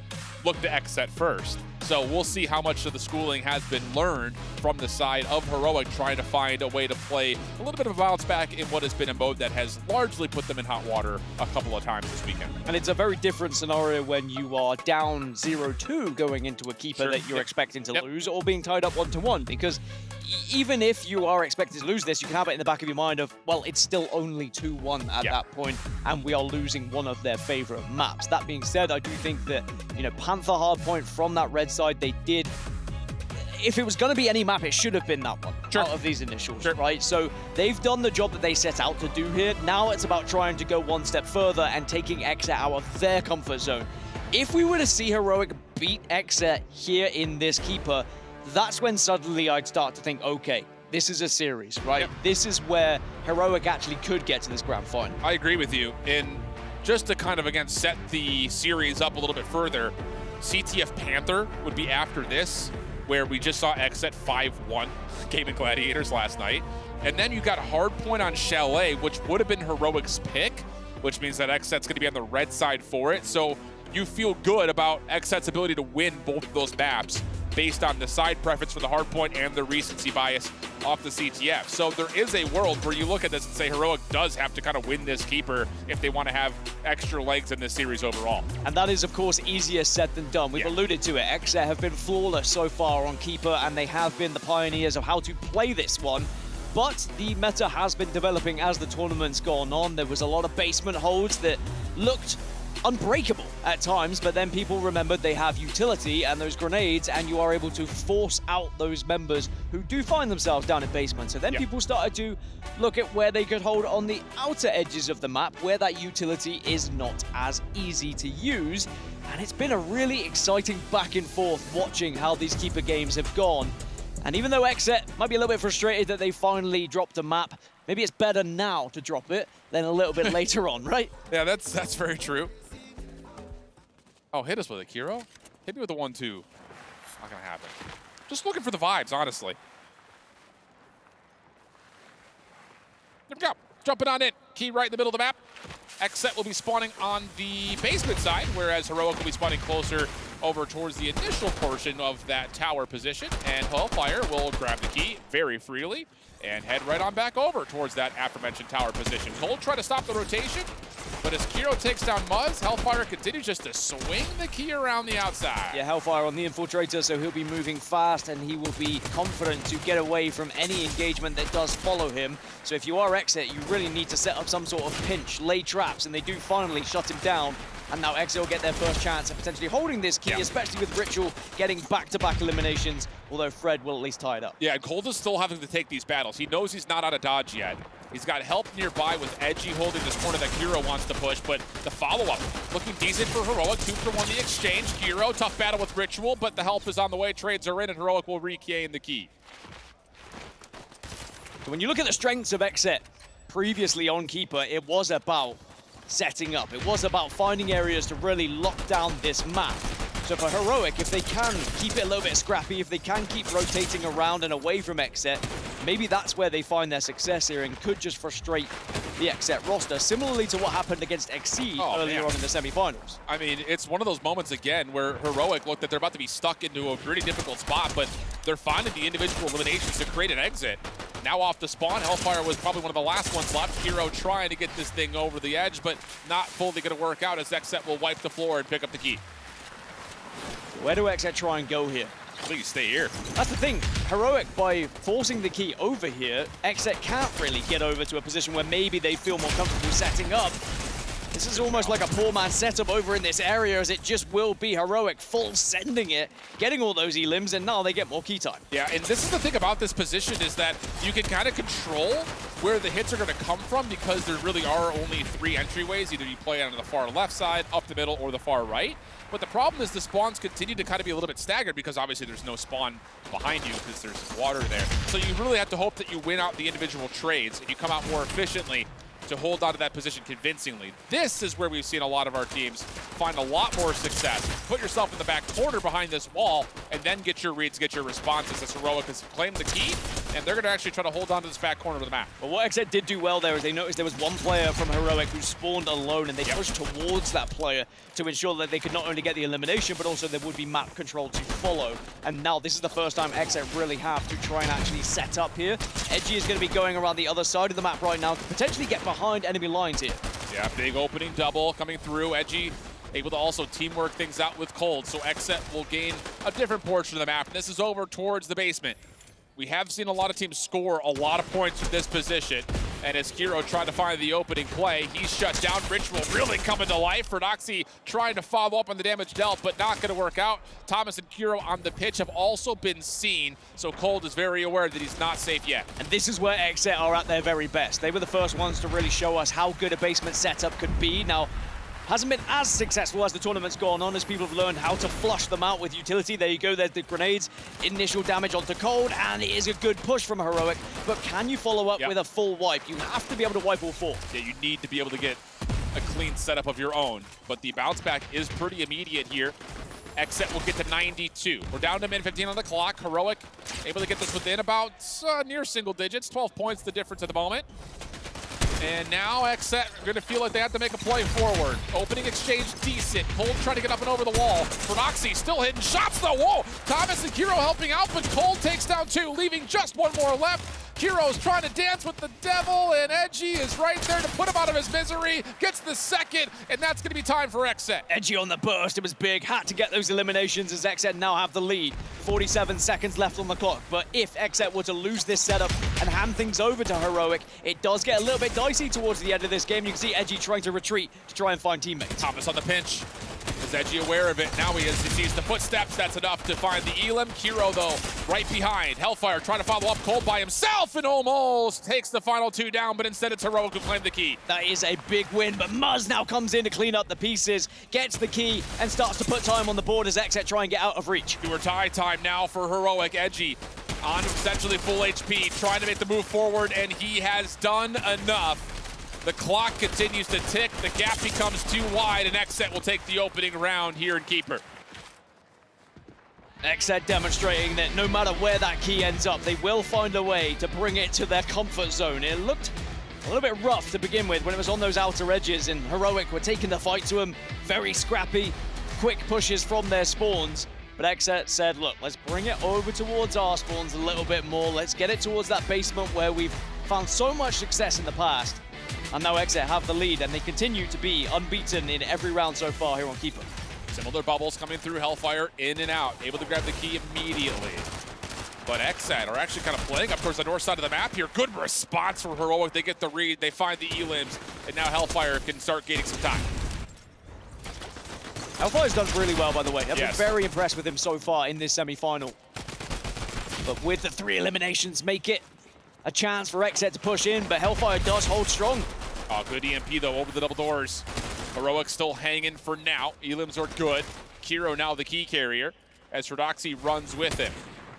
Xset down low, trying to make a play over towards the backside at tower. Kiro aware of this, does not want to go any further forward as Edgy trying to find some timing on this pinch setup, but Heroic get 3 straight down, and now they can get themselves the preferred setup that they want over towards tower. Oh, Ritual can't quite survive, almost was enough, and that could have been the break that they needed with that 1 elimination, get the Siphon and then continue to push.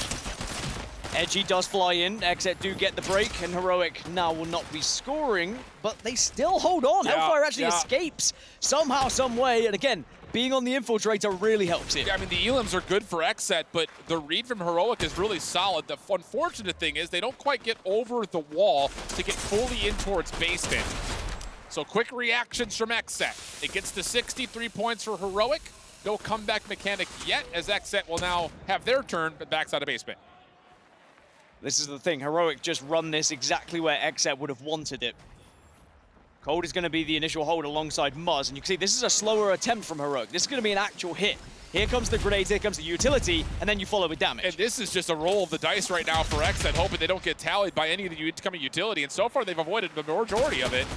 Here comes the drop down in though. Hellfire from one side, the rest of Heroic largely from the other, but Xset have gotten the clean wipe, and instead of swinging it out, they're just going to sit here and hold it again. That was an incredible hold from Xset as well. Even though Heroic took their time, and actually it was a plan of action of trying to drop at different angles, they did just play into the hands of Xset, but now this is better from Heroic. Yep. They've got that initial damage, and Ritual can't hold. Nah, it's just too much to deal with. Does get 1 snipe to land, but does not really amount to too much. Heroic back to their scoring ways. Great EMP for Muzz. Makes Thomas a little bit more vulnerable. He gets completely overwhelmed, but Hellfire is out of there. Right back over towards the tower side of the map. He's losing his teammates around the back side of this, though. Fordoxy's done well to gain him some extra space, but Muzz, Edgy both spawn close, and Heroic have to kind of hold this top staircase position again. Hero needs to be careful as well. He's going to be spawning towards the Xset players as they look to try and close in on this key, but this is brilliant from Heroic. Get that key away from basement. Clearly, Xset are finding far more points over on that side, and it's all about Hellfire just moving and grooving yet again on this Infiltrator and being a nuisance to this Xset roster. And Xset need to get together here. Heroic are reading their spawns very nicely. Finally, they do get a little bit of a concentrated squad spawn, so they're able to use that as a chance to kind of just overwhelm the low health pools that Heroic were still carrying with them. Double the points being earned right now for Xset, but only for a small time as they bring this to within about 40 points. Well, last time Xset were about to get we're able to get 50 points down here with the basement setup. It's also so dangerous dropping down into basement like this, but it has worked out for Heroic, catching Xset off guard a little bit here. And this time, I don't think Hellfire can maybe Or is he going to try it again? It looks like Heroic are thinking about trying to do the same thing. Well, with Rodoxy hitting shots like this, oh my goodness, and the follow-up from Hellfire, Heroic can do whatever they want, it feels like. So once again, they've just played this top central part of the map, floating in and out of either playing towards basement or playing towards tower, depending on what spawns they read. And I'll tell you, they're reading XSET like a third grader's book, and they read it at 5th grade level. I feel like Heroic have been keeping a lot up their sleeve coming into this semi-final, and maybe been playing it down a little bit, because strategically seem to have a really good idea of how they want to match XSET. And look at that time on the clock as well. There is only 50 seconds between the two, and XSET, with how much is available to them, are not going to be able to catch up. Nope, not at all. Really good round from Heroic. And I think the thing about it is, kind of to reiterate it, you've got Hellfire going back and forth. He's going to get a teammate that spawns up and says, oh, come back over this way. And they're just so quick to react to where their teammates are spawning, and that turns into an easy read in terms of where XSET must be spawning then. And I think the thing about that, if you're XSET, you just have to play more patiently. You know, the players that are getting split spawn, you have to wait for help. You can't just rely on the fact that you're going to sneak up and find a 1v2. Well, previously, XSET lost their first map of the tournament. Now they've just lost their first keeper round of the tournament, as Heroic will win just by math alone as they tie it up 1-1 here. And this is looking a little bit scary for XSET. It's almost like Heroic have found a way to keep that key away from them and not allow them to get comfortable and set up. And that's the big part. They're not getting even more than 2 players at a time for XSET going. Everything has been 2v3s, 2v4 situations. XSET not used to kind of working in this weird way around the top middle portion of the map. I also think XSET, as much as they showed us how they can respond to playing inside of basement, I don't think they prefer that. So we'll see how things unfold with this next break off, which Heroic have been really good at capturing the key first, and that will continue to be the case. Not only get the key, but also get the opening frags here as well. It was almost all 4, but for a last bit of heroics from the side of Muzz. Ritual wins that engagement as well, so at least XSET are able to take down 2, but all the meanwhile, it's Hellfire again on the Infiltrator with the key. This time, XSET have a bit more of a surround coming in, though. Yeah, this is better for XSET. Take advantage of these split spawns. Use them as natural pinch setups. But Fordoxy continues to hit snipes, even from the third-person view. He's still connecting, and Heroic once again recover the key. More trouble, though, coming from XSET. 33 eliminations for Fordoxy, by the way. That is absolutely nuts so far. XSET are being out-fragged pretty heavily, and Heroic maybe playing for that, just saying, look, we think we can take these guys just in a straight gunfight after gunfight, and it has worked out with key time to follow. Well, Hellfire in and out of the bubble, trying to stay alive. Takes down only 1 before Buzz gets involved. Edgy, now his turn. Oh, big win. On towards Kiro, gets a little bit of his health back, but Cold, the last one standing, able to just narrowly tally up 2, actually. He gets Hellfire, but Thomas around the back also gets snapped on, so now a chance for XSET to start to move. Red goes down, Muzz still alive, 27 eliminations for Muzz as well, so XSET do have someone performing at the very top tier as well. Key goes down, XSET trying to push in. This is so scrappy at the moment, though, but you feel like that leads toward what Heroic want. They want to keep this one scrappy. Fordoxy, a little bit of trouble with Cold, but help is on the way. And, I mean, again, the patience for Heroic, so darn good. And once more, you take a look up towards the feet, it's 2 for 1, the exchange almost every single time. Thomas able to keep his life. Help nearby from Hellfire, but both players are now low. Cold thinks that this is his time to go. He'll find both. Edgy gets the 3rd, and XSET their first time to at least more comfortably hold on to the key. And more importantly, the Observer finally gets some respite. Almost went cross-eyed with how many deaths we just saw going back and forth between these two teams, but Cold now gets to hold on. 34 eliminations for Cold, 37 though on the flip side for Kiro. Cold though makes it 35 with a big elimination to allow XSET to score some more. Gonna be maybe a lead flip here. But I say that with some hesitancy because Heroic are right outside the doors for Cold. And there is nowhere for him to go. Nades will get the key into the corner. No one anywhere near. Ritual, though. How about a time for him to start getting involved? Finds one relatively cleanly. Shots coming over towards the backside staircase. Edgy picks that up. Thomas pushed away. Now the follow from Cold. Absolutely beautifully done. Hellfire up and down. Trying to work on the end, but that's an EMP that comes through. Knocks out his shields. Cold turns that into a double. Looking for 3. A little snap around the back. Has a 1v1, which he wins. How about the play from Cold? Cold starting to pop off as he gets a 40th as well. Key on his back. maybe the team on his back as well. As the Juggernaut, you have that responsibility. You should be getting those eliminations, but when you've only got health to work with, the Juggernaut perk just suddenly doesn't mean anything, as now Cold will be scoring 87 to 54. We're starting to see a lead for Exit. Hellfire nearby, but he's been called out. Thomas through mid, trying to get here to help. Hellfire has to take the battle, and he's been denied any entryway. Ritual spawning a little bit deeper up. Maybe this is a chance for Heroic to take advantage of the close spawns that they were able to find. Cold in the corner, though. Good damage tally. Up and over in the wall. Muzz for not just 2, how about 3? Exet now growing the lead above double the points. Double the points and will be very close to making it mathematically impossible for Heroic as well. Remember, there's only 1 minute left. 60 seconds lead as well, as Exet have just rose from the ashes, it felt like. It looked like, really, Heroic, we're going to take this game. And then all of a sudden, Exet at their very best. Hellfire on the chase, though, to Cold, and that 1v1 goes the way of Heroic.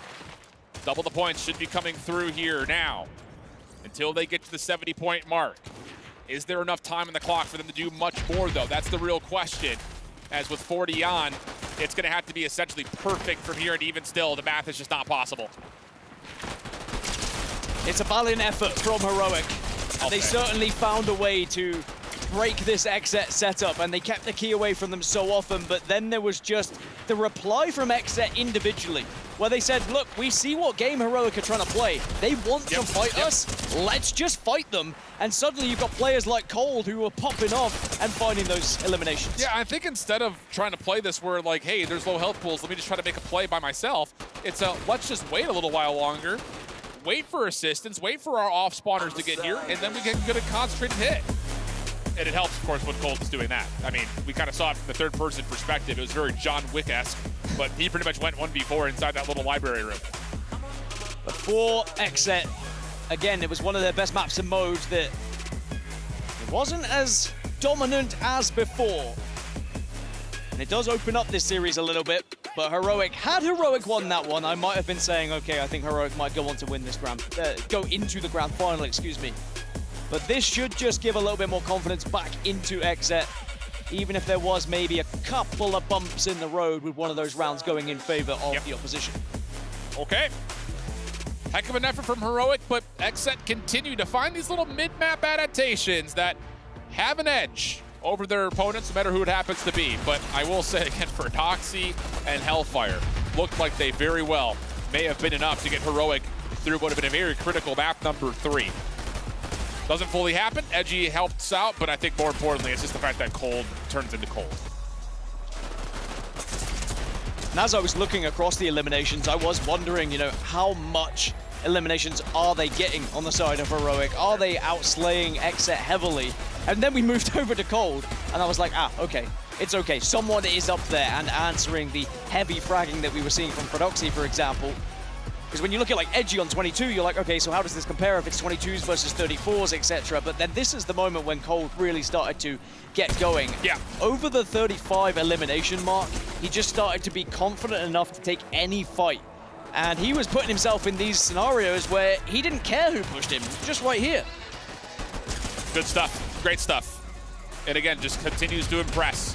Really for both sides. The adjustments from Heroic, great in terms of getting prepared for today, but for Exet, dealing with the resiliency that Heroic are showing and kind of counteracting them. So an edge in this series gets us to a 2-1 tally, and the problem here now for Heroic is you got to get through a CTF on Panther, which we saw Exet dominate. And on the flip side of things, then you got to go to a Chalet Hardpoint, where again, the expectation would be that you're going to have Exet on the favored red side for it. So this is a tall ask, I think, to come through these two maps and then play Keeper again if we were to get to a map number 7. I think that's why on the analyst floor, Levin was talking about they need to get the first 2 maps, really, if you're on the side of Heroic, right? Because you are on a CTF Chalet where sidewise isn't as big of a deal, and you might be able to break through because we have seen Exet only realistically winning by 1. It's not like they've been absolutely slaughtering their opponents in that scenario. And if you can find yourself 2 up going into a Keeper, then it's a very different game. But now, with it being 2-1 in advantage to Exet, we go into 2 maps where they have looked very dominant historically. Absolutely agree, but we're going to step away for a quick break. Don't go anywhere. You got nothing better to do. I promise you don't. We'll be right back with CTF on Panther after this. They're clearing the ground point. They're clearing the ground point. Push the ground point. They push this guy, Fred. 116, dead. I'm holding mid. I'm playing side, Nice play, side, play, side. You play, you play. Two mid. One is going left. I'm playing my problem mid. I'm fighting left with them. I'm fighting left, Thomas alone. Dirty white mid. Nice, guys. Nice. Go.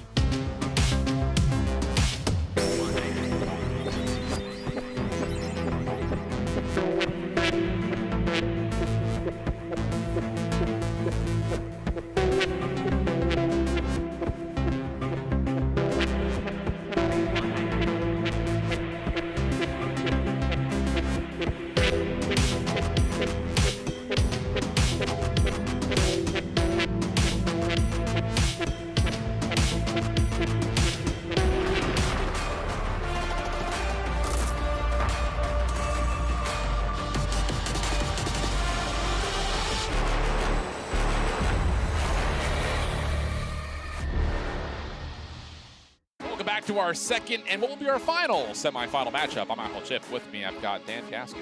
You look good. Thank you. You're welcome. You look better. Oh, stop it. XSET currently up 2-1 at the moment. Heroic, though, fighting. In all three of the maps that we've had to this point, definitely feels maybe tighter than some of the expectations were coming in. The big question is, can they find a way to slow down this XSET team going into a CTF on Panther? Well, I think you might have to, judging from what we saw last night from XSET, because they looked so dominant. They were a brute force as they continued to push relentlessly into their opponent, and it was back-to-back caps to show that they were the team that was looking most likely at getting to this grand final. But Heroic have had answers, maybe where I wasn't expecting them to, and they really have shown a great amount of resilience coming into this series, and this should be an exciting matchup. I agree with you. And I think the thing, too, like Gaming Gladiators did not choose to fight XSET in the positions that they needed to. Most importantly, they allowed Ritual to just hang out at mid-map, it felt like, for the entirety of their matchup that they played yesterday. Now, I will say, like we were talking about, we did see the Heroic team last night in the player lounge, and they were asking us, what do you think about the games? And I kind of, gave the handover, like, hey, if you see a CTF Panther, you can't allow Ritual to stay mid. So did they do their homework on it? Have they gotten a good look at what XSET have been able to do when it comes to, again, using Ritual as a pivot point on this marksman? Use Ritual as a pivot point and send Cold in to start to feast. Yes. Because if he plays like he did just in that previous game, things are going to get a little bit tricky for the Heroic roster. But Heroic have shown that, individually, 1v1s, they can match up against anyone. And I'm not surprised with some of the names that are on this team. Yes. Has to stay proactive, though. Because it definitely felt like after every score, Gaming Gladiators has played more and more defensive. You have to trust that you can do the same thing to XSET by staying aggressive. Will that happen? Coaches giving their final words here as we're just about to get on in to our second CTF. Much calmer on the Heroic side here as XSET are going through the playbook. And it is important to be calm. I think that if you get too nervous here in this scenario, you are just going to open up for someone else to take it away from you and take this moment away from you. There is hundreds and thousands of dollars on the line, quite literally, for getting into that grand final here now. And if you do get into the grand final, you play for your share of $1 million. $400,000 for the winner of this tournament. Yep. Like, it's insane the amount of money that they're going to be playing for here. It's very easy to forget that when you're in the moment, but sometimes it's actually better to forget it. The thing about it is, it's not even just to get to the grand finals. You're playing from a difference of securing what you have now, which is 80 grand, to 160 for finishing even runner-up, let alone the 400 that awaits our champion. So the amount of money exchanging hands here in our top four is steep. But let's jump on in. Heroic will be in the blue. XSET in the red. Expect to see a pretty stiff battle for that top and really also the bottom kind of surrounding areas of that statue right there. A key position to try to get an advantage over mid-map. And off the break, we've seen Heroic find a lot of success through their starting strategies as well, regardless of which map and mode they've been able to play. Whether that's Hardpoint, where they held down such a successful P1, and Keeper, they were always the ones to get that key first. But can they find maybe the first flag here on Panther? Because if you can, that gives you such an advantage going into that overtime if you end up in overtime. Yeah, because then you can start to play a little bit with a little more control, a little bit more pause. But we'll see if that ends up being the case or not. Here we go, breaking on off. Keep your eyes on Ritual. If he can get a key opening snipe and use this top hedge position, it would be massive for XSET's early efforts. Thomas a little bit safer at range, trying to contest the hedge. But instead, it is Hellfire taking the brute force, the opening damage. He doesn't get away, so he keeps his life, at least for now. And I think Ritual is really going to be a thorn in the side for Heroic here in this game, and they have to be aware of his positioning at all times. As we will see a couple of opening frags going in favor of Heroic, though, and a chance to push into the base, but no, denied. There's Ritual yet again. And that's the thing. Kiro should have known that. I mean, we're calming where he is at. Crossfire shot does land. Kiro trying to break a timing, doesn't work out. Now XSET's turn as they start to battle in and out of the bubbles. Muzz for a double. And that's going to lead to an opening for a pull. Keep your eye on the top side of the minimap, though. Thomas and Heroic are going to spawn up top. They just need to find the eliminations through mid and then rush on over to stop the capture. You made it sound easy, but it's not easy just to find the eliminations, as Muzz should be good to get through here. You can see on the minimap there shouldn't be anyone to shut him down, and there should be the first flag, and will be the first flag going in for XSET here as they take the lead and they carry on their dominance from yesterday on this map. Let me just say it a little less casually. Okay. Dan. You cannot allow XSET to stay in the middle of the map. You have to take them out of those positions. They're so good at stopping those counter pulls from happening on this map. So if you're Heroic, I know you're going to feel the pressure of wanting to get a capture, but you need to win mid-map first. You have to have it, and Muzz isn't letting them. So now XSET hold on to this lead, and it forces Heroic to try and find a flag at their own. Otherwise, they're on such a back foot right now as Thomas also gets shut down. And it's all well and good taking these fights here, but can you actually gain any map control off the back of it? Because off the spawn, XSET are very quick to re-engage it. This is a good start, though. But Fordoxy can't win out on the battle with Cold over towards Cafe side. So Heroic now all of a sudden going to be tested a little bit more over towards the middle of the map. Hellfire at low health. Cold can't quite find the jumping pogo shots, but does eventually get help from Ritual. Follow up from Muzz. Has Thomas down low, but Thomas good for the double. Looking for three, and Thomas turning that into a full wipe. Here we go. Heroic with the numbers. Fordoxy can set up a pull. Can set it up, but I think he's just too far away, and Cold's going to spawn right next to that flag as well. So even with all those eliminations going in their favor, Heroic have to take a pause. Heroic have to try and reassess, and Heroic have to try and break through, but XSET off the spawn will get the elims, and they shut down everyone bar Kiro's in the middle of the map. Yeah, if you're not going to try to play with some tempo right there when all four are down, you better hold your lives to allow your teammates to come back up to assist. Doesn't fully happen. XSET, though, dealing with some limited amounts of shields. Maybe a chance for Heroic to just get right back into position, but Cold continues to win battles on the opposite side of where Edgy's position. Good wins from XSET. Evenly traded back, though, for Heroic. Final 1v1 in the middle of the map goes the way of Thomas. So really good map to start here for Thomas overall, but we're down to 2 minutes, and Heroic have yet to really threaten any sort of a pull yet. Yeah, even though Heroic had that moment of heroics where they were able to knock down every single member of XSET, because they weren't able to really get the map positioning, and admittedly, it was a really good spawn for Cold to shut them down. They maybe just need to try and approach the north side of this minimap a little bit more and try and control that side, because you get a far easier pull from that route. Well, the problem here is you're down to a minute 30, and again, look at the minimap. Heroic have mid-map control, but they're not certain that they've been able to account for all four XSET members. Kiro's playing hard defense right now. So Heroic, if they were to pull this offense off, it would be a 3v4. Just call it what it is. All four members for XSET are playing defense pretty much in and around their base. Will Kiro get that call, and will he join the rest of the team, or are they just going to attempt a 3 versus 4 here to try and get a flag? This is going to be the push now. Edgy does get a lot of damage, though, onto Hellfire, and that might just stem this push. Yeah, that Thunderburst just too strong. The opening chip damage absolutely stops the play from happening. Hellfire over the top, trying to get what he can, but not really going to work out. And with only 60 seconds on the clock, now Kiro starting to make the play back up. But this is actually a chance for XSET. Hold on a second. They've gotten pretty much a clean feed.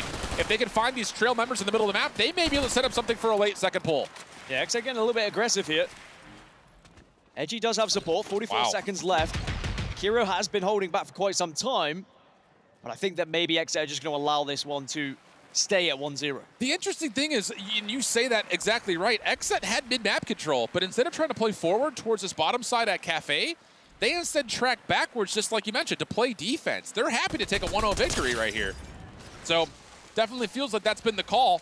Heroic now have a chance to kind of set up and flood from the front. Every fight is a big one. Hellfire opens us off. Ritual with the response. Muzz in a little bit of trouble around the back. Dancing with Thomas. Nice opening shots, and it's an even exchange. Pull, not fully going to be there. Maybe with the time to get all the way back.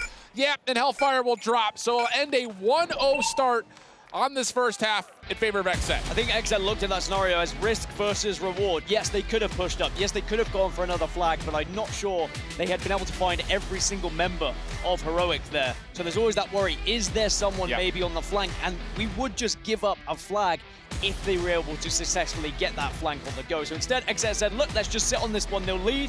Let's do what we've done so many times before on Chalet, and actually, maybe we just work with a 1-0 here. Is there anything to be said, though, about XZ only scoring once from that side? Because yesterday versus Gaming Gladiators, they scored 4 times from that half. Anything there for you?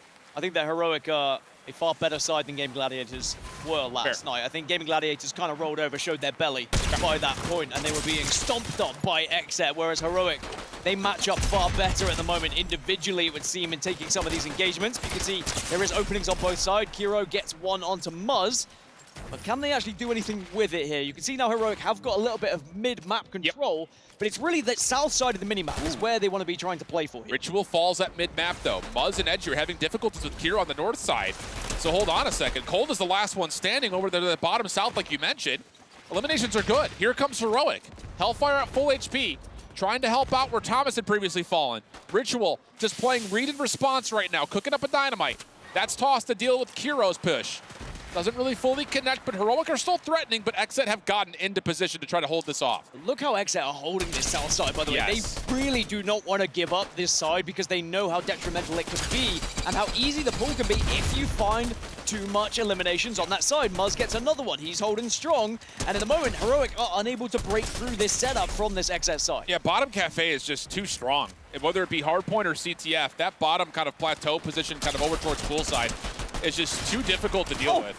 Elevation is good, lots of environment to play off of, and you get essentially your spawners like Edgy to come over and you're setting up natural pinches. It just keeps Heroic off balance. And that's exactly what we're talking about. You isolate one, but there's another waiting for you. So decent exchanges here.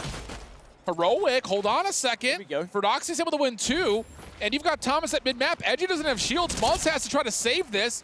Unless Edgy can delay for a little while longer, not the case. Now it's just down to the spawners coming up for XZ. There's a lot of them. They are all going to be running towards Heroic, and they get the double. Clean. Make it a third. But Hellfire, can you get out? Can you be able to escape with this flag? The answer is going to be no. Tried for it, but like you mentioned, it's too clean from XZ on the recovery. So now you're down to 240. Ritual hits a shot up towards mid. Keeps Heroic out of the middle of the map for now. Thomas may sneak through around the bottom, though, as Muzz is fully focused on what's happening over the top. So Heroic may have an advantage, especially if Ferdoxy continues to pop up. Here comes Hellfire. Oh my goodness! Gets absolutely turned on by Muzz. Cold right there to follow up, and now XZ hold the numbers. 2 minutes 24 left on the clock. XZ can, if they want to, still sit on this one flag lead. They don't have to be too aggressive. It's worked out so far. Heroic do get a couple of eliminations their way, though, and now we'll approach the middle of the map. But again, it's going to be this south side. Yep. The cafe side you're talking about. Cold has held it for the majority of this game. And keep an eye on Edgy on the minimap top side of the north central part. He can play counterpull. He is already pretty far deep in towards the middle of the map. If Cold gets a good read here, Edgy may go. And that seems to be the case. He's actually going to come back to the play and hit a bit of a pinch. Ferdoxy's in a little bit of trouble here. Ritual also making sure nobody makes a play through that top side of that patio, and that works out very nicely for XZ. It's such a different approach, isn't it, from XZ, from what we saw yesterday, where they just continued to push, continued to put in flag after flag, but there is an element of respect here. Remember, Heroic, they did beat them back in DreamHack, right? They have lost to them. This is a bit of a revenge match, so they don't want to give them an inch because they know Heroic are a team who can take a mile away from them. Ritual helping out over the top middle. Shot will land. That will connect on to Thomas. Muzz following up. That's now 2 down. Kiro trying to sneak around the back. Ritual aware of it. Follow-up coming out from Edgy. Tough battle, which Edgy does just narrowly win out. Now you're down to 70 seconds on the clock. Do or die time for Heroic as they're trying to get Cold out of position bottom middle. Ferdoxy's taking a lot of damage. XL will look to try and clean that up. It's going to be maybe one last chance at a push here for Heroic to try and get back into this one. As Cold does go down, but Muzz will take his position as the Heroic push is going to arrive here. This is their chance. Absolutely the case. Thomas is going to beeline it for the flag. Cold spawns right next to it, though. So now you got to win out your gunfights. Cold is fully healthy. Ritual here to join. Bubble keeps most of Heroic safe, but Thomas can't back up even further. Cold goes 1 for 1. Ritual shut down, but now you've got Edgy in the mix. And Kiro finds the win. Muzz, the last one through middle. He needs to find a double. Deals with the first. Kiro going to go the long way around. He's been tagged, and Xset now coming off a spawn or trying to flood him. Kiro keeps going, he keeps moving. Frodoxy is going to hold. You're going to see Edgy and Ritual all trying to push, but Kiro, 18 seconds to get back to your base, and Exit have not been able to get the frags, and this should be tied up. It's going to be 1-1. Heroic do it in the last-ditch attempt. Wow. What a play from Heroic. And it starts like you called it. Cold drops first. Muzz has to try to hold his position, and he's not able to. The flood from Heroic comes at the perfect moment. So we'll end the regulation at 1-1 for the tie. Exit had the initial capture, though, so they hold the edge if this overtime were to end 0-0. Will the strategy stay the same then for Exit? Will it be just attempting to defend again for another 5 minutes after successfully doing so for about 4.5 before Heroic finally found their breakthrough? But it was Kiro with a moment of magic, right, that was able to change things in their favor. Without that, if Kiro had not essentially 1v2'd there, it would have been an Exet victory. Yeah, absolutely the case. Great stuff from Heroic, who will spawn on the same side they just approached from. Is there anything to be said about that left side of the map being more favored than the right? Does that matter? Doesn't really feel like it. Let's just have a good old-fashioned brawl. Muzz, Cold, dealing the damage. First 2 shots are decent. Also, you're going to get a third for Cold. That's mid-map now gone. Edgy trying to make the wrap happen, but Hellfire stops him in his place. He's looking to find the challenge, but Hellfire will drop. Cold for the opening 4, and Xset trying to call game right here. I mean, this is what Exet looked like yesterday, where they were relentless with their pushes, but now there's maybe too much damage on the shields. Heroic will hold strong, and Exet need to just look to try and hold the middle of the map again here. Maybe don't allow Heroic to escape so easily, so the spawners can regain position here. Well, Ritual going to be isolated, can't hit the quick scope. So now you're going to get a 2v2 at the middle of the map. Thomas off the reload, surprised by Cold, and cannot deal with Edgy's support as well. Hellfire also playing backside statue. Edgy very aware of that, as he will continue to play the north side hut, and he may actually have a route here, especially with Kiro taking some damage. Exit dominating the southern side yet again. You can see Heroic are just trying to force their way through the middle, but they've been met by so much presence from this XR roster. Frodoxy does get one onto Muzz. Cold can't actually get the reply that maybe he thought he was going to, so Heroic will take a little bit of map control here. But Exet probably don't care. I think Exet is going to be the same game plan here. Sit back, defend. Well, you can see Ritual sees a lot of problems headed his direction. Kiro also takes care of Edgy on the upside of the map. This is a good look here for Heroic all of a sudden. Cold gets pushed out of position.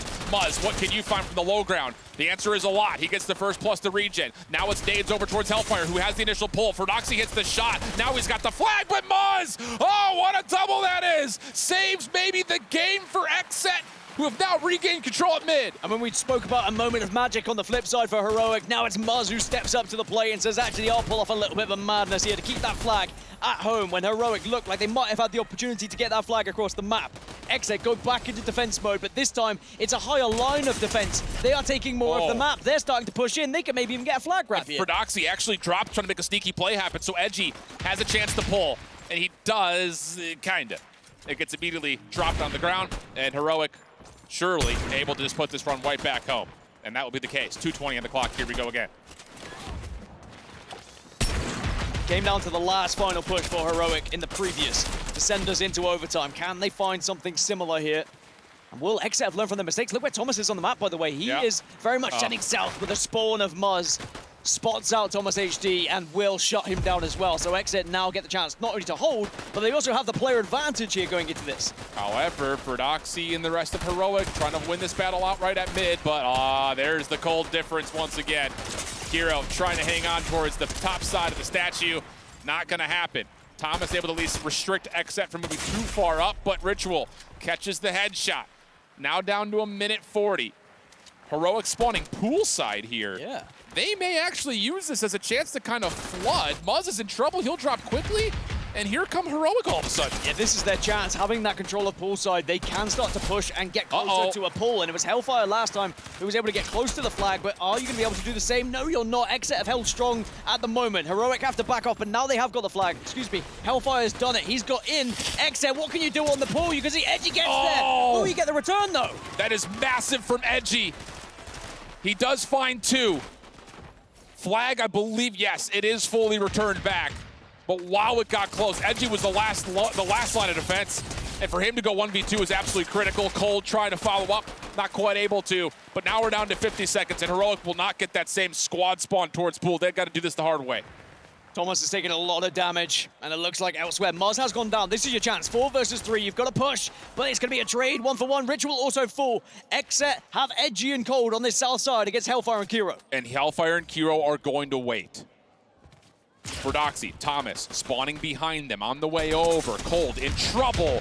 Big win from Hellfire. Now's your chance. EMP's going to take care of the bubble. Here's the clean pull. Exet have to try to find a way to defend this from either the middle or off of what Edgy can pull. Hellfire finds the Elin. Kiro's the one running it. Keep your eye on Muzz. He has to win this outright. Oh, but it's a pull coming through. Kiro's on the run. Cold, he's the last one for Exet. He's going to drop. Do they have time to get this all the way in, though? 2 seconds on the clock. They're not going to get there. And Exet just barely able to hold on for maybe a second longer than they needed to. By the skin of their teeth, Exet find a victory to take a 3-1 lead here in this series, and that is Heartbreak Hotel on the side of Heroic. They had it. They had Needed a couple more seconds. I'm sure if you could toss the flag like other games, they probably would have got there, but just couldn't move quick enough. But that's what Exet played for. They played to win through their advantage in overtime because they captured first in the initial round. Oh my God. I feel heartbroken. That was a difficult final push. And it really is. After the eliminations come through mid, it is a 2v2. It's Cold, I believe Muzz, playing from the Exet side. They spawn close bottom right. And then for Doxy and Kiro, were the only players still forward for Heroic. They wait just long enough. The bubble gets completely deleted. One gets tossed, I think, from really far range to allow the pull to happen. But Kiro on Assault, not on Infiltrator, just didn't hit cardio day. Could not get there in time. But boy, Heroic are battling. I mean, wow, this match couldn't get any much closer than what we've gotten. You got to credit, though, to Exet with the grenades they were able to throw in those final moments, the positions they found themselves in as well, just to slow down that flag and make sure they weren't able to get it back. But you said it, the push from Heroic. The EMP was what kind of did it for me. Deleting that bubble, forcing the players back into cover, and then providing a bubble of their own so they could just get a little steal of said flag. Any other time in the game, that captures. Oh, without question it does. And that's what probably hurts the most for Heroic here. But again, it's what Exet played for. They played for time, and they won because of it. Wow. This is a semifinals of all semifinals. Both of our series have been so tight. For Doxy, how massive has he been for the side of Heroic?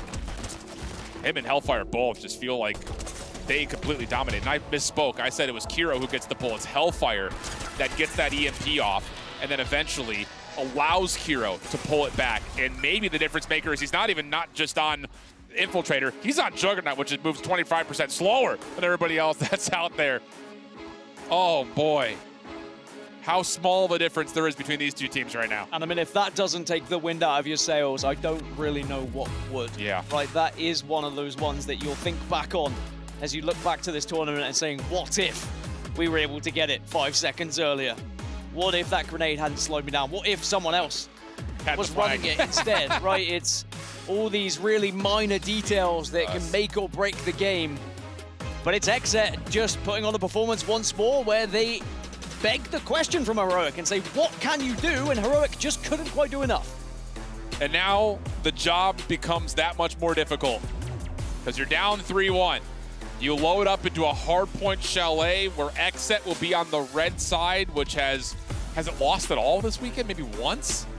Not that I've seen, I don't think. Tough. tough. And then you got to go through another keeper just to take us to a possibility of a map 7, which would be CTF on Chalet. We haven't had a chance to talk about map 7s yet because we haven't seen any. But for reference point, if we do get to a map 7, that is the only map and mode that is not actually selected by anybody. We throw it into a bingo wheel, and whatever pops up, that's what we play. It's completely randomized. And that just makes it even more difficult for these players, right? You don't know what's going to come up.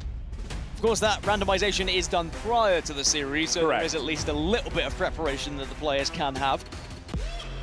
As we're going to remake the lobby for these players, it's just a chance now for them to, sadly, dwell over what's just happened. And I think that's probably a bad sign for Heroic. I'd want to just get on to the next one and try and forget what's just happened and start to think about what's happening in front of you rather than it's just what's going on behind you.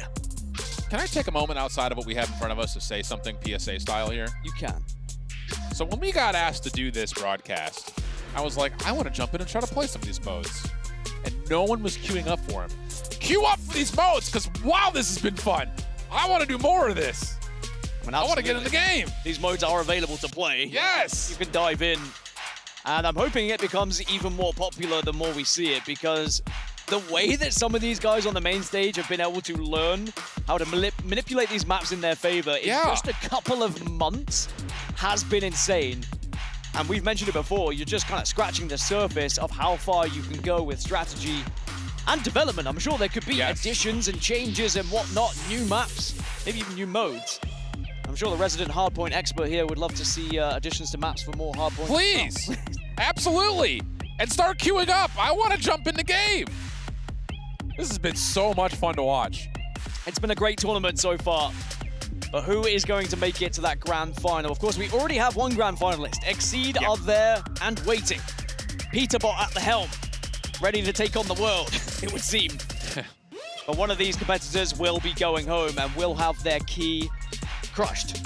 Now remember, if you win this tournament, you not only get a trophy, but you get to choose 3 crushed keys of your opponents to be in the bottom of said trophy to add a little bit more salt in the wounds. And on top of that, you get your name etched into the totem, which is going to echo through the annals of esports history forever. That doesn't go anywhere. That sits for everyone to admire. You can be the first ever Fortnite champion in the Esports World Cup. That in itself, I think is pretty darn sick. Well, this could be the last map and mode here if Xset can continue to dominate as they have done previously on red side here on Chalet Hardpoint. Or can Heroic pull off something heroic? Can they change the fortunes of what's happened to so many before them on this map and mode?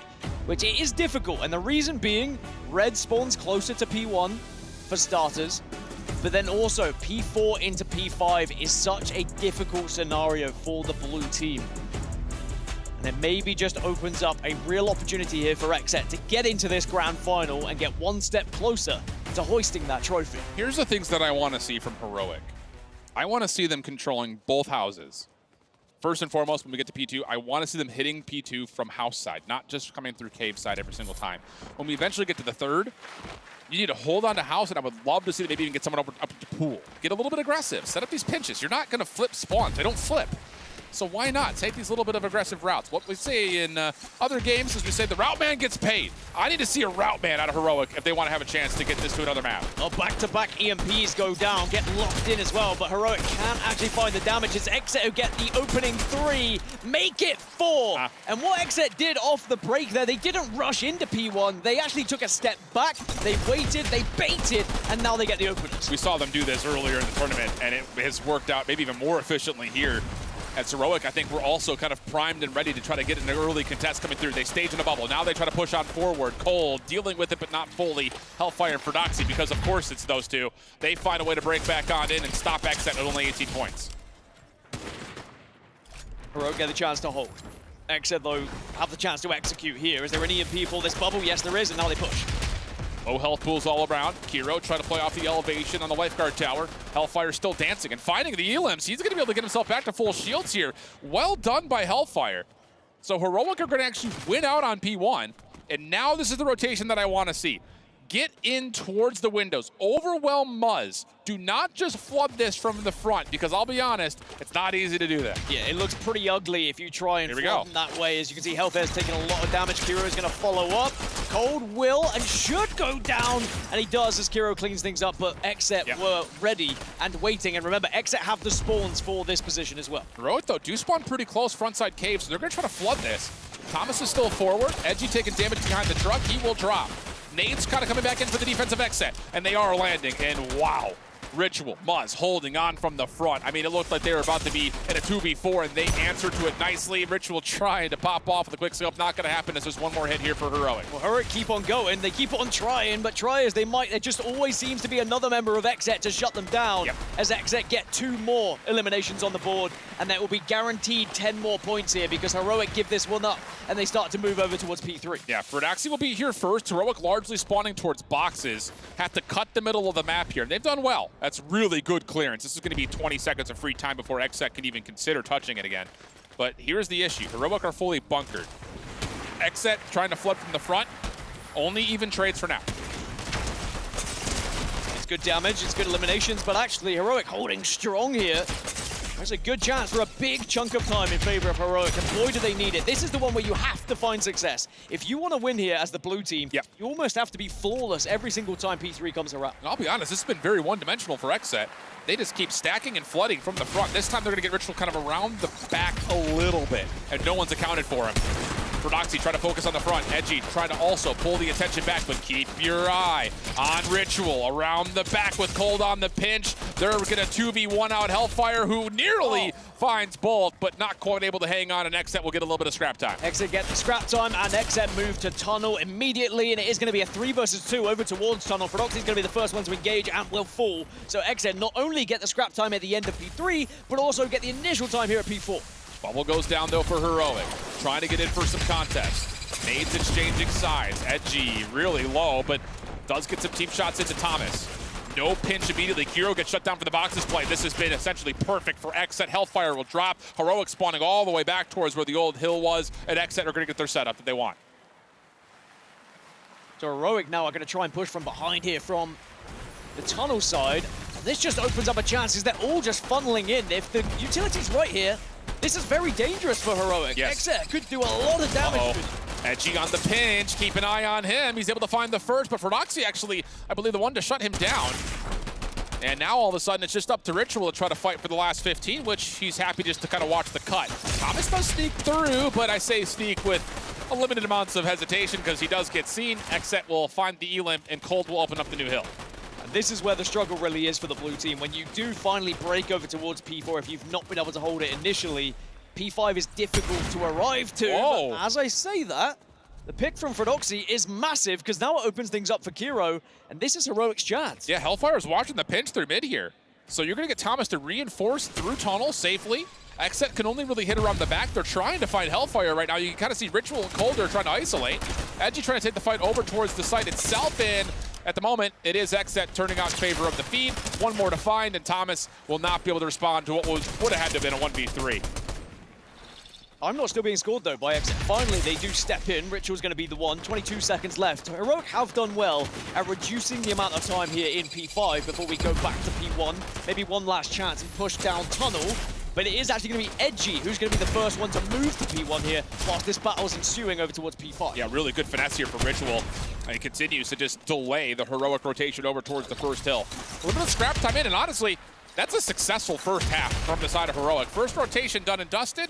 Ferdaxi and Kiro able to teamwork out Xset on the new hill, and they're not just going to be able to tie the game up. They're going to take a lead here. It's successful, but if it was to replicate in exactly the same way, Xset would still win, right? Because they just were getting over the finish line as P5 crossed. They need a lot more time in P1 for me, and they certainly have found a lot of early time here. And here comes Hellfire, but Ritual answers back initially. Too many numbers to deal with, though. Heroic are going to have Hellfire and Thomas on the hill. Edgy, Cold, Muzz, all trying to find a way to rebreak. Muzz has been seen. Ritual also dealt with. So now it's just down to this hit around the backside, and there's a lot of nade damage coming through. I love the idea, but Kiro gets shut down. Now it's Xset hitting from all sides at once. Edgy able to get the reset off. He's got bubbles. He's got utility to play with. Should probably use them, but instead just gets a little bit too panicked and crossed up. Xset gonna get a bit of the scrap time, but Heroic will at least be able to contest on this rotation to 2. Edgy is going to spawn over towards 2. Bubble goes down just as a precaution in case anyone was nearby. Heroic will get a chance to try and pinch this from the south side, but it looks like Xset are there ready and waiting as Edgy gets the opener. And they also see Ferdoxy over the top of the white truck. Hellfire down to 2 HP. EMP at the ready. Thomas bubbled up. Heroic trying to find a way to break this just underneath the awnings, but Xset right here and waiting for it. Too much flood from the front, easily dealt with by Xset, and they're going to reclaim the lead. And this is the worry, really, for Heroic. You don't want to allow Xset to get too much time and get too much of a lead, because if it goes into that P4 to P5 swap and Xset have the chance to win, they will be more likely to do so. Oh, here we go. Bubble goes down. The push comes through here from Heroic, and there is a chance. Edgy in trouble. Muzz actually gives up the windows. Now an opportunity for Hellfire to come around the back, but he gets shut down. Good defensive stand for Xset. And once again, 12 seconds on the clock here, and Xset are already making moves up the map. These are big fights that Heroic have to take now, rotating back to Fire Pit. Yeah, Kira's gone down. Muzz actually is able to win that engagement, and it's going to be 3 members of Heroic already at Fire Pit. But Xset are going to get there a little bit faster than they did previously. But obviously he's taking a lot of damage as well here, so Xset maybe are able to pinch this one. And I love this. Just a silent crouch walk play around the back. Have your teammates try to pull the focus in the front, but it does not time out well. Ritual able to deal with some damage from the front. Edgy follows for a double of his own. Just need to deal with Thomas, and Ritual has the last shot needed. Now over the 200-point threshold. Xset in the hill for the time being. Heroic after Hansen now. They have to be able to respond, otherwise they go into P4 behind, and at least they are getting eliminations on the board. Hellfire, big fight here against Cold, and is able to win it. That's massive for Heroic's chances here. Going to be able to reinforce. Xset still spawning towards the left-hand side. Muzz has been seen and already been tagged up just a touch. Nade over the top makes matters worse for him, and that's a clean elim. Now Heroic, 12 seconds left. They have a chance to fight for new. Everything around Tunnel is a massive fight. Cold starts us off, but Heroic still have numbers. So Xset should have first feet into this one. You can see both bubbles have gone down, though. And Xset look to try and hold. A lot of responsibility on the marksman. If you can hit one big shot here, Ritual, it could change the game. Almost. Well, Ritual trying to help out inside the hill. The pinch has been staved off. Kiro from the front, only able to find one. Now it's out of Ferdoxy. Around the back, not able to connect onto Muzz. That was the pinch that Heroic needed, and as they get pushed away, now they have to break immediately. Yeah, that was all 4 players going down, and now they control P4, and even if Xset were to lose this, and remember, P5 moves back up towards them. It needs to be a strong push from Heroic, and then to follow up and get into P5 yourself, but they're just not able to break in at the moment. Finally, Ferdoxy does a job. But is it a little bit too late? 2-3-2 for Xset as we start to tick closer towards P5. And they spend the bubble just to keep Ferdoxy alive, so you need clean kills right here, right now if you're Heroic.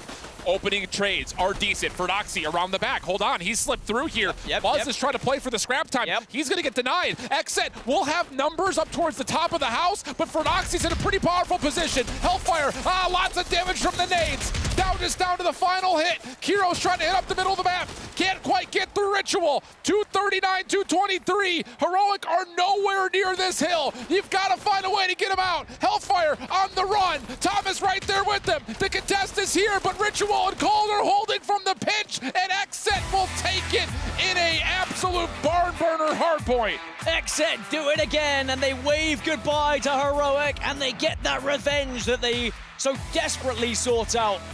Xset march into the grand finals, which is what the expectation was from a lot of people who has watched this team grow in this tournament. But how far can they go? Will they lift that trophy? Because now their next challenge is Exceed. Yeah, and look, that was a hell of a show from Heroic. I think all of us from the talent side of things were looking at the matchups for today, and we thought, Xset, based on how they looked yesterday, comparing it to how Heroic looked yesterday, this was going to be a run-through. That was not the case at all. In fact, the most convincing map we had in the series actually went the way of Heroic. So that's a heck of a battle, and maybe that kind of softens up the expectations towards what we're going to expect coming up in this grand finals, because it feels like it's going to be a very even matchup. Well, we still have to congratulate Heroic for a fantastic performance at this tournament, a top 4 finish. $80,000. That's not so bad to walk away with. Not terrible. Splitting that between the 4 of you. And they did put on a show for us. Some of those games so close. I mean, mere seconds away from winning that capture the flag game, and how differently this series would have looked had they done so. but it is XSET who come out on top. And even though it smiles all around for them, they have to refocus, regain, because there is still a job to do here at Esports World Cup featuring Fortnite. That's a really big point, because let's just call a spade a spade. That was an emotional series. Like, you put a lot into that if you're XSET. You don't have the same amount of time to cool down like Exceed were able to. Now, I will say, they closed that map out with smiles and a lot of confidence, so I'm sure you're still feeling some of the momentum that comes with it, but that was a taxing series, more so than we may have initially thought. And maybe that, again, opens the door just a touch in terms of how this team stacks up versus another NA team in the form of Exceed.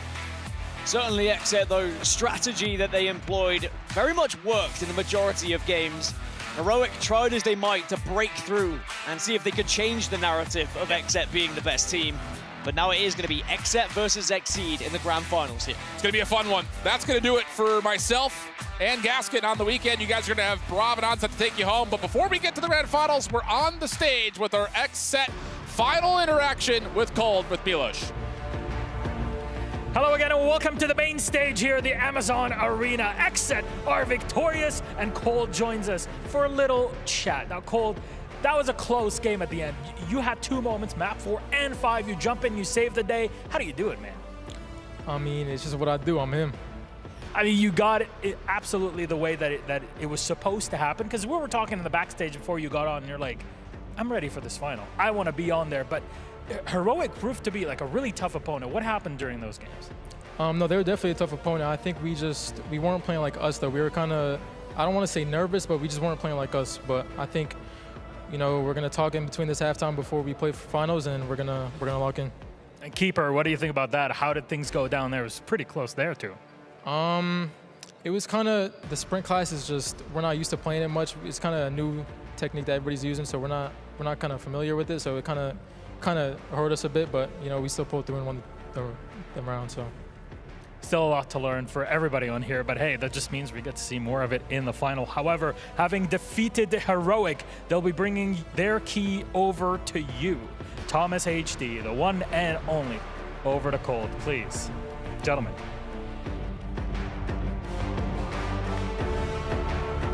There you go. Commiserations to Heroic. They give us a hell of a tournament and a hell of a semi-final. Now, let's get down to brass tacks. You're playing the final versus Exceed. A lot of people have been waiting for this game. This has got to feel something else. So what do you want to say to Exceed ahead of this final? I just want to say good luck, and we're coming. They're definitely coming. Cole, thank you very much. Congratulations on the win. And to XSET, we'll be seeing them in the grand final. But first, back to the studio.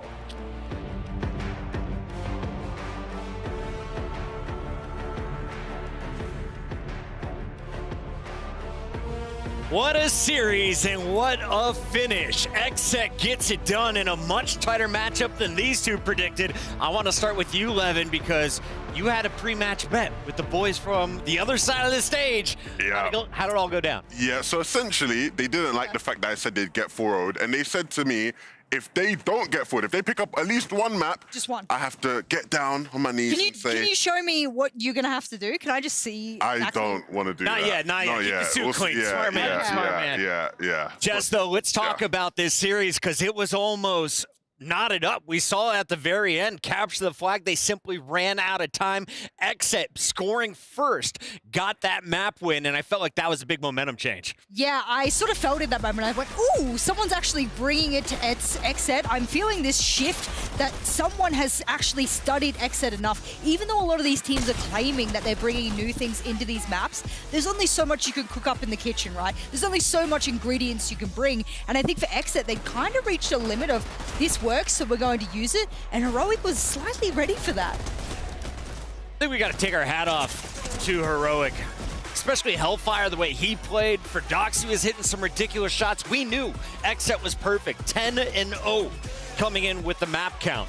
Heroic, definitely the team that pushed them the furthest. Yeah, right. Before the game started, right, I said the maps that Heroic feel more comfortable on are Chalet CTF and Hardpoint Panther. Hellfire's performance on Hardpoint Panther was exceptional, right? Yeah. He was huge on a lot of those sites, really ensuring that they were able to actually hold off against some of the executes from XSET. And I mean, look, that frag right there was pivotal in them having success in this game. I feel like I've seen that exact hard point with multiple teams with players who hold it down like their life depends on it. That is a power position if I've ever seen one. And it's an expensive area if you're able to get a lot of real estate on there, and that's exactly what Hellfire was able. This keeper super entertaining as well. Heroic going blow for blow at the end. Cold on the rotation, and of course defending himself, sealing the deal for Xset. But talk me through this, Levin. What was going through your mind while you were watching? It was funny because, again, in that conversation I had with Heroic last night, they were telling me about the matchups that they felt were favorable to them. And I said, okay, so what are you going to do about Cold? Right. And they said to me, well, we got Kiro. and I chuckled a bit, right? But Kiro's performance was exceptional, right? He dropped 40. Him and Cold had similar numbers on that map, albeit, you know, Cold had a little, slightly less deaths. But, you know, again, they really did make it a close matchup on a map in Keeper that a lot of people just expected Xset to wipe cleanly. Yeah. And the fact that they didn't, I think, says a lot for moving forward, not just in the match that they were able to win, but into our very last match of the tournament, where I think they're going to have to, you know, look at a couple of things here and discuss what they need to change. Now, they've had clean 4-0s. We were wondering if they would be able to bounce back from a map loss. The answer is yes. They got the win 4-2 here, but Jess, how much energy did they just expend on that main stage? That's what I'm a little bit worried about, is that you come into the second semi-final of the day, Levin and I going back and forth, you know, Brains Trust put their heads together, and we said, is there enough time between being the second semi and going into the finals? I don't know. I mean, you would have thought that of any team, if you were going to give them less time to prepare on the day, it would be Xset, just because we know they've already done a bunch of preparation beforehand on Exceed. But again, even with that being said, Jess, when you look at that Exceed game from earlier today, they were showing things we haven't seen before. And so will Xset have been able to prepare for that? You'd probably say not. I love that call out. There is the celebration. Cold. Love that. And it's time for us to crown our MVP from Xset. Why don't we all do the celebration at home? Cold, the one and only, the legend, popping off in this one. He earns our PlayStation MVP, and what a performance from him, especially in the hard points. Those were my favorite games to watch, but we also mentioned it. When he needed to, he grabbed that key and he kept it away from Heroic to seal the deal in that game 3. Cold is only on loan to Xset right now, right? And if Clicks is watching... Clicks, pay the money, man. Get a pen, get a paper, let him write whatever number he wants and let him sign it, because Cold has been so pivotal to the success of this team in recent months and in this tournament especially. I mean, you just watch these games and it's clear as day how impactful he is on the sub. Clicks better be in a Lambo picking him up from the airport. I'm just going to say that, Jess, because if not Clicks, it's going to be a few other team owners trying to make some power moves. That's the great thing about this tournament, and something that we haven't mentioned so much is that this tournament and this format is fantastic. I hope it comes back. I hope we see this many more times into the future. But this is a really good proving grounds for a lot of these players. Some have already proved themselves in VR, but this is giving a real big spotlight to these players individually in a smaller format where they're able to go, this is what we are capable of. Now, Levin, this, of course, is the Esports World Cup featuring Fortnite, but not everyone tuning in from around the world are OG Fortnite fans. So just catch me up. How long has Cold been at this level? I mean, for the past, 3 years now, Cold has been one of the elite players in the world. The past 2 years especially, you could argue he's been the best, right? The only person in that conversation with him, you would have said, would have been the likes of a Venno or a Peterbot, right? But Cold has been that guy for years now. He's been super consistent. One of the special things about Cold, compared to some of the other great players in the world, is that on LAN, he has been incredibly consistent to a degree that not many other top players can say they have been. This guy's a different animal. He earns our PlayStation MVP. Well done, Cold, but the job is not done. You still have one more match to go, and as well as Xset played, we saw some strength out of Heroic. Sadly, their time here is over, Jess. Yeah, and I believe that means that at some point we'll have that logo fade and, Xset actually just like squishes them up. Which that match, even though they did lose that map, it's still a dominating performance. Like if you give that to any other team, that's a dominating performance. I mean, to be honest, right, when we looked at the competition and how the bracket matched up, a lot of people would have expected, including myself, Gaming Gladiators to give Xset a tougher matchup. Heroic have given the toughest match that Xset has ever faced, it feels like. Absolutely, and at the end end of it all. We started with 16. We are down to our final 2 teams, and they are playing for the $400,000 first place and, of course, the EWC trophy. XSET versus Exceed. Walk me through the road here, Levin. How did XSET get here, and who had the tougher road between the two? I mean, you would say XSET had the tougher opponents to get here. However, you know, in some cases, they made some of their enemies look, you know, pretty like easy work.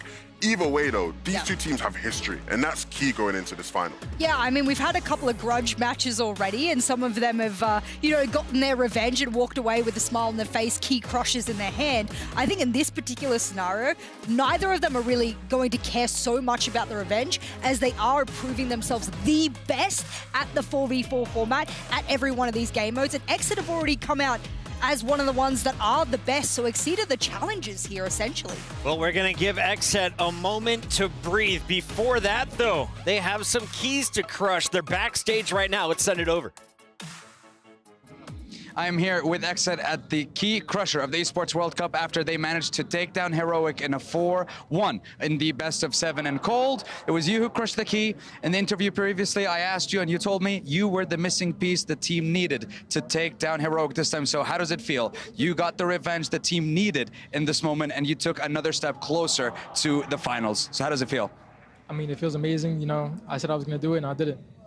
As simple as that. And now you have Exceed to meet in the finals, and the road of revenge continues for you at the Esports World Cup. One best of 7 away from crowning the Esports World Cup featuring Fortnite champions. So let's head on over to the studio and see what's going to happen in our next game. Take it away, boys and girls.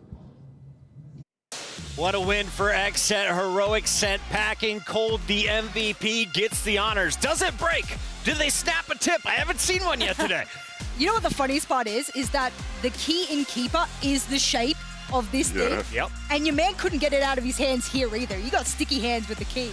There it is, abused. And the question is, will it be used in the end trophy for XSET? The winners able to choose 3 opponents added to their trophy for a little extra mustard here on top of the winning sandwich. Yeah, I think, you know, based off of some of the reactions after they won that match, maybe they would put that key. I saw a couple of good buys on the other side of the stage. It was a bit more, you know, I thought it'd be a bit more peaceful between the two, but it did seem a bit, you know, something was there, for sure. Yeah. A lot of bad blood brewing on the stage. We're going to give our players a short break. When we come back, one match decides it all. It's EWC featuring Fortnite. We'll be right back.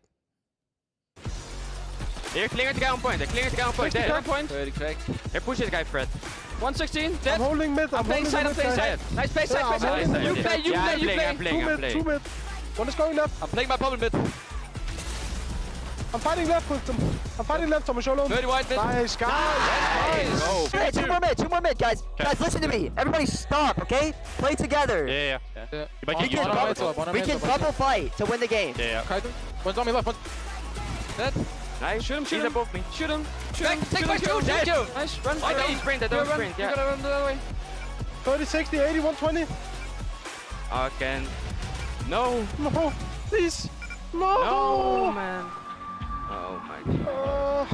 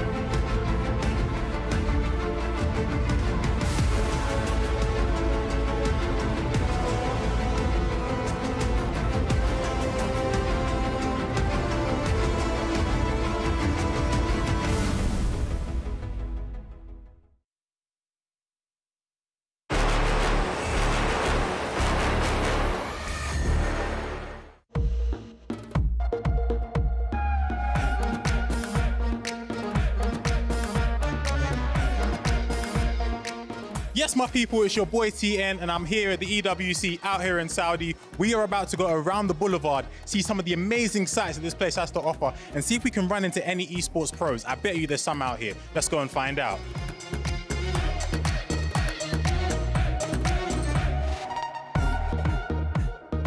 We got to spin and win. The chances of winning might not be high, but you never know, man. Ultimate is there. I'm seeing Ultimate, and that's what I'm talking about. This is what we want. Can you see it right here? Ultimate. I don't even know what it means, but I know that it's the best. So we need that. Come on, give me something good. Right, this is the moment of truth, guys. Please, please, please, please, please, please, please, please, please. We've gone past 1 try again. We've gone past 2 tries again. And the lot, no way. Nah, come on, keep going, keep going, keep going. What does, EWC merchandise, I'm not mad at that. That you can stop there, you can stop there. I'll take that. That's solid. EWC merchandise, I don't mind.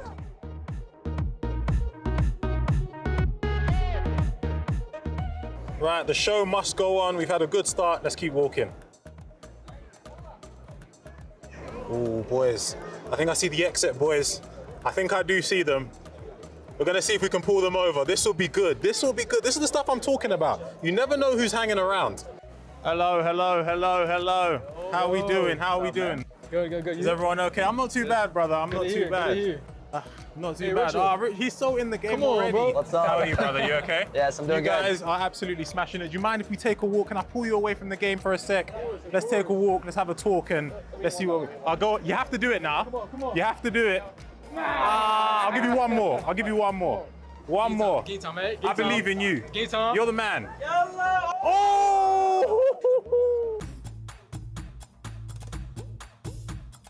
How are you finding Riyadh and how are you finding this new tournament format? Yeah, this place is amazing. You know, the tournament's really fun. It's fun to compete against the best, and we're here to win. I mean, you guys are already off to a great start. 2 wins in Group A right now. You're absolutely smashing it. Did you expect that? Was that expected coming into this, or is it like, oh, bro, like, we're doing our thing? Yeah, so we're really confident coming into this, but we know the games are going to be close, and we just hope that we can win them all. And Edgy, what does preparation look for you guys like coming into this and obviously continuing on? Yeah, I think prep is huge. You know, it's a new game mode, so anything is just an advantage over the other teams. It's just making sure that we're all on top of each other. We all, know what our game plan is, and yeah. And basically, just to continue on to that, obviously you've been here last year for Gamers 8 and previous years. How have you found this year in comparison to previous years? Is it the same? Is it different? What is it like for you? Oh, I absolutely love it. I love like the kind of the team mode, all of us working together. Our coach, amazing. It's great. I love it. And right now for you guys, obviously you haven't played already, what is your favorite, let's say map mode combination? What do you like to work with? Like, what's the mode you think like, yeah, this is a bit of me? We love to play Keeper. We think that's our mode and it's the most fun. I mean, you guys absolutely smashed it, especially with the basement technique. I saw that from you guys yesterday. Was that something that you had going into this, or was it just like, well, we're just gonna kind of wing it and see what happens as we go along? Yeah, so we had that strategy cooked up and it worked really well for us against Falcons. Yeah, like I said, you guys absolutely smashed it. And going back to Falcons, obviously a 3-0 win, but sometimes you want to look a little bit deeper into a 3-0 win. Like, was it harder than you expected? Was it easier than you expected? Like, do you feel like that's going to be the grand final before the grand final? I think that we expected it to be close, but we knew in the end that we had them, and it was just a fun match. Right, now, obviously, Cole, you are the newest member of the XSET team right now. Obviously, based on your performance yesterday, it was very easy, but how are you, acclimating to being in part of this team? What's it like for you? I mean, it's amazing. I'm surrounded by a bunch of some of the best players of this game mode, and we all work really well together, so it's easy on me, and I feel like I'm a good fit. And tell me how this move came about, because obviously from what I'm hearing, you were one of the hottest free agents around at the moment in time. So I was on Man City Esports for DreamHack Dallas, and we didn't perform how we wanted. We kind of didn't care about the game mode, and I heard XSET was looking for a new teammate, so I was kind of trying to work my way towards that. Yeah. And I saw their passion for the game mode, and I really love that, so that's why I picked Team XSET. You said earlier that you handed kind of the juggernaut role over to Cold. Tell me a bit more about it. How do you come to that decision? Because it's a very it's a mature decision to do something like that. I mean, it's the man Cold himself. You gotta give it to him. Like, he's dropping 30s, 40s left and right. I mean, everyone knew it would be the GOAT on it, so I had to give it to him. Hey man, I respect it. And do you feel like there's not a chip on your shoulder, but not, like almost pressure. Do you feel pressure now that you've won 2-0? Do you feel there's this pressure to kind of keep moving forward or, you know, achieve the standards that everyone has set for you? I mean, nah, not really. Whatever happens, happens at the end of the day, and you just got to keep moving. I respect that. I can't really argue with that. Hey, that is a very, very, very solid game plan.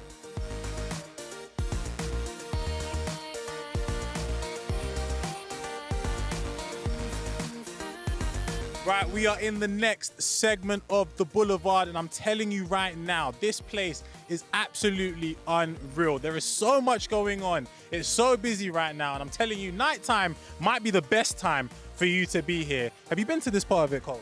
I've never been here in my life. This place is insane.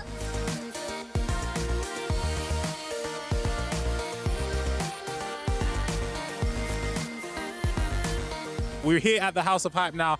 Boys, let's go check it out, man. This looks amazing. Come on then.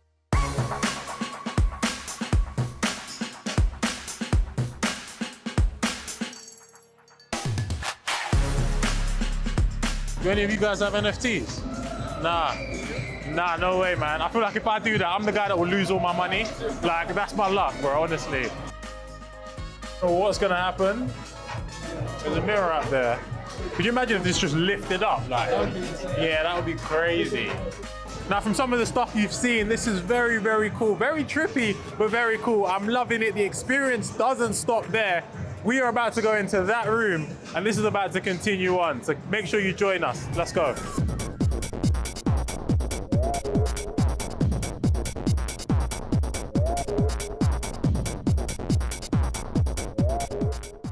Well, we've made it out of the House of Hype and we are back on the Boulevard. I just want to take the time to thank the XF boys for being with me. It was absolutely insane. What did you make of it, Edgy?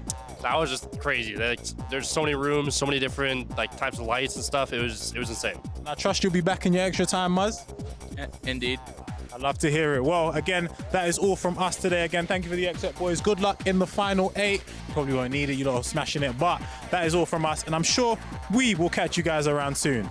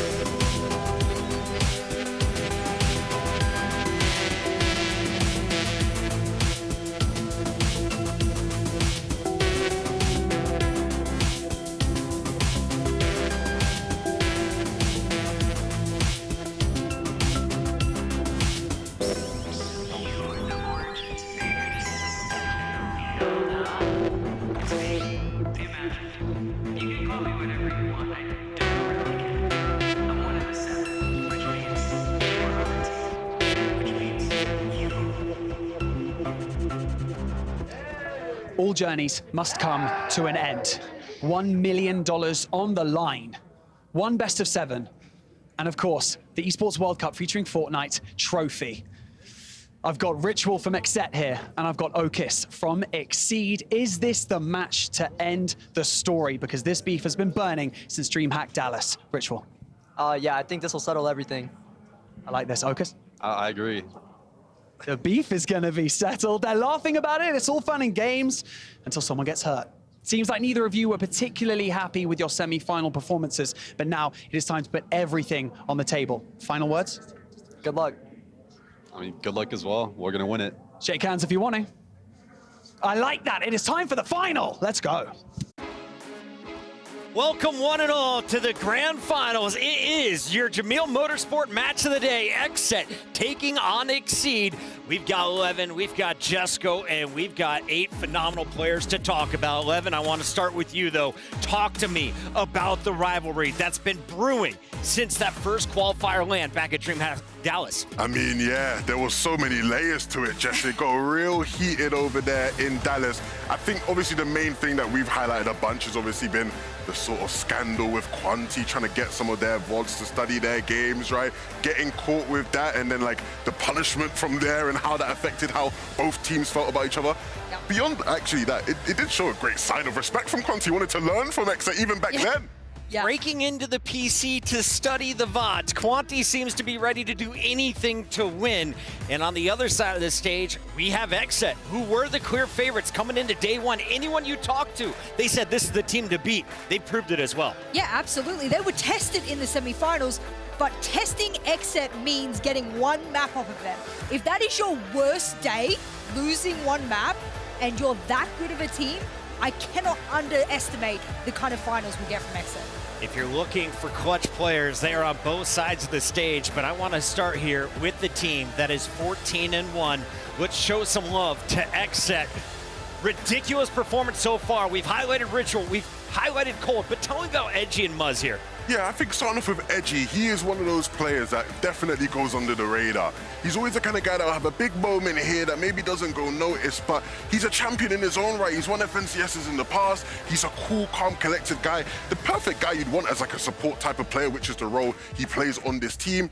He can switch up on roles a bunch as well, right? We saw him playing as the engineer against Heroic in that last matchup when he spent a lot of time playing as the Phil. So this is a guy that will do whatever the team needs to win.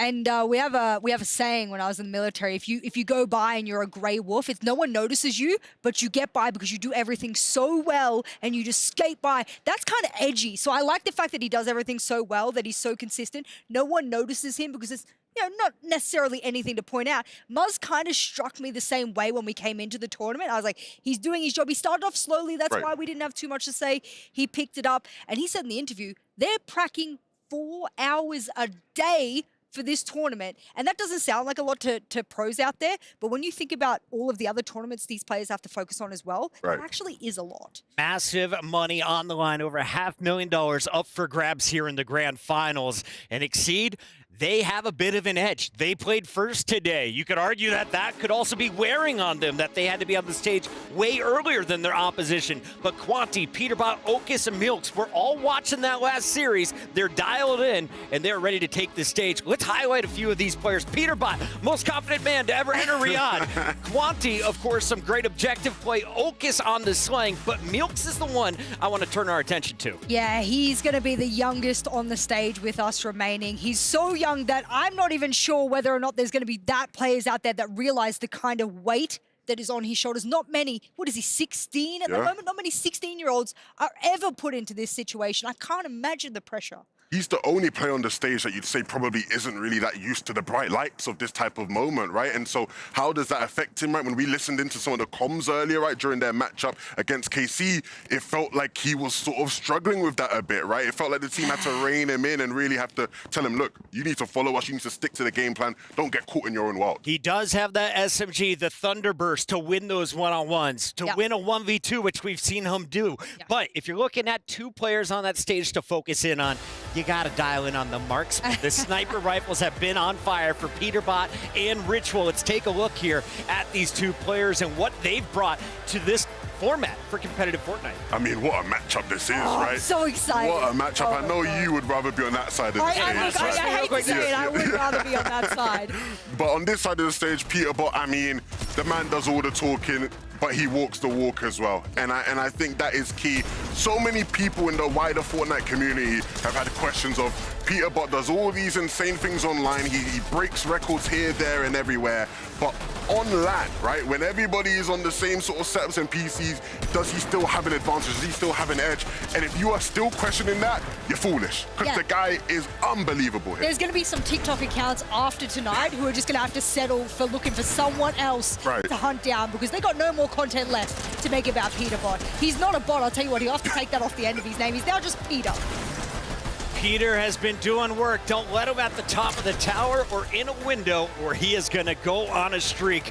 On the other side of the stage, though, while Peter is focused on his own game, Ritual seems to be the man doing it all. This is my tournament MVP so far, and you heard in the comps when everyone else was floundering against Heroic. He said, guys, listen to me. We need to play together. Calm down. Let's group up and play together. And when he is on his own, he still connects on some ridiculous shots, Levin. Right, yeah, like you look at this Exit team, and I think most people would say Cold is the star of the show, but Ritual's impact, right? On every single series, he's gonna have a key moment where he almost single-handedly wins them a game that leads to their victory, right? And on top of that, to be the one leading and rallying them together, to be the coach within the server, right? A representation of Sven in that server. And like, man, Ritual has really impressed me and so many others. And I think people forget in this game mode specifically, a marksman, outside of maybe Keeper, we have sort of, alluded to people not necessarily having the biggest impact on marksman, but on every other game mode, a marksman is so crucial. There's so many lanes to deal with. There's a lot of times that you got to get that opening to go grab that position. And I tell you what, he is my favorite marksman. I've said this from the beginning, so no one can say that I haven't. But one thing Peter has over him, I think, is Peter's dynamites have been dynamites. Right. That's got him lined up. He has them lined up. All right, does it come down to Hardpoint, CTF? Who do you got in this one, Levin? 15 seconds till we take the stage. I really felt confident about Except, but I think Exceed will give them a good match. I'm saying 4-2 to Except. Jess? I think 4-1. Except? Yes. I don't care who wins. I just hope it goes to a Game 7. Let's get the grand final started.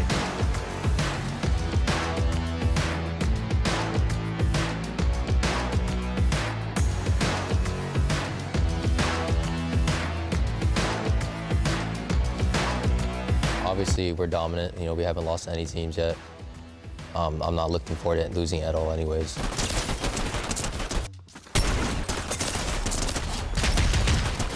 I think Ritual has been standing out the most on our team. He's the leader. He gets our confidence up. He's just yelling the whole time and makes sure we're in good moods, playing great. And he's a good captain. Overall, I think we're just a better team. I'm not looking out for anything. I'm not gonna lie, I don't think they're scary at all. I think it's gonna be a clean sweep, 4-0. I don't think you guys are gonna beat us. I think we're gonna 4-0 you guys, send you guys home. Best of luck out there.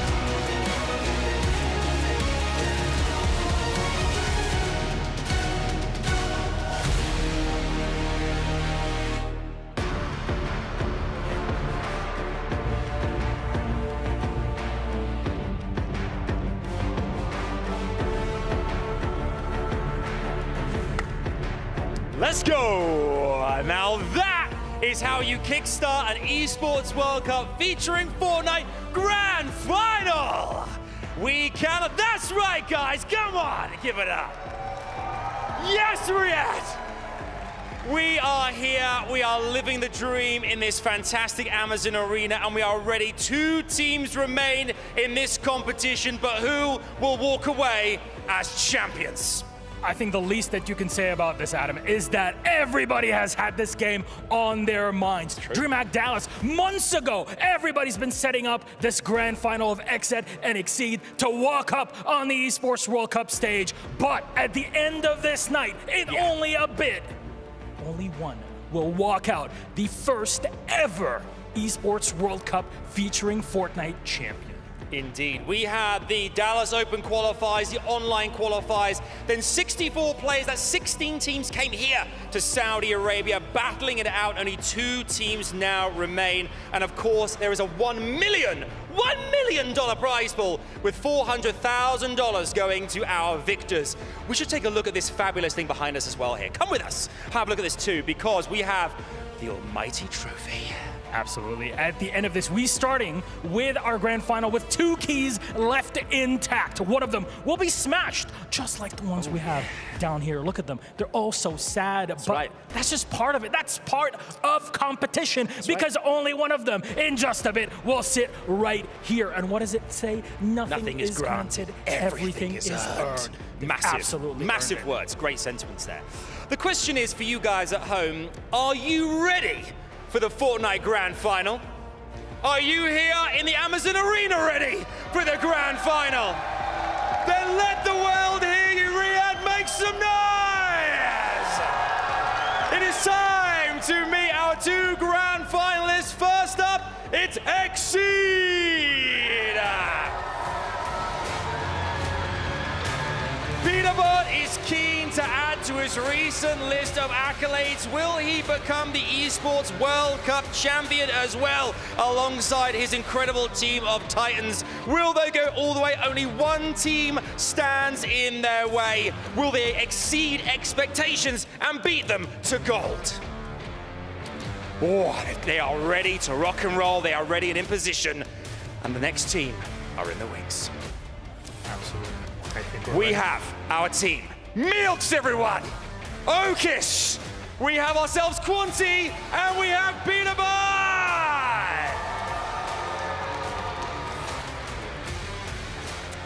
Oh, that team they look ferocious. They look ready. They look ready for this. And it's gonna go down.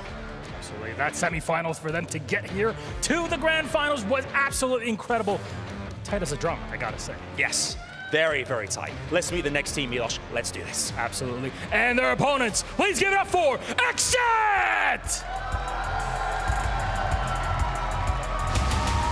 This squad has defied expectations even more than the high ones they already had, only dropping a singular map, 14-1, getting to this grand final.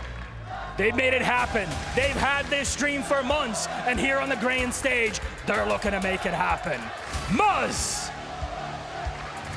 Edgy, Ritual, and Cold. They are XSET! Yeah!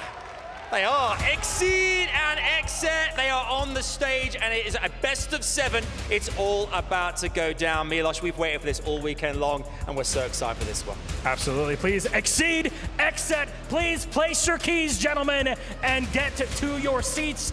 Get ready for this epic showdown of a grand final. Oh, yeah. Oh, yeah. Whoa, we should talk about predictions, shouldn't we? Predictions. Yeah, what do you got? I predict chaos. I have to say that a good host has to sit on the fence. We know this. We know this. Hey, but I'm going to tell you, you know who the real winners are, Adam? Who's that? We are the viewers, because we're all loving it. We're getting every single bit of this drip of honey. That is the Esports World Cup featuring Fortnite Grand Final. Without much further ado, I've always wanted to say this, let's get ready to rumble! Kickstart map number 1.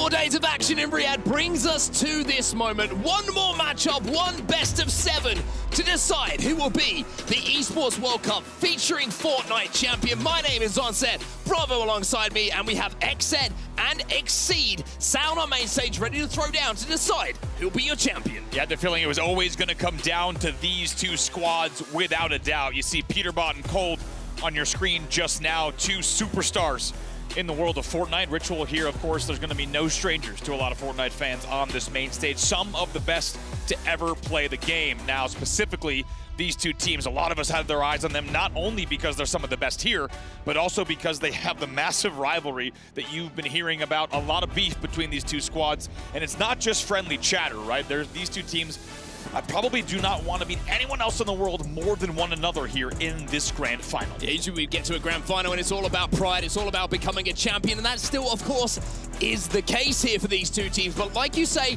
there's a little bit more maybe out of game as well as in game to decide for these 8 players on our main stage.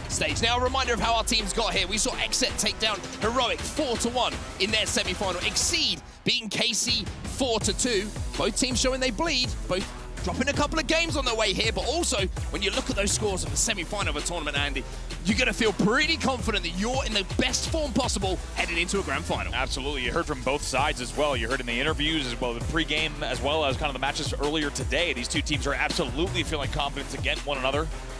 XZ finally dropping a game in this tournament, by the way. They do not come into this match with a perfect record for the first time, so they will, as you said, have bled on their road to this grand final, but now it's all eyes on the prize.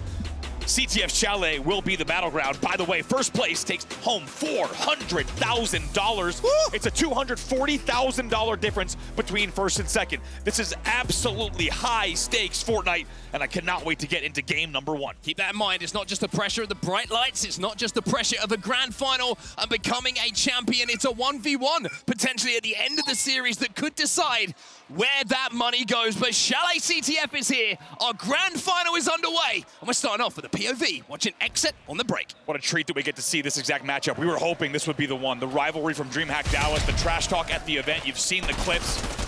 You've seen what Peterbot and Quanti had to say. We'll see if they can do it again against XZ. First few kills coming in here. This is such a strong play, but look, immediately answer back. It's Ritual Cold wrapping back through mid-map. He managed to slow things down, and even though Exceed got out to a really hot start there, it managed to get that flag off the stand for just a moment, maybe just planting a little seed of doubt into their opponents. It's almost immediately returned. Now Ritual, this man has been electric on the marksman. So many times we've hopped on board his POV here in Riyadh for the last few days, and he's done things just like that. A beautiful headshot, another one to add to his collection. Yeah, Ritual doing it all here. The confidence, brought in some trash talk as well. Milk's gonna have a defensive bubble early on. That will burn the utility, but it's immediately EMP'd and then melted from the push from XZ. Ritual's here to play. Ritual loves a grand final. He loves the big stage. Quanti trying to stay alive here, and will just about managed to do so. And by doing so, it's also just about bought enough time to maybe put up a defensive stand. But here's Edgy, and he's got that flag. Can he get to the bubble? Yes, he can. 23 HP is all he has, but he's managed to slide away to the rocks. Gets to the choke as well. Almost wraps the corner. What a play there. Absolutely beautiful slide knock, then wins the bubble 1v1. Quanti will get the return, but Edgy already just suggesting that he might be here to play. You can see the difference in caliber of the two teams we have in our grand final, right? Immediately in this game, both teams have had that flag away from home. Even though it's been for just a few moments, it shows that aggression is the name of the game. They are not afraid to push across that halfway map and put the team under pressure on their respawn. Okus now on your screen. He's looking for his 5th elim. 1v1 there with Edgy. We'll see who ends up with that one. Peterbot picks up another one. However, Cold and Edgy work together to pick up a few of their own. Still a battle here for mid-map. Milk's going to play this slow from the Chalet window. Here comes the pressure. Coming in, Edgy slowly making his way up the rock side. Going to early bubble to make sure he doesn't get into dodge, and now have to wait. Exceed having to play off the back foot here. They've all just come off the respawn, so they're playing a defensive shape in and around their flag. Peterbot's going to get an entry frag for them to move forward, though, so one elimination now creates a bit of space on the map, and Peterbot, who's already got 2 elims to his name, well, it's his time on the marksman to maybe do something here. Edgy now trying to push a couple of players back into the spawn, not going to be able to do so, as we see a couple more exchanges coming in as Peterbot, the man on your screen, looking for another, but that's Ritual, that's what he does, as Muzz tries to get that flag moving, but again, almost immediately shut down and returned. Okus with a defensive stand. You had the feeling if Okus doesn't get that one, that flag is probably moving. Muzz wanted that one. You already saw that Ritual had picked up one. You get the feeling that that flag would have gone if Okus hadn't picked up that kill, and guess what? He continues moving on for even more. traded though. Shields empty on both sides. Ocus decides maybe to re-engage over the top, and still, what a battle between Muzz and Ocus. Pre-fire! The pre-fire! The pre-fire from Muzz will pay off. Beautiful stuff from Muzz, and I think he wanted to challenge that, just keeping an eye on the eliminations that happened elsewhere on the map. And that challenge that he picks up, the pre-fire here, is all because that flag is moving on the back of Cold. It looks like Edgy might be the closest up, and Milks is dealing with him, and we are gonna see our first flag go home. Exet will strike first. Absolutely huge, and had to win those.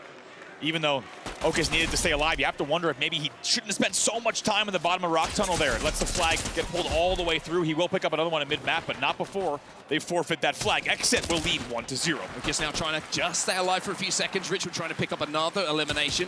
7 already to his name on the marksman. Got the dynamite out, ready and primed. See if he can clear a little bit of space in and around the pool, or maybe a little bit deeper. Not going to get any connection with that one, as it's going to be back to Old Faithful, the sniper rifle in his hand, which he has done so much damage with this tournament. How many times have we seen Exet cap early and then play the long game? They're so good at it here. So take a look at the rotates coming across the map on the tunnel side. A lot of action coming through. Milk's trying to make the push here on Cold. Looks like in the feed, Cold's going to be the one off the respawn to take that one down, but we know that Exet loves to play the slow game. Now, 1 minute left in this first round, and let's keep in mind, their CTF Chalet wins. They're undefeated, but it was a 2-1 win over GG and a 1-0 win over Heroic. They don't mind playing a low-scoring, but a control-based CTF Chalet. Yeah, they like to have that advantage and force the opposition to move into their reticles. Peterbot now. Not going to be able to finish that one off, as Cold will finish him. Ritual trying to overextend through the cave here, as 2 eliminations will be picked up on the side of Exet. That's going to give him a lot of room to play with here, and if he can catch off a few players on the respawn, on that marksman, he can lock down a few angles with that sniper rifle. Ritual's in a great spot to do huge damage here. Quanti knows the push might be coming, you can already tell. Ooh, Ritual trying to engage first on Lambo. Knows he's going to have to deal with Quanti as well.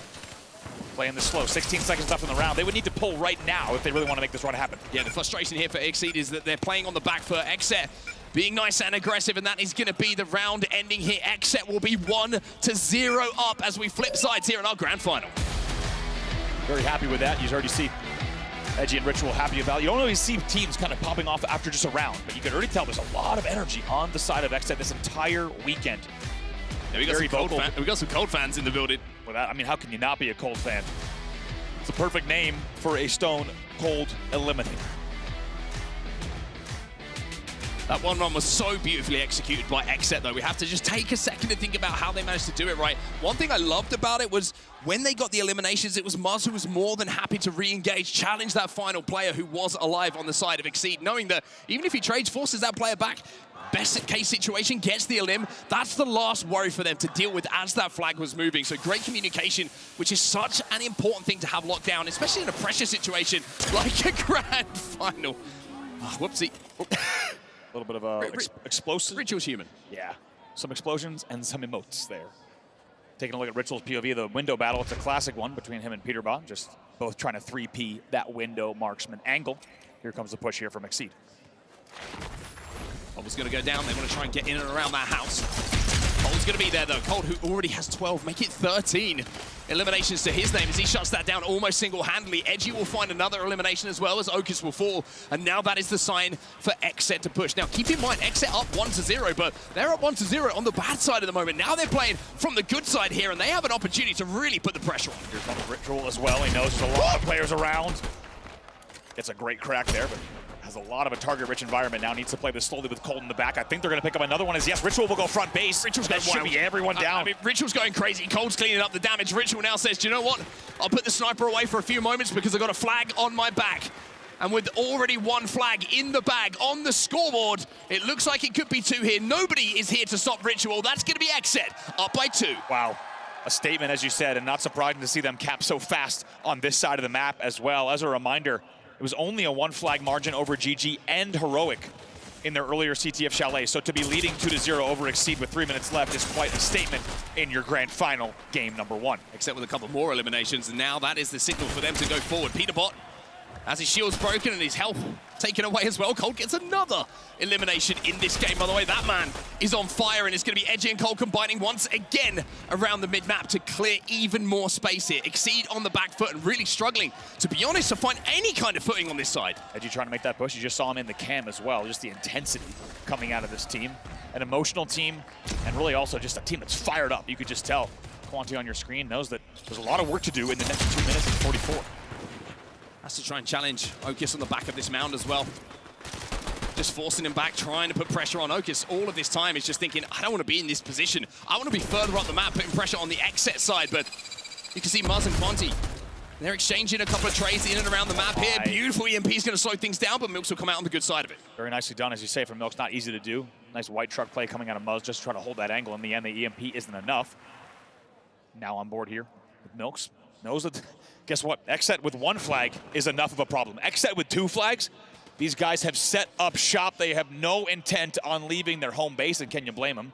Beautifully constructed Chalet, I would say here too. Yeah, I would agree with you. It's almost as if the flag is the cheese at the moment, and XZ are trying to hope there's going to be a couple of rats going for it and pick up those eliminations on the way forward. Muzz will find 2 more. Peterbot finds 1, but it's not going to be enough. It is 3. It is 4 eliminations in a row as XZ clean wipe Exceed. And being up 2-0, that's just more time off the clock here. They cannot move forward Exceed every single time that they get eliminated as a squad. The chances are just slipping away. I love this. Look at Edgy, just going to hold that angle in the end. Picks it up, able to 3P both sides of that rock side tunnel. Edgy now going to hold forward. He knows the spawners are coming in. Bubble goes down for the pull. Bubble goes down, denies the LOS. Even though the grenades are there, he's going to get around that corner. Edgy, he's going to get all the way towards pull. Muzz is going to find 1 in the feed as well. That means the path is going to be a little bit clearer, but Okis and Quanti will answer back themselves. Now, is anyone able to stop Edgy? It looks like they won't be in position to do so. Ritual respawns. Montage is going to be next to him as well, and it will be 3-0 now as XZ take over game number 1. I mean, exactly picking up where they left off last night as well as in the playoffs today. Beautiful position-based gameplay. They let, as you said, they let Exceed come to them. They win that push, and then they sit at mid-map. They win the next battle that they need to, and they follow up with a perfect bubble and a perfect pull and run. Even though Ritual falls in the middle, they had so much support for that. 43 seconds left. Of course, that is not enough time. This will essentially just be a series of victory laps in game number 1 here for the side of XZ as they lead 3-0. Yeah, for XZ right now, this is just making a point, right? If you can pick up extra LMs in these final moments, then going into game number 2, Exceed are going to be feeling rough. Down 1-0. Muzz is having a little bit of fun mid-map as well. Why wouldn't you? 3-0, 20 seconds left. You know the job is done. Now it's maybe just a little bit of a mental battle that they're certainly winning as well. Needs to be said, between these 2 teams, this is the largest margin of CTF Chalet that we have seen in the playoffs from either side, winning or losing. As the clock ticks down, XZ will open up our grand final with a dominating performance. The clock ticks down. XZ look good. They look ready. They look primed. As Even Cold cracks a smile on our main stage here. 3-0 on Chalet CTF. That is quite the statement. I'll tell you why he's smiling. The man just dropped 25 in a game where most players were right around 11 or 12 kills. Cold is dropping 25 bombs in regulation. Beautiful numbers from him. Smile on his face. And he's thinking might be a little bit closer to $100,000 each if we just string together 3 more games like that. I would be smiling too. You smiled as you started saying that sentence because you realized the enormity of it. Yeah. As you were a couple of words in, it's understandable why, right? I mean, Cold, he's smart. As you say, everything that could have gone right for the man on your screen there, Cold, went right in that game number 1. And boy, does that set you up to feel good moving into a hardpoint as I'm out on 2. Absolutely. I mean, when you look at those post-game stats, we luckily got a quick glance at them. Nobody else close. 25 elims on the board for Cold. Will secure not only a game 1 win, but to be honest, you get the feeling, Mark, that that's a bit of a momentum and mental victory as well. As we said, if you're just joining us, first of all, welcome to the Esports World Cup featuring Fortnite Grand Final. Total prize money on the stage just for this grand final, as we take a look at some highlights, is over $500,000 alone, $400,000 going to first place.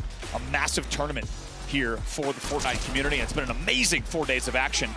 In the opening, though, it's all XZ. It certainly is. And I mean, Ritual just started off kind of setting the tone, I would say, with a couple of the shots we see him hitting. But you're quite right. When you're looking across the stats, when you're looking across the damage output and who's cleaning up that damage, it was Cold who stepped up in that game number 1. But I think the most impressive thing for me is how XZ just was so clinical on every single flag run. There was a couple that went away from both sides. It didn't get too far just at the start, but from then on, every time that XZ got that flag moving, it was off the back of eliminations, multiple of them. And even if it wasn't a clean wipe, they would pick up those final eliminations all the way back. Right, really specific angles, and I think as we're talking to Levin, as we're talking to Jess, Shift, and Gaskin. By the way, massive shout out to Shift and Gaskin for unbelievable coverage through our semifinals today. The guys holding it down through fantastic matches all afternoon long. But talking to kind of the whole crew here, I think the sentiment was the same about the XSET roster. If we look at their games yesterday and we look at their games today, it has been, there's one team that is playing these games. If we look at kind of map positioning, if we look at strategy, if we look at pacing and timing on the limbs,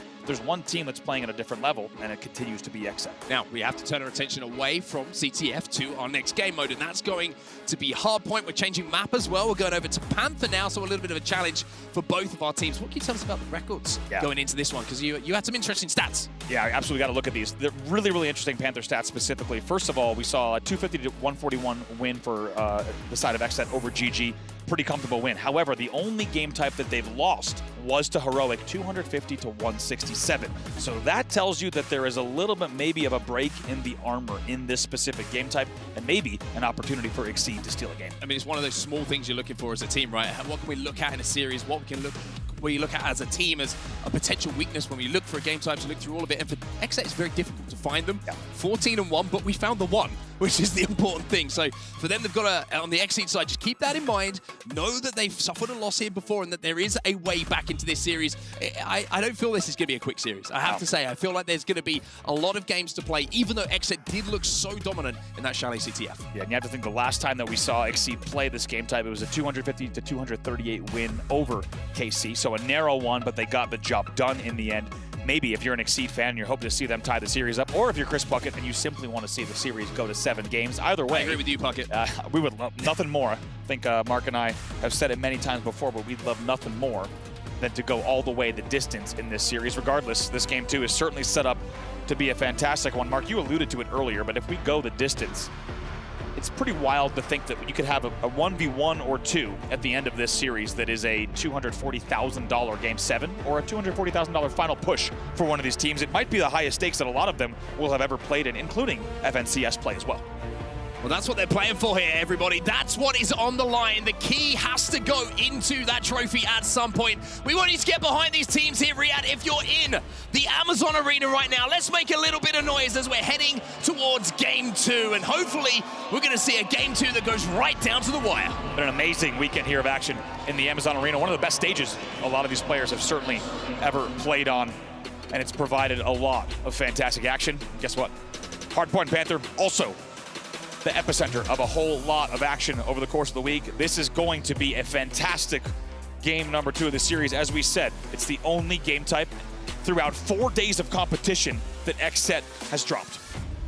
Me and you have both said to each other numerous times throughout this week that we've been here in Riyadh casting this tournament that if we could watch any map, it's going to be Panther. We love a bit of Panther up here in the commentary booth. There's so many different angles, different routes, and different clutch moments we have seen take place. For Exceed, it's your time to find some of those clutch moments because XSET were dominant in map number 1, but this is a fresh start as we head to Hardpoint. Heard a lot of trash talk from this side, without a doubt, on the side of Exceed, and we'll see if they can back it up here.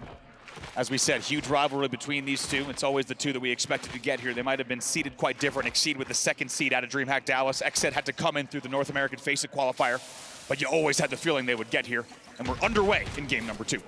B1 is where we turn our attention right into the middle of the map, and we're already seeing a little pre-bubble coming in from Edgy to see if he can sneak out a little bit of extra time. Can't he get a cut down a player who was trying to sneak through behind enemy lines there. Ritual finds one in the feed. Cold will find another. Edgy finds another.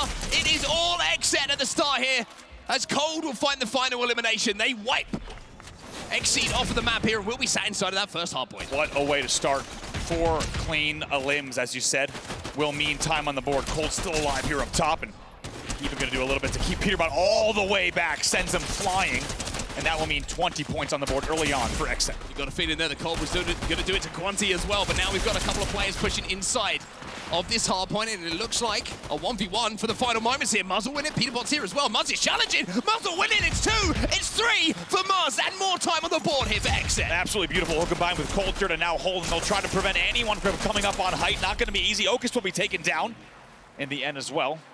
And the pre-rotate comes in here. First one to the point is going to be Edgy. He will look to hold with the squad. 25-9 off the opening hard point. Phenomenal start from XSET, right? Not just the points they pick up, but also it's going to be the rotate to the next hill. And having seen them start so hot here, let's jump into the comms of XSET, see what they're saying. Yeah, They have stairs. One tick, dead. Nice. I died from mid, Yeah, they have no bubble. That's one mid. I see one. 84 right, 84 right on their burst. I'm here. Only two sides. Only two sides. Guys, they're not even on. He's on me. I'll pop it out. Guys, behind me. Don't peek. No. Two ramp. I got you right. One mid. 84 crack on your right. He's looking at me. I'm gonna die. Looking at me. Oh, 140 on jump. 140 on jump. Hit 260 white. Hit 260 white. Damn. They're going yes already. Yeah. Ocus is going. It's Ocus. Nice goal. He died. 80 white side. I'm just gonna jump on site. He's out palm tree with sniper. Got a best. I got sniped. Fuck me. I'm 1 HP. Cracked on there, I man. see that kid. I'm going all the way around him. I'm gonna pull him back. I mean, mental. Yeah, they have mid. Guys, there's 2 statues still. 2 statues. We need to He take just that spawned before we go. Yeah. I'm in this one. I'm in this one. He's sitting TK. He's sitting Hey, TK. I'm on the spawn here. He's on this. He's under us. He's hiding under the statue. He's under us. He ran. All on me. And they come in, the red cubby. Doing the Go cubby. behind you guys. I'm 1 HP. Nice. On me. Guys, still mid. He's going He's in the back cubby to now. Oh, yeah, 58 cubby. Guys, we're getting stalled. Last 2 are on Pump it out. Yep, nice. I got body blocked. I have nothing. He's on the pool. Guys, breathe. Come on. Yeah. Just come back. Come on, bar. Come back. We need the util dump I don't site. have anything. Dynamited. One red Guys, run. on me, bar. Crack that. Exceed turn the tables here as we jump out the comms and back into the game.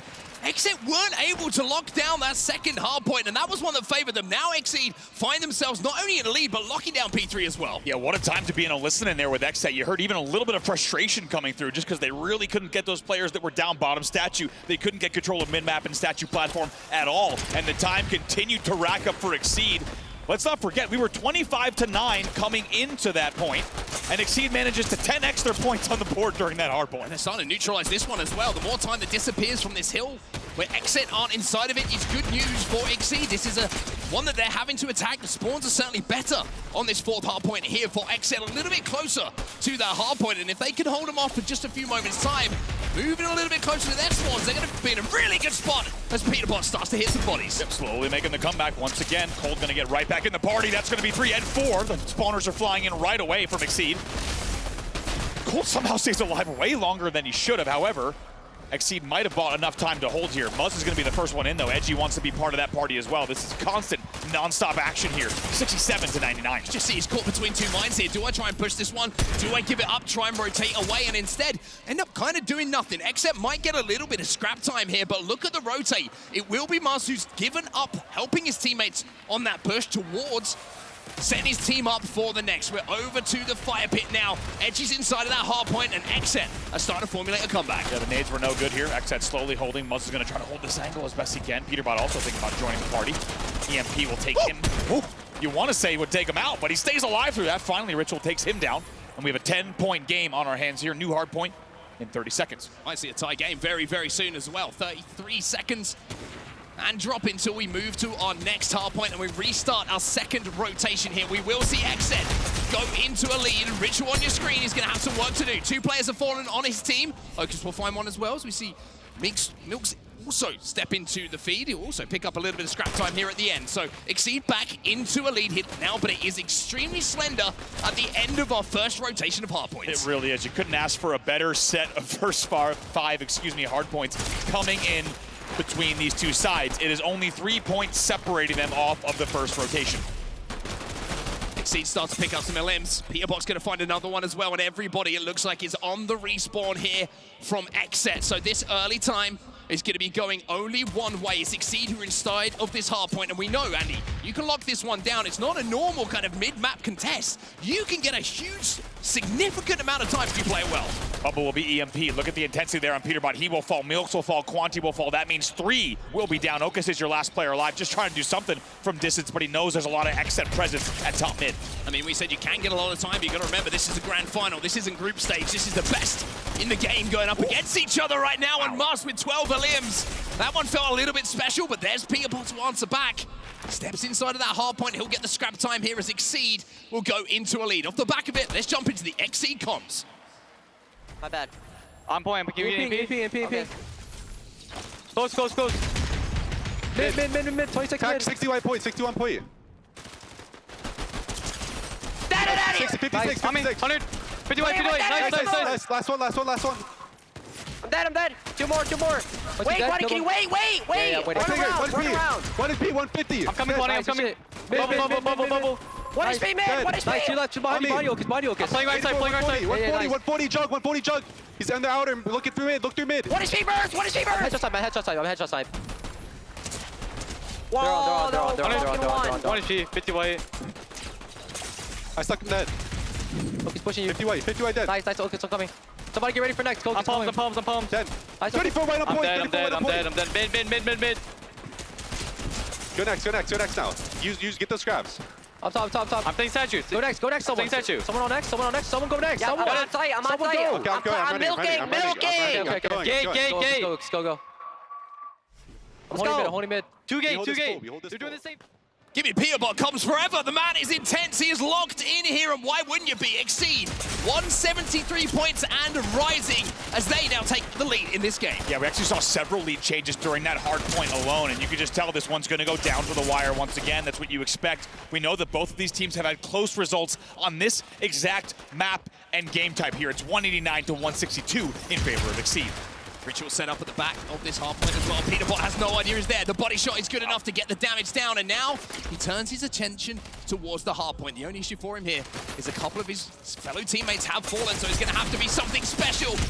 Quanti invites him to challenge, but answers with the answer that Exceed wanted to see. It's going to be them picking up the eliminations, and the time here, they will cross the 200-point mark. Ocus looked for his third, wasn't able to pick it up, but as you said, a lot of damage, a lot of points on the board for the side of Exceed. Finally, Xset breaks, and my goodness, did it take a minute. Going to rotate now to the next hill as well. You can see a little bit of a battle, actually, Scrap going down already in and around this fourth hardpoint. Muzz is going to fly in here looking for 20, finds 20.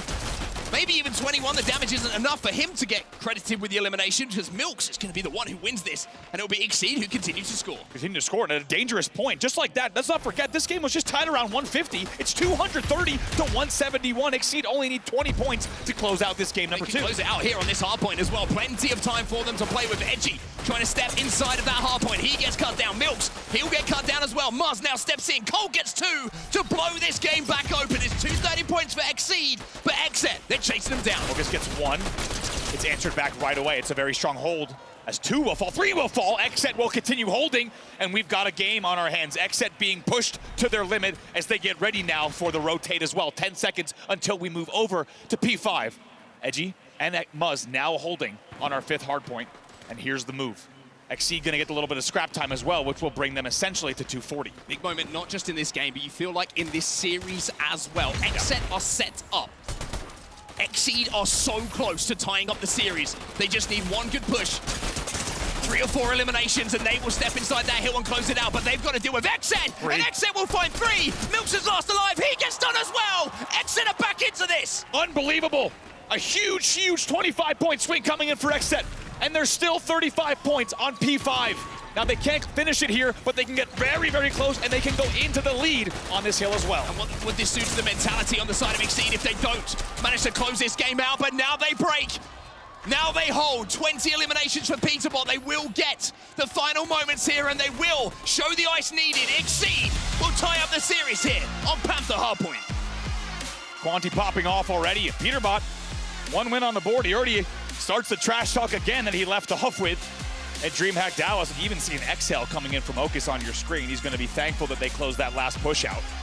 In the end, it's the ice, as you say, but you might even think it's not even just the ice. It was really the huge lead they gave themselves that paved the way for them to close out that game. And what did we say? If there was one game type that was a kryptonite for Xset, it was Panther. Hardpoint, Exceed, make sure to capitalize on that. They steal that game out from under them, and we are tied up 1-1 in our grand final. Now, before we talk about what we saw at the end of that game, because it's so vital that Exceed closed those final moments out, I want to talk about the listening that we went to, right? Yes. Because that listening tells me a lot about players who step up in tough moments. We'll take a look at the highlights where we talk about this, but Peterbot, the intensity that you heard from him, every elimination that he picked up, everybody, not just in the server knew about it, everyone here at Riyadh, I think, could hear as well. Absolutely. When you hear about those Peterbot comms, specifically there's a lot of small talk and very specific nuanced things that Peterbot was saying and really stressing. There was a time where they were holding P2 and he just started screaming, wait. He's telling his teammates to not push in, to not even challenge, to just sit outside P2 and wait for just a little bit of help. All you need is 1 extra second for that help to come in. Interestingly as well, one thing that we noticed, they were calling for an early rotate, but no one was early rotating, and they really didn't have anyone IGLing in that moment. And instead, they were both saying, let's wait, let's milk the time, let's get the scrap time, let's make sure we early rotate. Despite that, though, they close out the game in the end. I want to say, Peterbot, not just the comms, it was him with the opening damage here. Onto this final break that saw Exceed close out that game, and look at the pop-off as well. You can see what that means to them to hold on in those final moments and make sure we go into game number 3 here, all tied up at 1 apiece. Yeah, absolutely. Huge finish there. I think, like you said, it's the early rotate. They come out of P4 and they get all the way down to that bottom right side of the map. You have Muzz and Edgy setting up on P5. Not only that, they find the openers. You see the damage coming in from Peterbot, and not only did they get the first 2, but they convert to get the next 3, including the next spawn rotation elimination as well. Then you saw Ritual, the only player men on your screen right now. You saw Ritual, the only player alive in the back of the base, and you knew they were going to hold those last 9 seconds. Really impressive stretch of play there coming in. And let's not forget, they were down 25-9 off the opening. The next time we checked in on the scoreboard after the listening, they were up about 90-40. So also, the early work in the game really paid off as well. I want to give a shout out to Exceed as well. On that first rotate, the way they neutralized that P4, the one that they have to travel the furthest to get to off of spawn, really good job of just keeping it a little bit dicey, forcing Exet to essentially trade time on that hill is a win if you're the team who is spawning furthest away from it. But now, after the joy and the excitement that we had coming out of that Hardpoint, we turn our attention to a different game type. And Keeper has been a big difference maker in series for a number of reasons, but after days of play now, it feels like teams are starting to get their strategies down. Absolutely, and Keeper, of course, will be the go-ahead game in the series, and there's a lot of cash on the line here. It's $1 million prize pool here at the EWC featuring Fortnite, and first place in this grand final will take home $400,000, and it's a steep... Say that one more time for me. $400,000, and it's a steep drop-off to second. And that is a big indicator of why we have so much intensity on the main stage here. As you see both keys on display on their corner of the stage. And not only will we see one of those crushed, but we'll see a team crushed as well. Those keys give you the rights to play here in Riyadh, to enter this stage and throw down in this tournament for a chance to make this money, a chance to call yourself a champion, and of course a chance to keep that key alive and put it in that trophy when we get to the end of this series. Tied up at 1-1, it's time for game number 3 now. It's time for Keeper. Interestingly, narrow wins here for Exet. They did manage to take down GG 2-0. However, let's not forget, they did go to a round 3 over Heroic. Down to the wire against them. Now, if we take a look at the Keeper results for Exceed, also very, very interesting. 2-0 over Falcons in the playoffs. However, they found themselves on the receiving end of a 2-0 loss to KC, but in the end, they beat KC on the same game type, 2-0 to close, showing that they have the ice. Most recently, both of these teams have won this game type. Awfully fitting that it will be the go-ahead game in this series. We're tied up at 1-1. So the newest game type, the newest map, and the one that was least practiced, quite simply due to time constraints for these teams, becomes the one that will be the go-ahead game in a grand final. Hold that key.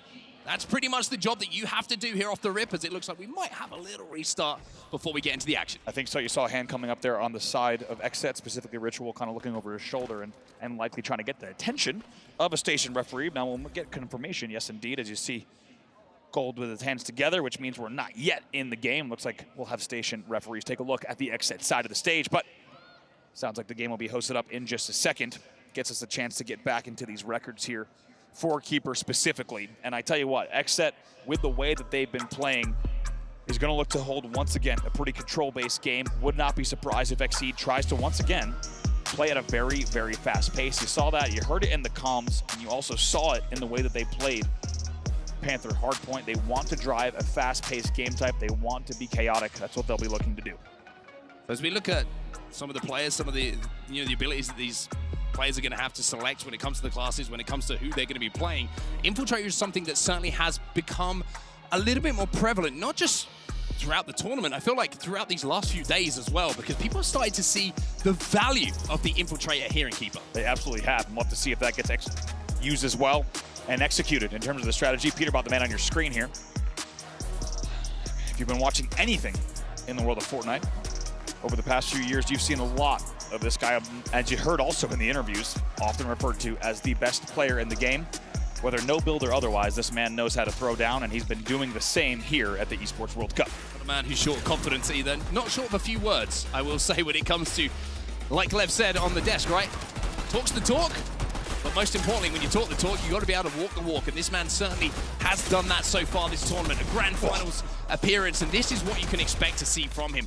One thing I love about his gameplay is it's so dynamic, it's so explosive.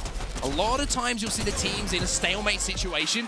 Well, look at what this man can do. It is like, I mean, you're laughing because it is ridiculous, right? It is ridiculous, the ability he has. It is absurd. Getting to take a look at a moment. I'm almost thankful for this main stage break for just a second, because we get to look at this Peterbot highlight reel. Just appreciate it. It's just unbelievable what the show that he's been putting on throughout this weekend. As you said, he's a man who's been talking the talk, but he is absolutely doing both, walking the walk here as well, putting down unbelievable gameplay and numbers that you expect to see from him and the squad. But man, it is, I mean, a montage from this event alone.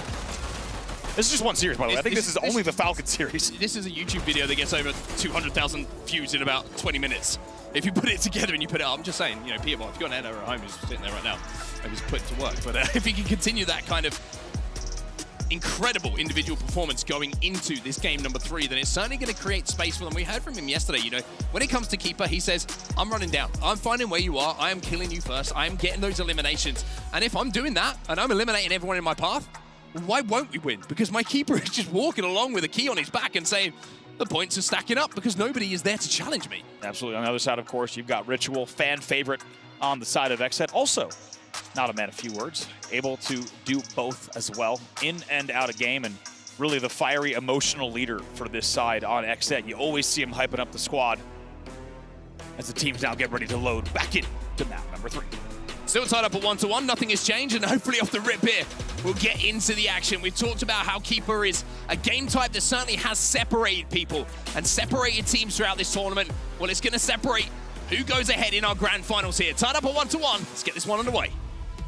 Very, very curious to see what we see employed in terms of strategies. As we've seen throughout the entire weekend, there's so many different ways to play this game type, and over the course of the 4 days, you've had this feeling that teams are slowly not only sussing out the best way to play, the best areas to hold, and the best angles to utilize, chokes to force, but even also the best way that their opponents are playing. Let's not forget, it was Quanti at DreamHack that went to download the VODs from the PCs of the players on Xset and send them to himself. I love it, by the way. That's so cheeky. Not a legal move, by the way, but he did it, and it was really what spawned a ton of trash talk, not only at the event, but also in the weeks that followed. That rivalry continues here, of course, to our main stage. We're underway in map number 3. These two teams tied 1-1. Fortnite police are still chasing him down, but he is keeping that trail cold. Here we go then, off the rip. Who's going to be able to go for that key immediately, or is it going to be a case of both teams looking for those eliminations before they turn their attention to the objective? It's actually going to be Edgy from Xset, who steals away with it early on, but you can see cut down almost immediately. The Limbs traded out early on, as you say. A lot of chaos here at mid as the key gets brought from the cliffside straight to mid.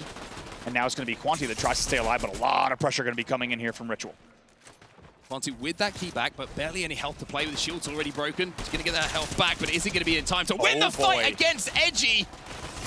The answer is yes, you saw it for yourself. How often do we see the fact that if you can be the key carrier and win those key ones where you have no business winning them, when you turn on someone, when you absolutely get the damage that the other opponents did not expect, it can be the difference maker. And as a result, it's already Exceed with 27 points on the board. Quanti on the run. Still on the run from the Fortnite police. You'll never catch me, I'm too quick. Anyway, he's going to be taken down finally here by the looks of things, as Muzz will get that elimination, but it's not without Exceed going into a 30-point lead here on Keeper. Edge is going to come back to collect that key, and with a couple of eliminations going the way of Xset, you would imagine they will be able to get just a little bit of time here. Ritual says, I don't want any of you. I'm going to back out, give that information to my teammates, and then I'm leaving it to you to get the elims. Peterbot knows he's in between a rock and a hard place. He'll be taken down. Edgy now has rotated the key significantly away, all the way back to Red Courtyard, as well as Red Spawn Door. Going to maybe play some observation tower angles here. Elim still being traded, but not before they're right back in this game. They only trail now by 4 points. Really like this from Edgy, by the way. You saw he went up to the top of the observation tower. He was just looking for information. Yeah. Even though he's been taken down here, he immediately saw the info that his teammates were playing towards the cliffside. Tried to rotate that key in towards where they were. The problem was the push from Exceed through the mid-map was one that they won. They cut him down on the cross, and now they can rotate that key back. It's a fantastic recognition of that push coming in. I mean, nobody really made the mistakes. It was just a fight that was won mid-map. Once he takes heavy damage there, eventually he gets punished for peeking out on the left side of the courtyard as well, as these two teams are going to scrap here at the edge of the red door. Bubble will go down. Muzzy and Edgy combining for a few. Quanti answers back. Maybe can get a second. Actually going to just bubble out and try to stay alive here. Finally, will be taken down. It's absolute carnage over in red courtyard. 51-39 at the moment. Yes, he's really, really scrappy at the moment. You see Peterbot just picked up a couple of limbs himself, though. The double coming in from him, and now he's looking for more, but Muzz will cut him down, and once again, that key is down. Nobody able to get full control for more than it feels like 5, 10, 15 seconds in the last minute or so of this game. Yeah, really impressive. And then what that really boils down to is the fact that each team, when they have only 1 to 2 players alive, those players are making key plays, as 3 will fall for Xset. And Cold somehow going to be the last player alive. Unsurprisingly, does get pinned down and taken down, and just like that, Exceed will look to extend their lead just a little bit further. The key still head around red stairs. Peterbot's running at him. He's doing exactly what he said. They got the 3 eliminations. They make it 4, and then off at the respawn, 2 players from Xset are met by Peterbot, and he's in the feed again, by the way. Just found another one, so that was 3 eliminations on that push. Make it 4 eliminations on that push, all thanks to Peterbot. Edgy will get that key back, though, and wrap round as Cold will find a double. Finally. Peterbot's take it down, as you said, Cold with another one in the feed as well. Edgy with a very good bubble timing there. Otherwise, Peterbot might have had even more to his name. The red courtyard hold would have continued. Milks picks up a nice one to keep things a little bit more interesting. Peterbot loves that stairs angle, but I think, yes, in the feed, he'll be taken down once again.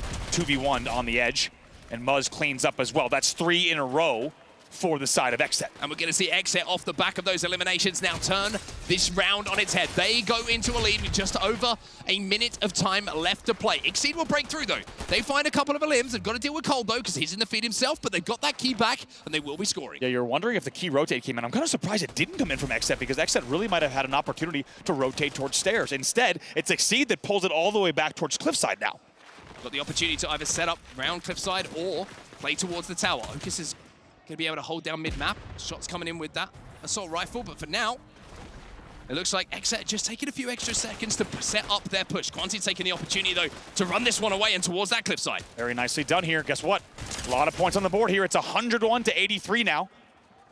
And that's going to be so many limbs coming in for the side of Exceed. They will maintain control. They will rotate back to red door. Yeah, those limbs might be what wins them this round as well. 110 and rising. There's no time left here for Xset to get near that key, and it will be Exceed who take round number 1 here on Keeper. Even with a few moments to go, they've got everything done they needed to. Yeah, really nicely done. Of course, mathematically impossible, and you can bet that we will see that reaction on the stage in just a moment as the clock ticks down in our first round. And it's a big bounce back from Exceed, as they were trailing around the 83-point mark, tied up with Xset. However, they have a very, very nice point run coming in from about 4 points or so. Dignitas, of course, in the top right corner. Some of the best Fortnite players to play the game now, as they've been eliminated from the tournament and get to see many, many friends and enemies on the main stage playing as well.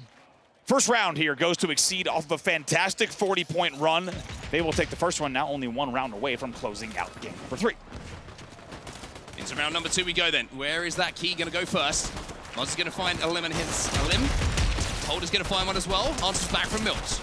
Now we're seeing Edgy pushing onto Quanti. It's just going to be trade after trade after trade at the moment. Nobody really getting the advantage until Ritual will step in to cut a few players down. Milk's now away with that key. Edgy now trying to push, and he's going to get pinched as Ritual will find 2. Yeah, and when we were in that 3P mode, you had a feeling Ritual was coming around the corner somewhere, and he perfectly times the push. Eventually, they will start to put some time on the board, and you have to think that round would have been a wake-up call for Xset after leading 1-0 and coming off of game number 1 very confident. Everything is all of a sudden turned around, and they're trailing overall in the series. Ritual and team looking to hold. They will go into a narrow lead. Oh, Ritual on the marksman finds 1, but it will be Muzz who cleans up yet another, and Xset will continue to score as Cole will sweep in, pick up that key, and keep the time going their way. Just about to cross 30 points now. Xset full control around the planters towards the cliffside. This is looking like a good setup for them. Here comes Exceed.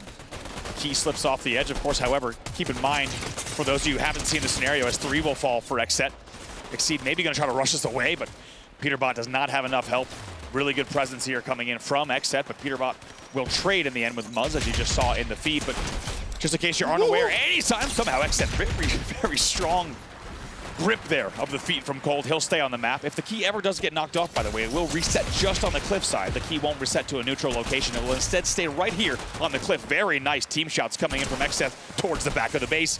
And just like that, after being tied to the 20 mark, they are up 55-22. Huge play from Cold there, just listening to the communication from teammates. The damage was done.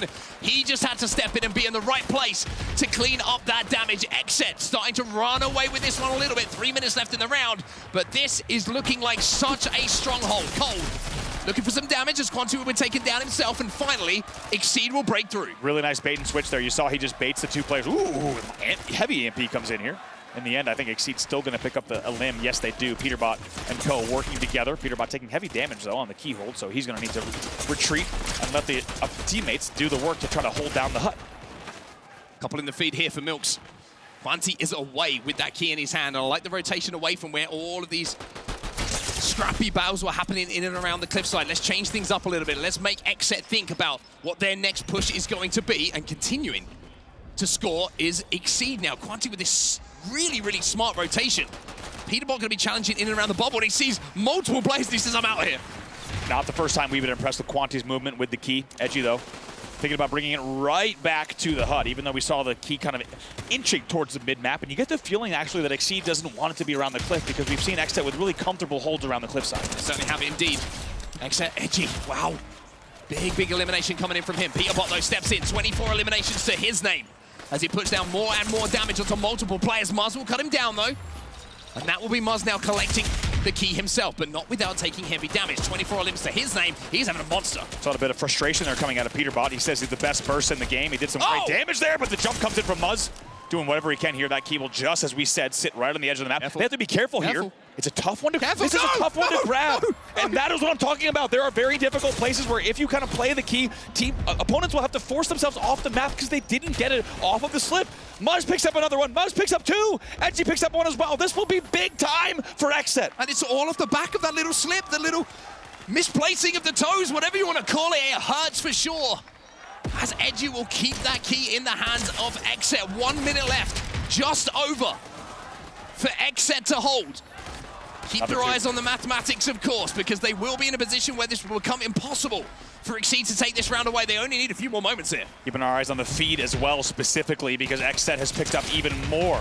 Edgy just playing these windows so well. The damage is so strong. No one can push here. 44 seconds left. This is going to be the round. It's going to be Xset who take it and will tie things up here on Keeper. No time left for Exceed to push, get that key in their hands. With the amount of time that's left in this round, we are tied up at 1-1 here, and we are headed into a decider. And you get the feeling that that first round might have been the kick in the pants for Xset, and I think if you think about the quality of play that's come in from Xset, only dropping one map so far this tournament and coming in undefeated online, they're not going to be happy with how that round went, and they're realizing they were trailing. Now we're all netted up once again. This will be the final round of the game. But both teams have learned a lot about each other in the first two rounds. Now it's about who can put it together when it matters the most. Just a reminder, series tied up at 1-1. This game number 3, tied up at 1-1. This is the go-ahead round that will get you ahead in this series, as Ritual will open up with 2. Yeah, very nice from Ritual. Milks, though, will answer back, and that key will just be down just by the ship. And you can tell there's a lot more fighting yet to be done before we see a solid hold. Quanti gonna just scoot away as a few teammates pick up one, but the elims will be traded in the end. Last kill, though, does come in from Milks. And 2, by the way, in the feed. Maybe even 3. Wow, look at the timing here from Quanti. I love that from Quanti to come and rotate it away from the cliff. That's going to be all for a clean wipe. You need to have your key carrier involved in the battle. That's what Exceed is doing, and now they're up here 24-3 off of the opening. And with the extra little bit of speed as well with the class that he has chosen, so he's going to be able to just dip, dive, dodge, jump, and then crack onto some skulls if he needs to. Muzz is going to slow him down, though, and that's a little bit of a hold and a little bit of stability, it feels like, in this round from Xset. That was such a hot start from Exceed. A great way to answer back. It really is. They needed the break there, Xset did. Ritual just creeping around the corner. He's going to try to hold this lane down if he's able to, but Milks is in the feed once again. Finally, he's taken down. Ritual also combining for 2. This is going to be big here, 2v2 on the map. Oh, Oka stays alive. And most importantly, Peterbot helped him do so, and that means now Peterbot has the key on his back. To be a clinger in front of him, which is going to certainly hurt. As Cole to be taken down, but those two players staying alive make that a 2v1 instead of a 1v1, and now you're seeing it get a little bit scrappy here. Exceed trying to escape with that key on their back. Xset going to push that as well. Edgy's going to be the one that makes sure it doesn't rotate. By the way, worth mentioning, we have only seen Cliffside and Red Spawn Door play in this game. We have not seen traditional basement holds coming in just yet. However, I will say the key is getting dangerously close. It certainly is. It's looking to creep his way in. You knew exactly what was going to happen. Thank Bravo. Send him messages on social media as we find ourselves already there into the basement. Muzz is going to have the key on his back. 34 elims here for Muzz as well. He's doing it all. I had nothing to do with this. I refused to take blame for this. It's rotated away anyway, don't worry. Rotated away back to Red Spawn Door, but during that rotation, it must be said, Xset goes back into a lead at 52 to 48. 3 elims coming for Xset. Muzz, that's his 35th elimination. Milks is going to be one of the first spawners to pressurize now, and you're seeing Xset turn this game and this round on its head. 63 points and rising. Exceed, after that opening hold that they managed to put together, have not been able to break. Xset taking the lead, running away with this by the looks of things. Let's jump into a listen in. Nice! Set up! Shit! Set up! I have a look mid. I can't. All mid! All four! I'm letting them by me. Nading stairs. 120. 80 Come in, 140 on one. Two mid. I think they're whited. He's enemy? They have double. One of them still whited. Scratch one. Oh, they have it. Dead. Nice. Keep selling, Richie. Dead. Nice. I get two. Can we fight it? Yeah, I'm here. I'm clicking his right. One spawn mid. Two spawn mid. 30. I'm getting behind him.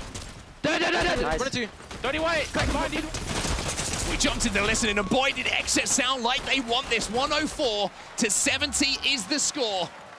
As Exceed, even though they managed to scrap a little bit of time there, have been shut down by the Iceman himself. It's Cold with more limbs. As we said, absolute hype coming out of the Xset side. Finally, Cold's taken down, but even at the end of that listening, you saw Cold pick it up even more in the feed, and just like that, it's 113 to 76, but now Exceed is holding, and they know they need these points. They only trail by about 30. That key going to be dropped off to the Infiltrator as well. He's going to be able to have that speed boost, get away, hold some angles. Oak is going to be poking. Mars is going to be chopping away at that health on those shields. We're still playing in and around the basement here. This could not be more scrappy, as it's going to be Xset with 3 members still on their feet and the key on their back, who are getting closer and closer now, second by second, to going up in this series. Yeah, this basement hold is going to be big. You start to look at the game clock at a moment like this, because it is getting very, very close to mathematically impossible if Xset can continue to hold. Here comes the push. Monty's got a lot of pressure. Mars is going to be challenging his Milks versus Mars. Milks is going to win it, gets Peterbot as well, but that won't be enough. As the time will elapse, Xset have too much of a lead with just 25 seconds left in this round. They will be the team who go up 2-1 in this series. Too little, too late here, as you see. They need much more than the time that's allotted on the board. And just in the end, even though the Exceed hold looks good on paper, and even if they continue holding with 8 seconds left, it will be just shy. And you can tell the players on Xset, they know they've done the work. They've closed it out. Muzz wants to keep playing. Muzz wants to keep. He wants the LMs. He wants the stats. We've all been there, right? Trust me, there's been a few +1s, +2s that I've seen at ended tournament statistics that come from games like that. Yep. Big drink of water for Muzz. He's earned it after the numbers that this team just put up. And once again, Exceed does not make it easy for the side of Xset. However, they close it out with a score of 2-1 in map number 3 to now take a series lead of 2-1. 2-1 for Xset. Shout out to everyone who's in the crowd here in the Amazon Arena as well. You are making this atmosphere special for every single member of both teams who are on this stage. But as we see Xset step away for a player break after managing to close out Keeper, now it's time for everybody just to recompose a little bit and think about not what's gone, but what's ahead. Looks like Exceed will also take that optional player break, and it's almost a bit of, looks like Xset was the first to leave the stage. It's almost a little bit of an ego call to win a game and then take a player break. Now you can wait. Yeah, exactly. It's like, you know what? We decided that we're going to win that game, and we're also going to take a break, even though we feel like we don't probably need it.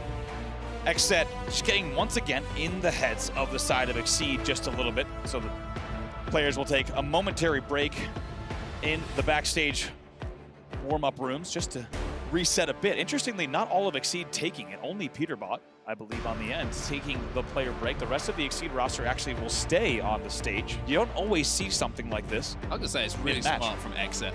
Yeah, I love in that. I mean, if you're walking back right now to the, you know, in your player bake, player bake, maybe that will be some bakery on the mind. Yeah, it's an easy way to make money. You've got to think, if you're Exet and you're walking back, the only thing you're thinking right now is how we won that last game, how we're 2-1 up in the series. If you leave Exceed on that stage, all of that time from now until the game starts again is the opposite, right? It's about, oh, we're down in the series. Yep. Oh, how did we lose that game? What did we do wrong? And you are focusing on what has just happened instead of what is in front of you. It's such a smart thing to do for Exet. Are they thinking this through? I'm not sure, but that's probably how it's going to work out. Yeah. I think they are. I mean, I also love what I'm seeing, because normally when you hear the term tactical timeout, it's usually a team that has just lost, right? Or that needs to, that needs to slow things down, that needs to think about how they're going to, you know, string together a final series of plays, whether through a game or a series. But instead, I think it's Exet with the mental edge saying, we're going to take a tactical timeout and let you think about that last game that went down to the wire around number 3. And, you know, it's tough for Exceed, too, because it's almost insult to injury and salt in the wound, if you think about it, Mark, because as we said, that was a very, very nice and impressive hold coming in from Exceed.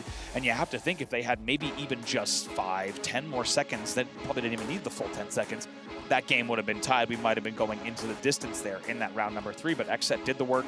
And it just got to sting a little bit more that Exceed had such a solid basement hold, but they were just about 5 to 10 seconds short. My worry always about the basement hold. We've talked about it quite a lot, right? We've seen teams kind of, it felt like move away from that a little bit. When it goes down there, things get scrappy, things get traded. We don't see huge chunks of time being picked up. So if you're chasing the game and that key is towards the basement, then you've got a lot of work to do to get it out and get yourself back into the game. Well, as Exceed are waiting for Exet to rejoin the stage, they've got a lot of work to get back into this series to do. We're jumping to a quick break. Don't go anywhere. We'll be right back in just a few moments. I'm getting chased, guys. I'm getting chased. 140 on Sniper! Last 140! Sniper! In the building, Help him, 20! Stop running! Stop running! Go to your team! Go to your team! He's on me, he's on me. Got some dead Nice, nice.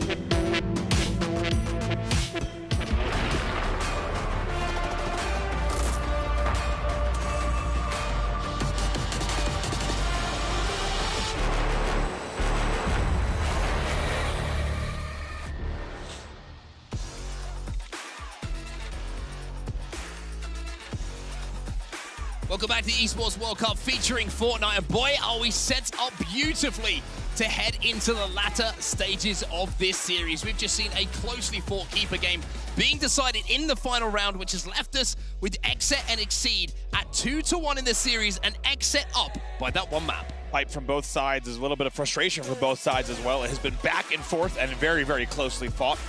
You heard the hype coming in from the side of Exceed as well. Peterbot with some very, very choice words for Quanti, making sure that they stay focused. And I tell you what, it paid off for the beginning of the keeper matches. In the end, though, it was too strong from the side of Exet as they take the series lead here now with a score of 2-1. 2-1. It sounds like a big lead. It's not. It's one game, it's one round, and it's been a series that really has been decided by just a few moments. I would say the outlier to that map number 1, the Chalet CTF. And speaking of which, we're not going to Chalet right now. We're going back to Panther, but we are going back to capture the flag. Now, this is where we saw Exet Exceed, and I'm not talking about the team on the other side of the stage. It just looked like their game plan, the execution was slightly above their opponents. Yeah, and Panther CTF really, if you look at the statistics and the recent performances specifically in the bracket playoffs, here at the EWC featuring Fortnite, it really does favor XSET as well. There's a lot of work for Exceed to do. We'll quickly look at those results. Take a look at a 5-2 win for XSET over GG and a 2-1 win over Heroic. If we take a look at Exceed's results, only a 1-0 narrow win over Falcons and KC. So we'll have to see if they're going to be able to get the flags on the board. And a reminder here, if XSET can keep that kind of gameplay up that we saw in that map number 1, where they won 3-0, by the way, which is one of the biggest margins we've seen in the entire tournament, then they will find themselves one more game away from becoming your champions here in Riyadh. It is such a big moment in this series. I mean, every moment's going to be big, but getting a little bit of breathing space when it comes to games and finding yourself in touching distance of putting your key into that trophy, they know what they've got to do right here. They know that they're getting closer and closer. Really do. As we see all players now back on the stage, and as we said, maybe a moment for everyone to think about the series so far. XSET's certainly going to be feeling very good that they not only won that game, but let's not forget they were trailing 1-0 in that game. So they found themselves very quickly after a dominant game number 1, as you said, losing overall in the series if we look at that kind of go-ahead game being a trailing result for them early on. However, they win both rounds back-to-back. They respond in a huge way. And now, with a score of 2-1, find themselves with a very big opportunity because, as we know, following map number 4, this series is either going to be 2-2 or 3-1. And you get the feeling that if XSET goes up 3-1, they are not going to leave this stage defeated. Panther CTF does play a little different to Chalet, though. We've mentioned this throughout the tournament. Chalet is a little bit more lane-based, where you're looking for your marksman to lock down a couple of those lanes and hit some big shots to create those openings. Panther, a little bit more chaotic. A little bit more opportunity to overextend if you find yourselves down a few eliminations, where you can cause a ruckus in and around that mid-map. And also, I would say, a little bit more difficult to secure that cap, even if you've got it running in a couple of limbs to your team's name. So a lot of things to put together here for both teams. For Exceed, it's an opportunity to tie this series up, remember. To put us at 2-2 for XSET, it's a chance to put themselves in touching distance of becoming your champion. The specific thing I'm going to be looking for with these two teams is really the overextensions that are coming in from XSET. And the reason that I say that is because in total, in the playoffs, over the last 2 days, XSET has 7 flags on the board overall on this game type. It's a huge number. And guess what? On the other side, Exceed only has 2, as we said. And you really got to think that comes down to overextension. It comes to infiltrator runs, and it's going to be speed and efficiency out of XSET. And we got to see, how is Exceed going to shut down that aggression? It's a lot of communication that's going to have to be on point. The comms can't get muddied. They can't get too chaotic, and it's very easy to say that from the position we're up here in the caster booth. When you're down on that main stage and you know that tournament life is getting shorter and shorter and your opportunities to win $400,000 are getting smaller and smaller, trust me, it can get chaotic. Miscoms can happen, but you've got to lock in as we head into our next map. Underway here in game number 4, 2-1 in favor of XSET. If you're just joining us, it's been a fantastic grand final so far. XSET versus Exceed. We'll see if Exceed can tie the series up here with a win on Panther CTF. Peterbot primed with his dynamite. Looking for information, going to see if he gets a connection. Does chip away at the shields and the health there of Edgy, but it's going to be a standoff scenario between both teams. Now, you've got to keep your eyes on your marksman in this position. Likes of love. Here we go. He's going to have the assault rifle, but it's going to be Ritual who's looking for the pick.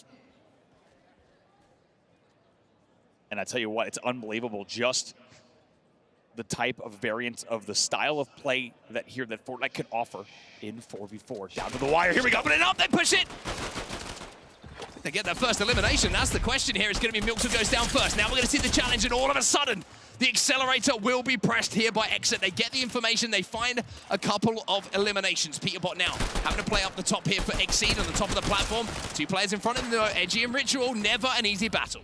The marksmen trying to go at each other, but it's Cold who flies in for the help and takes down Peterbot in the end. And as we started to say right before that battle developed, there will be a drop down coming in from Ritual, who will also take down Quanti. Both trying to work together on Milks, and they will get those elims as well. Cold and Ritual now starting to think about pushing Hardwood, but don't let that opening fool you. This will be a fast-paced game type once thing gets going. It certainly will, especially when that first flag gets on the board. That's when we start to see teams being forced to make plays. Peterbot clears out his base first, and now he's going to look for that dynamite mid-map to see if he can create an opening or certainly push some members of XSET back into their base, and that's exactly what they've done. Exceed have taken mid-map control now. Peterbot with the sniper rifle in his hands. He's looking for some heads. I agree, a lot of credit here due for Exceed. They've done well over the opening 2 minutes of play to make sure that they're applying the pressure and going toe-to-toe with Xset. Big break damage coming in from Peterbot on Ritual as well. Love how he's getting aggressive as well here, taking this aggressive angle. 2 members trapped on the spawn stairs here for Xset. Ritual can't quite connect, and now the bobble is going to allow them to cross. But 2 members have gone down, and now you're seeing Quanti with the flag in his hand, and this is the perfect response after a heartbreaking loss on Keeper for Exceed to get that first flag moving. Wow, Quanti pulls no damage coming back as well. He has 2 spawning teammates as well. As we take a look at any overextension, no one appears to be there. Peterbot and Milks will be there for the cutoff, and this flag should go. Peterbot's just watching to see if any overextenders will step through. He's going to get some damage down. Quanti will keep this one interesting, and Exceed will put the first flag on the board here. We have a series on our hands. And Peterbot picks up 2 as well, and Okus and Quanti combine as well. It's a clean wipe. Not only do they get the flag, but they very, very cleanly clear out their base as well. And already you see Okus pushing up the map with Milks. It's a 2-player push on each side of the map. Okus just managed to pick up a limb on one of the first respawners as well, so this is more map control. And a very similar scenario to what we saw a few moments ago, where the battle was won by Exceed inside of the Xset base, which allowed them to get that flag moving. And where does that start? Think back to it. It's Peterbot's shield break opener on Ritual to force Ritual back to his head glitch. And off of that, they get the damage, they get the limbs. As Ritual answers back, however, picks up 2 of his own. Regardless, though, it's Exceed scoring that flag on the board. It's a big one because there's only 136 left in the first round. I think Ritual just saw the end of the sniper rifle from Peterbot. It's a marksman versus marksman battle here. But those 2 eliminations coming in from Ritual, so important just to keep his team in a position where they can wait for those respawns and then they can fight back out. Cold steps through mid-map. He'll find his 5th elimination. Ritual will help with the next. That'll be 3 eliminated. Cold watching Ritual's back very, very nicely there. Says, get off of my marksman. You've got no room to be up here on top mid. Okus trying to stay alive with only 11 HP. 60 seconds left in round number 1. Really, Exceed's just going to look to hold here and make sure they continue to go into our second round leading. I was looking to push up with Edgy here, and it's going to be 2 eliminations that are picked up here by Xset. The bobble's going to go down on to the flag stand. It's going to be EMP'd almost immediately. Quanti flying through the back, but Xset will pick up the eliminations they need to get that flag moving. Cole going to take down Okus as well, and Edgy now has a run home. Okus looking for that damage. He does not get it with the grenade here. Looking for the overextenders. Peterbot is the first forward. Ritual will meet him at mid-map. We'll take a look at the feed. Peterbot falls. That means this flag should go. It should go home. There's no one else really in the vicinity to stop this flag going in here from Edgy. Even with a little bit of a desperation grenade going in, he waits. He takes his time, takes a breath, and ties us up at 1-1. Also, once again, Exceed, though, answering back here. 21 seconds left. The push would need to come in right now for this flag to go. You have to imagine Xset should be able to hold, but here comes the pressure. A limb's being traded out. 2 limbs coming in. Can they get the flag back in time? I don't think so. 10 seconds left. Even though Quanti has the flag, he will explode into a billion pieces, which means that flag certainly will not be moving. But 1-1, tied up. As we head into round number 2 here, and 2 extremely clean, well-executed flag runs. Really well executed. With 40 seconds left, you saw Xset with top mid control. They had to make the back hardwood push. Not only do they get the perfect pull, but they narrowly, they sent 3 stacks on hardwood. Quanti almost gets the finish on the flag carrier. Okus goes for the long distance. Nade tries to go for the lineup. That doesn't connect. And in the end, let's not forget, it's Ritual cutting off the Peterbot overextension as well. We are tied up 1-1 in game number 4. These 2 teams tied toe-to-toe. 5 minutes back on the clock then, and we're going to have a little bit of a switch of sides. And if we learned anything from the strategies in the first few moments, we're going to have a little bit of a slow, methodical approach as teams try and just work out where each other are and look for those picks. As you said, just holding down. It looks like based on what we're seeing, because we're going to restart. Even slower, based on what we're seeing. As you saw the shields and HP deplete on the other side of the stage, I think everyone was thinking this could be a quick reset here. Headset off for Ritual, as he'll have a moment to regain composure as well. And I think I see the head of a station administrator, because I don't recognize that as a pro player. I believe that will be an admin. Taking a look at a PC. Admin. That's an admin head. I'd recognize an admin head anywhere. Taking a look at a PC on the main stage, so we will get right back into the match as soon as we can, but that gives us a chance to break down a little bit of what we saw in that game so far, and Xset just absolutely clutching up exactly when they needed to, and I think Exceed probably thought, hey boys, if we hold on for 40 seconds, we're gonna go into round number 2 leading, and instead Xset said, you know what, we got time for 1 push, and it feels like Xset's clutch factor is there this weekend. They get the flag on the board. I want you to kind of just break down a little bit the importance of that elimination that came into Peterbot on the overextension, right? Because we kind of talk, when we watch Chalet, it's very linear. When a flag is moving, you can kind of see, okay, there's no time, there's no space, because we've got the limbs to get across the map for the teams to stop that flag. But the overextension, Panther, the way it plays and where the spawns are, even if you get that first set of limbs and you get that flag moving, it's not a guaranteed cap. It really isn't. And you saw right away, Peterbot was trying to be the first one forward. Let's also not forget, because of the width of the map, even if you think you're watching, for example, from Ritual's perspective, if he's watching the hard left side of the map, right, let's not forget, Peterbot can take kind of a different angle to slip through mid, right? There's a lot of ways to sneak through. So big credit there to Ritual, who was just on your screen, for holding down the exact angle he needed to against Peterbot. Those are always going to be very, very important and key 1v1s to win when that flag is coming home. For Xset, all of the pieces had to come together, and I think you really put it best, Mark. Both of those flags were really impressive, and I think most notably, Exceed holds in that game Xset only to one flag. As we said, on average, there's been a lot of flags. In some games, they've been putting 5 flags in across 2 rounds. So to average them out to maybe a max of 2 if they continue this up would be a big statement. They're going to need to go, once again, just as hard in this second round. But so far, Exceed is doing very well in this game type in terms of the score outliers and anomalies that face them heading into it. And that first flag that came in for Exceed as well, we were talking about how it was a standoff situation. It was almost beautiful to set up, and a shout out to our observing team in the back for showing the positions of Xset on the defensive side, playing, you know, the head glitches of those spawn stairs, trying to wait and bait players in. But even though we're given a huge amount of credit to Peterbot for hitting the shot that created the opening damage, one thing I always love to see is immediate reaction to that damage, right? It's very easy for a player to hit a body and say, hey, I hit this guy for 116, whatever it might be, and everyone's like, okay, like we haven't got the elimination, like we're still in a 4v4 scenario. But that's not the case, is it? No, not at all. I think as soon as you saw that break, a few things happened. One, Ritual had to hold the head glitch and hope that his teammates got their limbs. He was not able to fly up right away. It also forced an early bubble from them. They had to bubble right around their spawn instead of trying to win a few 1v1s and maybe bubbling in order to continue pushing up the map. Instead, they had to bubble. That allowed really Exceed to just hold that position. And as you saw, it's rare. Quanti left the Xset base with full shields and full HP. It's almost never the case, but that tells you just how strong the Exceed push and collapse was. Yeah, very, very impressive stuff from Exceed, and it shows like how effective you can be on both sides of Panther here as well. I feel like for a CTF map, it's a very balanced one. It is one that affords opportunities for flag caps from both sides. And yeah, we saw essentially the perfect execution on both of those flag runs coming in from both Xset and Exceed. Now let's turn our attention to the second round as well, when we know that Xset are currently leading in the series at 2-1, but I think for Exceed, even though we're having this little force break, this tech break that's going on right now, going out of that first round, and especially, most importantly, scoring first, is a huge boost for them, knowing the situation they find themselves in the series, right? Showing, especially after what happened on the first capture of the flag, the Panther is a different game altogether. It really is. Also, we should even mention from a tiebreak perspective as well that, right, it exceeds scoring first. If we were to go to overtime with no additional flags scored or any additional flags scored, we would see them taking the tiebreaker as well. Sounds like we're going to go ahead and get to a quick break while we get ready for the next matchup. Don't go anywhere. More EWC featuring Fortnite after this.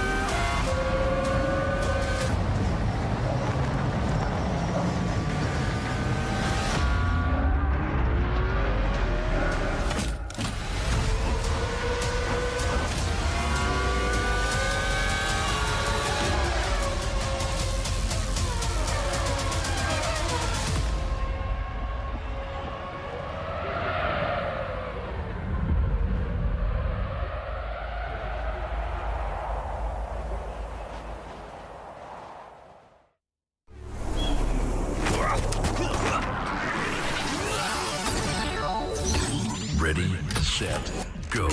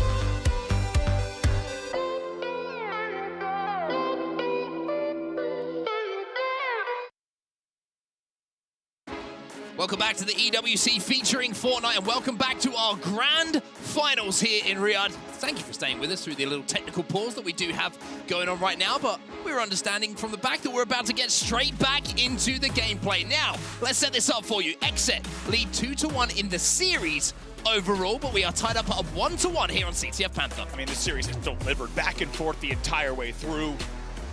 We wouldn't have it any other way. Tied up 1-1 heading into our second round. Only 5 minutes of play could decide a very different direction of where this series goes. If we see Exceed take it, we'll see the series tied up 2-2, and we will strap back in for a long night of EWC featuring Fortnite. If Exet takes it, they'll only be one game away from $400,000. Well, here we go then, all the players waiting, looking to be unleashed from their spawn.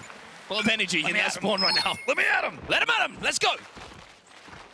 Cages unleashed, the Lions are out. Taking a look at the Exceed side as they'll go to top mid, and we will expect everything to be a little bit of a standoff once again until we see some opening damage, and it's going to be even more the case in round number 2 because there is so much here on the line, not just in terms of bragging rights and stakes, but also, of course, the cash prize. Here comes X out of the bush. Peterbot doesn't quite connect with a shot on the cross though. That's going to be a very, very aggressive push coming in from Exceed here. And I've got to say, I kind of love it, to be honest with you. It's a push on both sides.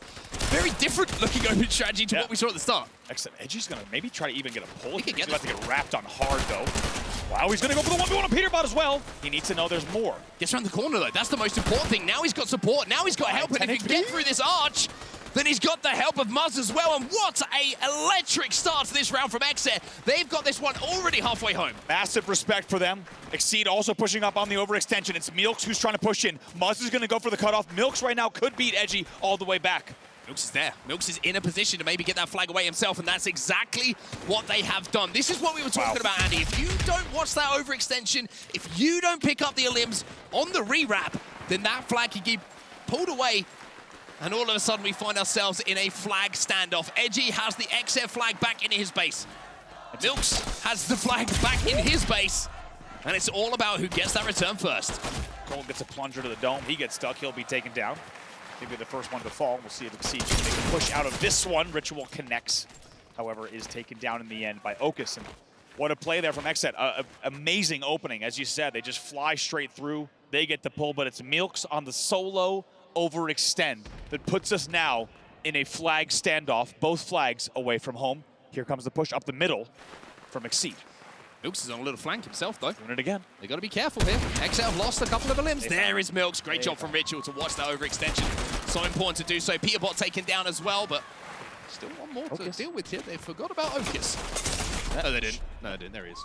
Cold and Ritual will work together to make sure Okus is down. That means the entire Exceed push has been eliminated, and now the aggression will presumably come from the Exet side. They're holding top statue right now. Ritual and Cold combining, and Edgy on the long flank to Quanti, by the way.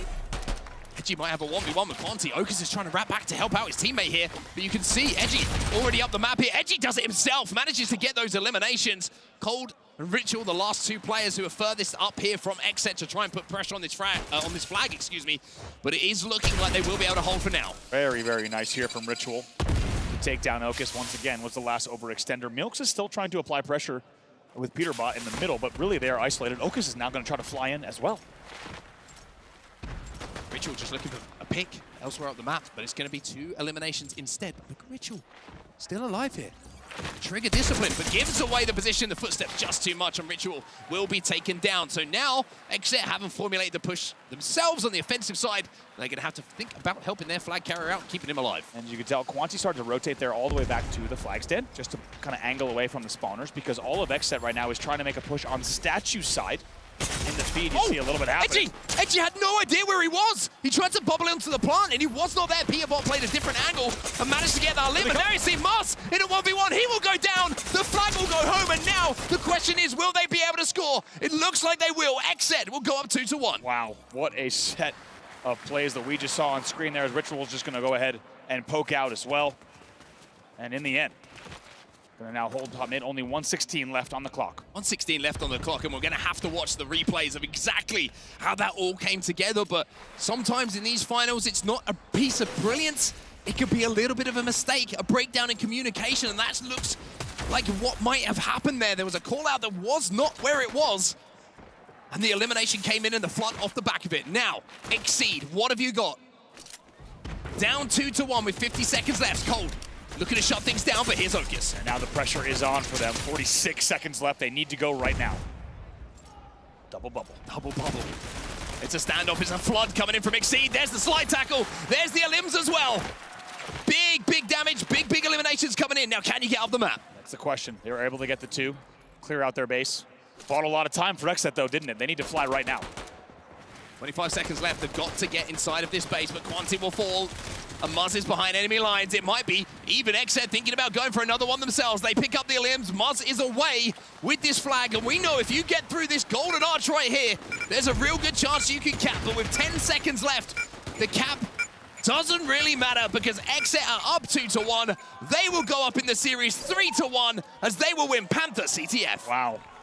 What a performance there. I know, to be honest, though, I'm thinking... Wait, was that the Exceed side?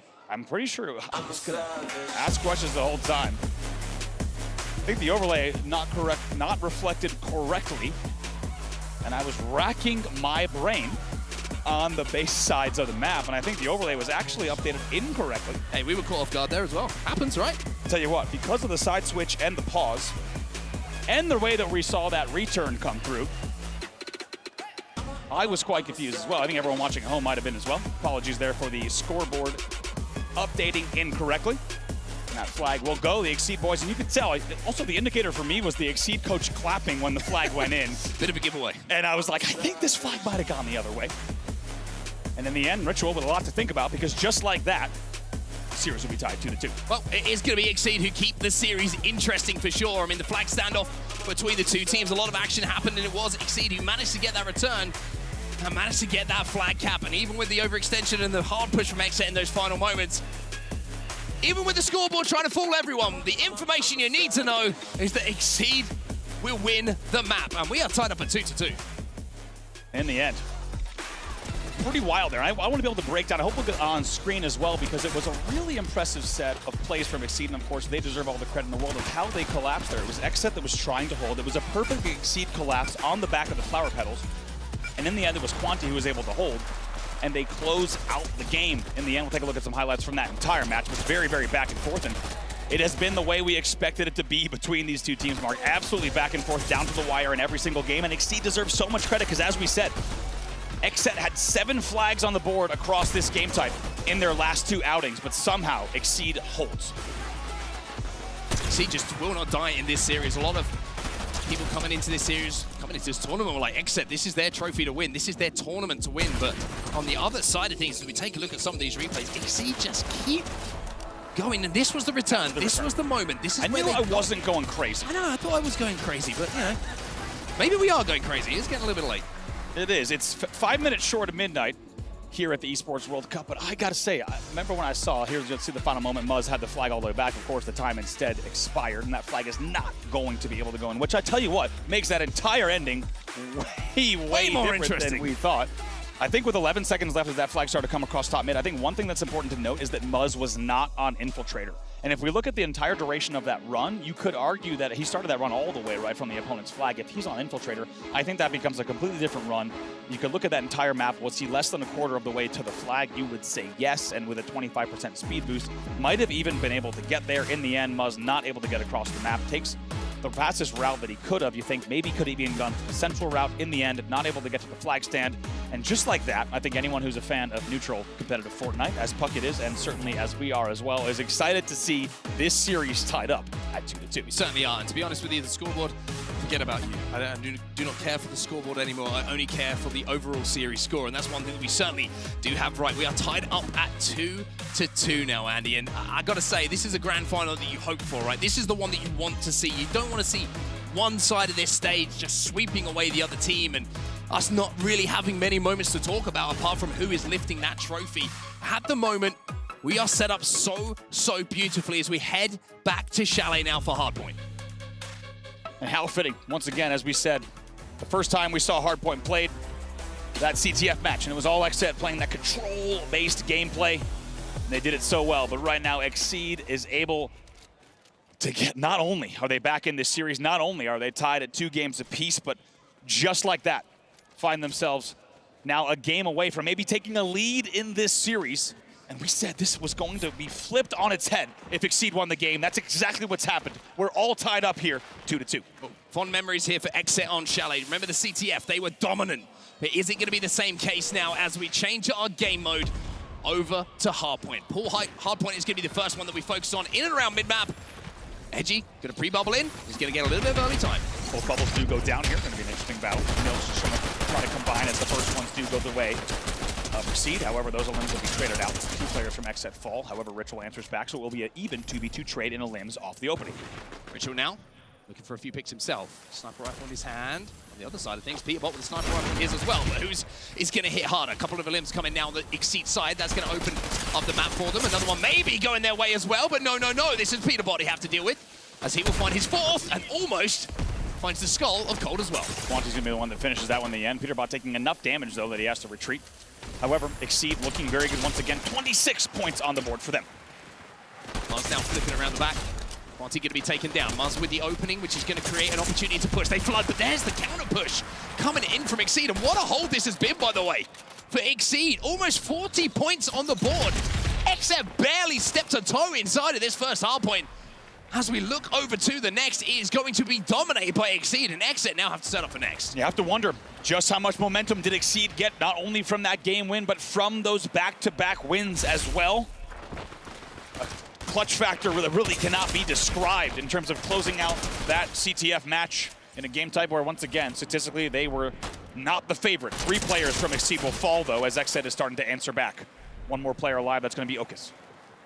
Oki's the furthest up at the moment, but he's pretty much off of respawn, so everybody here on XZ doing their job. There's the bubble, just waited, held, and timed until the push starts to come in. That's going to buy them even more seconds and force out the EMP, which then won't do as much damage and won't be as disruptive. Peterbot fighting around the back of the spawn here, trying to break in towards the back and turn the attention of XZ around. Hopefully, the rest of his team can push out through the front, but Peterbot will be dealt with, and this is just a huge amount of time and an almost monumental hold here from XZ. They've got every single point. Really nice work here, as 5 points will tick down, and just about, as you say, every single point there. Exceed will be the first ones to rotate here to P3, and we'll see if they can now hold as they start to score once again, but XZ has now taken a hold of the lead by about 10 points. Bubble going to go down just to help Quanti play around these angles a little bit more, buy them a little bit of time. You would expect an EMP to come in pretty soon. If you can take out that engineer first, though, that's going to make that bubble even more effective. Cold finds one, Ritual find one, Exet looking to clean up the rest. Here as Edgy will fall inside of this hill, looking for more, and we'll be able to clean out the final players inside. A great break coming through from Exet here, and now they will have the time. Have the time, they have the break, and they have the lead. Yet again, it's a very nice execution on that push. However, Exceed coming in with 3 limbs straight. Can they get the 4th one here? That was Muzz. Very nicely done. Still 20 seconds left on this hard point, and now they will go back into the lead. Exet already rotating for the next hard point though, but there is some battles taking place in and around the cuts and the tunnel. As Exceed will, like you say, get the last bit of this scrap time as Exet try and set up for new. Milks is going to bubble in just to contest, just to make this time even more difficult for them to pick up. Exet fully stacked inside this tunnel. Look at the entry bubbles from both teams, right? Just trying to maybe hold and get as much damage as they can. It's going to be a little bit awkward as the first few limbs go in for the side of Exet. They have the minor advantage momentarily, but they'll be traded out. Okus is the last one standing. Ritual just couldn't hit the big shot there. If he hits that, maybe things look a little bit different, but it's Okus who cleans up all of the damage and now will sit around that white car and hold down the tunnel. Bubble there for him as well. Peterbot's going to be there to support. And Peterbot has the big stick out as well. An opportunity for him to hit some big shots, but there's the EMP, which is going to remove all of that bubble cover. Can you believe it there? Look at the score already, 112-77. Okus still holding. Okus down Ritual again. 3 players will fall. Look at the holds from Exceed. It is clean and it is clinical yet again. They're still scoring 118-77. The way that this man on your screen right now, Okus, has been peeking and prodding in and around that car. Any damage that's done, he's been there, last man standing to clean it all up, and Exet look like they might be thinking about giving this one up. This has been such a strong hold from Exceed. One thought 34 points and rising. They'll end on 135 as we head to noon. And nearly doubling their opponent's score here, as we've only played, as you see, about 1 minute of play on the elapsed game clock in terms of the actual time that's still remaining on the scoreboard. 135-88. Now here comes the hold. The limbs will be traded. We'll see if Muzz and team can hold on the truck.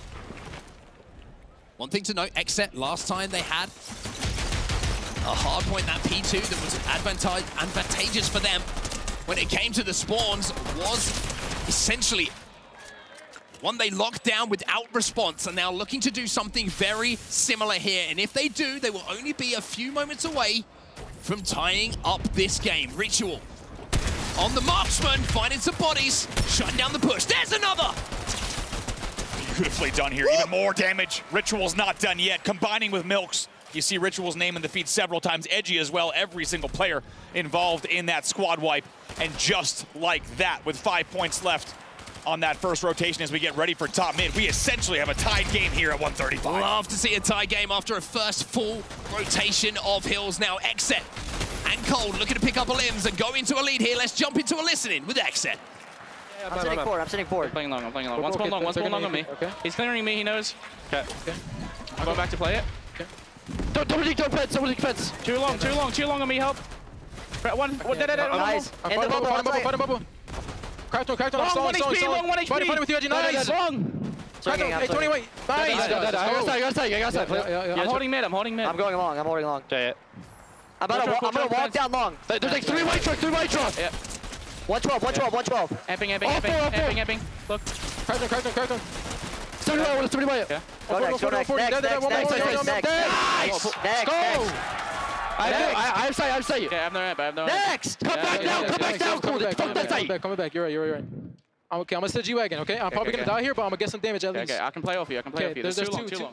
Exet are rolling, and now they will move to the hill that they locked down without response with a dominant lead heading into the late game here. 187 and rising. Exceed with just 137 points on the board as the crowd starts to like what they're seeing. Yeah, absolutely. The Exet chants are now getting loud in the room as well. Finally, Exceed will break. Ritual in a 1v1 here, and he will win that one as well. Several times his name appearing in the feed. 17 limbs to his name. They will continue scoring at the 200-point mark.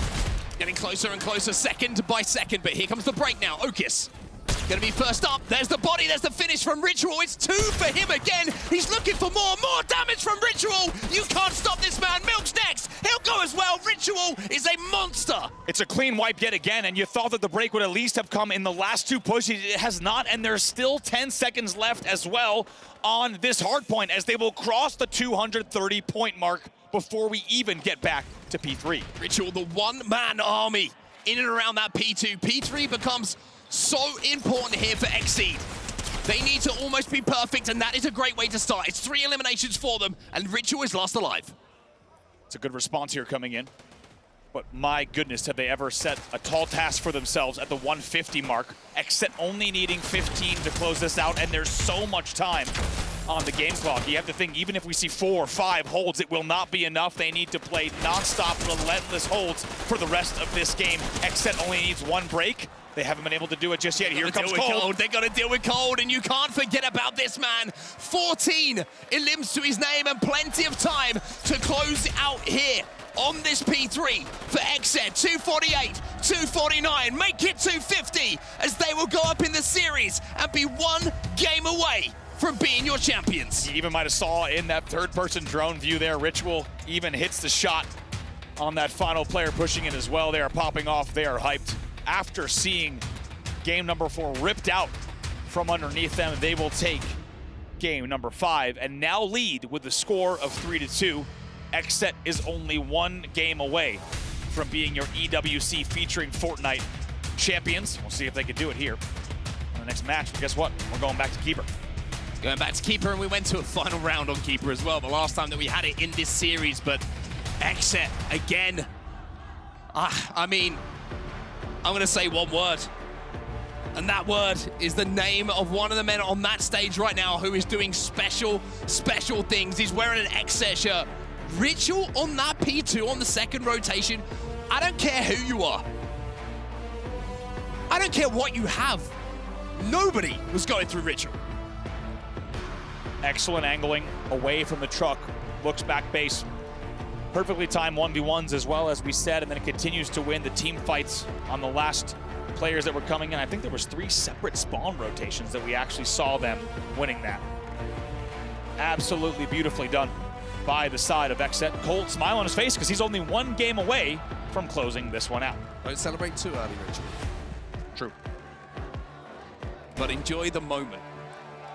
One thing we certainly can say, if you're on this main stage, not many people across the globe get the opportunity to be in a grand final like this. Some of the highlights coming in here, Mars with a big play in and around this hill. Ritual flying in for one of what felt like 10,000 eliminations that he got in that game. And I mean, how good is he anchoring from inside of the hill on this marksman? Absolutely ridiculous. And from multiple hard points as well, and it's really just such a difference maker. And as you said, let's not forget, off of the first rotation, we were tied at 137. So the fact that we saw the game end the way that it did was just such an indicator of what XZ was able to do in the late game to close it out with such a convincing victory. All about that second rotation, as you say, and all about this hill here. I mean, I kind of want to see it, right? This is Quanti getting taken down by Ritual. I think that was his third. Then there's another one here. I think he takes down Peterbot in the meantime as well, the explosive damage. Body onto Quanti. Milks just looks at him, and Ritual says, "You kidding me? Have you just seen what I've done and you expect to be able to step in this Hardpoint?" This as well from Okus was a fantastic bit of work, but as you see, it's Ritual who pops off at the end. The entire XZ side, Ritual and Cold combining for not only a fantastic number of kills, but also a game win in the end. And you have to think, XZ, the momentum now goes back in their favor. Keep in mind, we saw Exceed opening that game so strong, right? Yeah. They were up by about 30, 40 points off the opening. It was not enough. XZ answers back in a huge way. And now as we're loading in to what could be our final game, as we now see XZ on 3 wins, and they want nothing more than to place their key right inside this trophy and become the champions here. Take down $400,000, by the way, with them if they're able to do it. But it is now up to Exceed, who need to ensure they put wins on the board and force us all the way to a Game 7. Well, Exceed have kept this final interesting, and just when it felt like XZ have got into a position where they might be creating a little bit of daylight in a series, Exceed have answered back. Is the Oracle of Chris Puckett about to be right once again? Will we see a Game 7, or will we see XZ become your champions here at EWC featuring Fortnite? And just in case you didn't catch it here, let's not forget, of course, Keeper was game number 3 as well. Exceed won the first round. XZ had to win both of the next rounds back-to-back to close out that game, and it came down to the wire. You might remember Exceed holding in basement, so close to taking that game. And Exceed is going to remember that. They're going to remember not only the fact that they won the first round, but just how close that the game was overall. Exceed knows they can send us to a game number 7. The question is, do they have the ice, or will XZ close us out here? Huge amount of pressure on that stage right now, but none more so than on the shoulders of Exceed. Quanti immediately gets away with that key, though. However, the first element will go the way of XZ, traded out almost immediately. This is just a little bit of good early scrap time here for Quanti and Exceed. Okus will find another one now. Can they carve a path towards the setup? 2 will fall from the side of Exceed as Quanti is going to answer back to make sure to take down Cold. He's also going to get taken down as he tries to run away. Exceed with 23 points on the board early on. XZ find 3. Last player alive is going to be Okus. Edgy going to be taken down in the meantime. Okus will find 2, which keeps it a little bit scrappy here. Exet still unable to get their hands on that key as it's floating in the flower alleyway right now, and it'll be Okus who comes back in for it on the infiltrate and scarpering away. He's trying to stay alive as long as he can. Edgy will be forced to bubble here and try to make his way up to the mid-map. It's Quanti in the end that will start to rotate, get pinned down immediately. Muzz with some very, very good damage coming in there. Cold going to try to hold down the angle as Muzz is thinking about a basement hold. We'll drop into the basement here. A little bit of a change of temperature. Maybe they're just going to try and call off the hot start that has coming from XE by taking this down into the basement. It's going to be Ritual with 2. It's going to be another one here for Muzz. It's 3 eliminations back to back to back, and they're looking for the final player alive as well, and they will find him. That's going to be Exet. Clean wipe of Exceed, and they will go into a lead here. Really nicely done. Also, how about the timing? Quanti dies quite a bit later to force the really bad spawn rotation, which is just going to mean more time for Exet. We'll keep a very close eye on the feed to see exactly what's going on.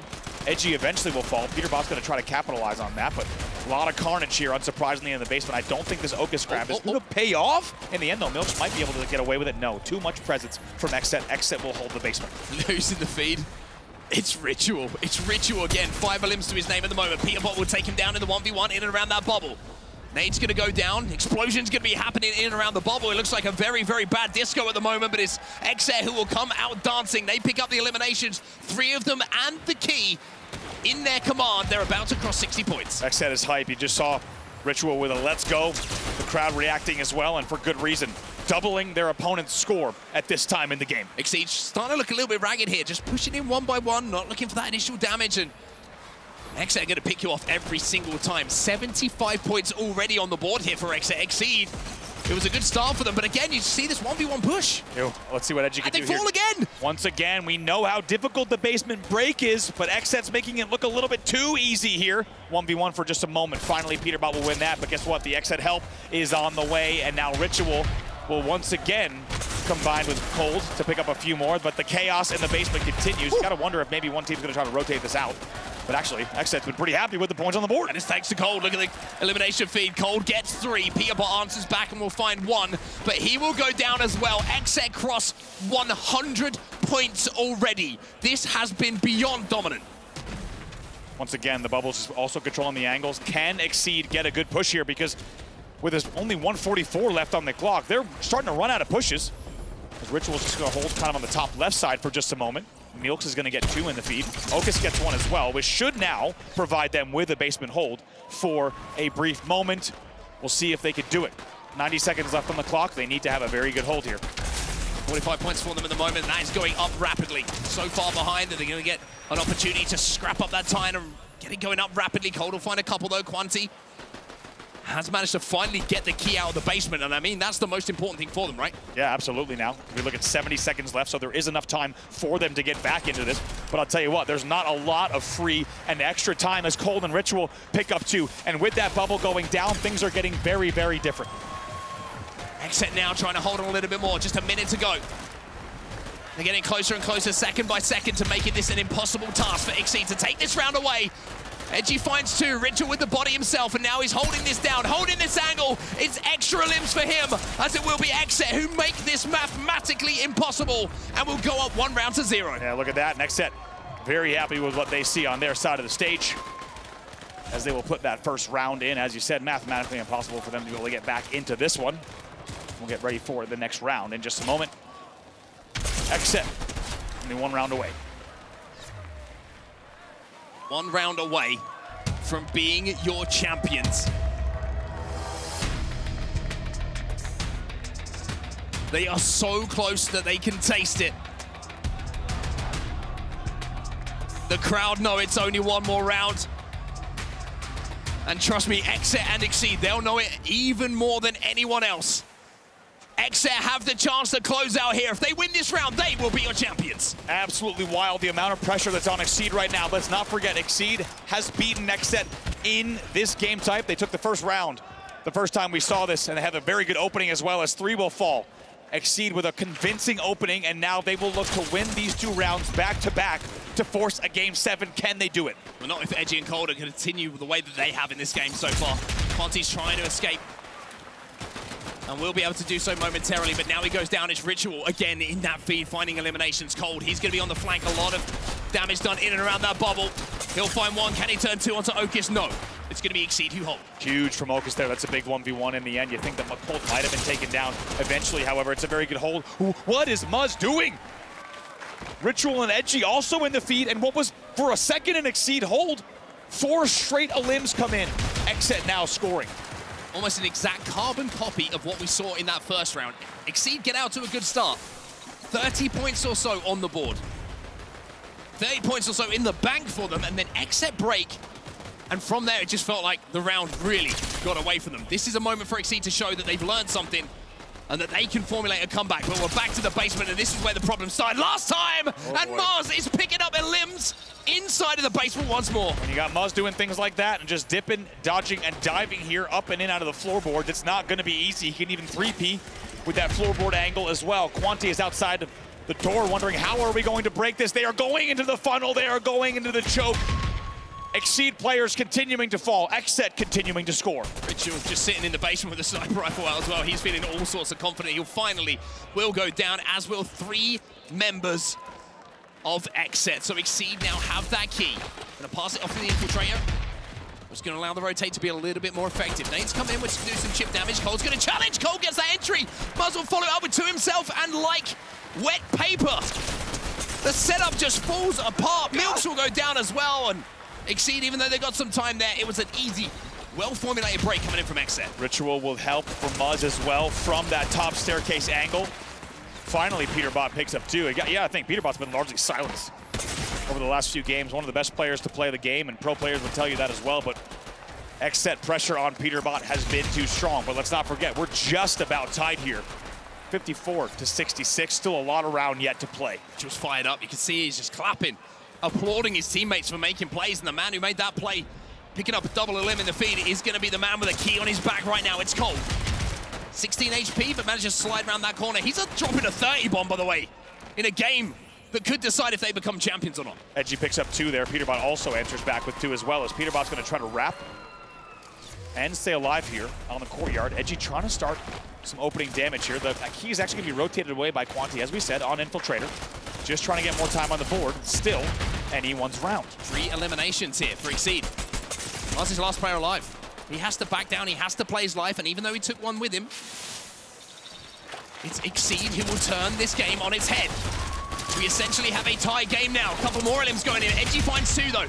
That's going to cut down the key, and that's going to allow Cole to grab and put Exet even closer. Wow, in the end, really nice work once again from Muzz, as well as Ritual. They will continue holding. Peterbot needs to make this count. Exet will go back into the lead, as you say, 86-80 now. Still 119 left on the clock. It's a funny thing sometimes. Teams, when under pressure, backs against the wall, start to play their best game, and that's what we might be seeing start to happen here on the side of Exceed. But just as I say it, the flank comes in. Quanti's got to turn now onto Muzz. Muzz with the big win. The big 1v1 win. Not for the first time in this game. He has made a difference. Cole gets another one. Edgy's got 18 to his name. And now you might see a lead change yet again. Keep an eye on the game clock. We're tied at 95, 50 seconds left. And it's all happening in the staircase here. Is Cole and Muzz who combine to take down Okis and Milks. Quanti will fall as well, thanks to Ritual being in that feed once more. Exet extending that lead. Milks down as well. Edgy and Exet edging closer as he will find 3. Edgy in the feed is going wild right now. It's a 20-point lead. They have to break now. They have to break. They're not going to break. That's going to do it. That's going to be it. Exet have done enough. And your first ever Esports World Cup featuring Fortnite champions will be Exet. Unbelievable round from them as they close it out in the end. And how about ending it with a full squad wipe, all 4 players down? That's exactly the way that you want to end a tournament. And of course, defeats and shrugs on the side of the Exceed players. As you see embraces from the side of Exet, they will take the title and take home $400,000. An incredible, incredible performance from start to finish. A reminder, going into this grand final, they had only dropped 1 game. In this grand final, they were made to work by Exceed. Don't get me wrong, they played their part, but you just felt like the story was written for them. Exet, they come through, a huge performance in these final moments. And every single member of this XZ team at some point in this tournament did something special so they can call themselves champs. They really did. And as we said coming in, it was always these last two teams that we expected to be here. XZ being your tournament favorites, and in the end, they will be the last team standing here as well. First place and your tournament champions at the Esports World Cup featuring Fortnite. And they will get to put their key in that trophy. This is the moment they have been waiting for. XZ champions confirmed as they will lift the trophy as they are the champions of your Esports World Cup featuring Fortnite.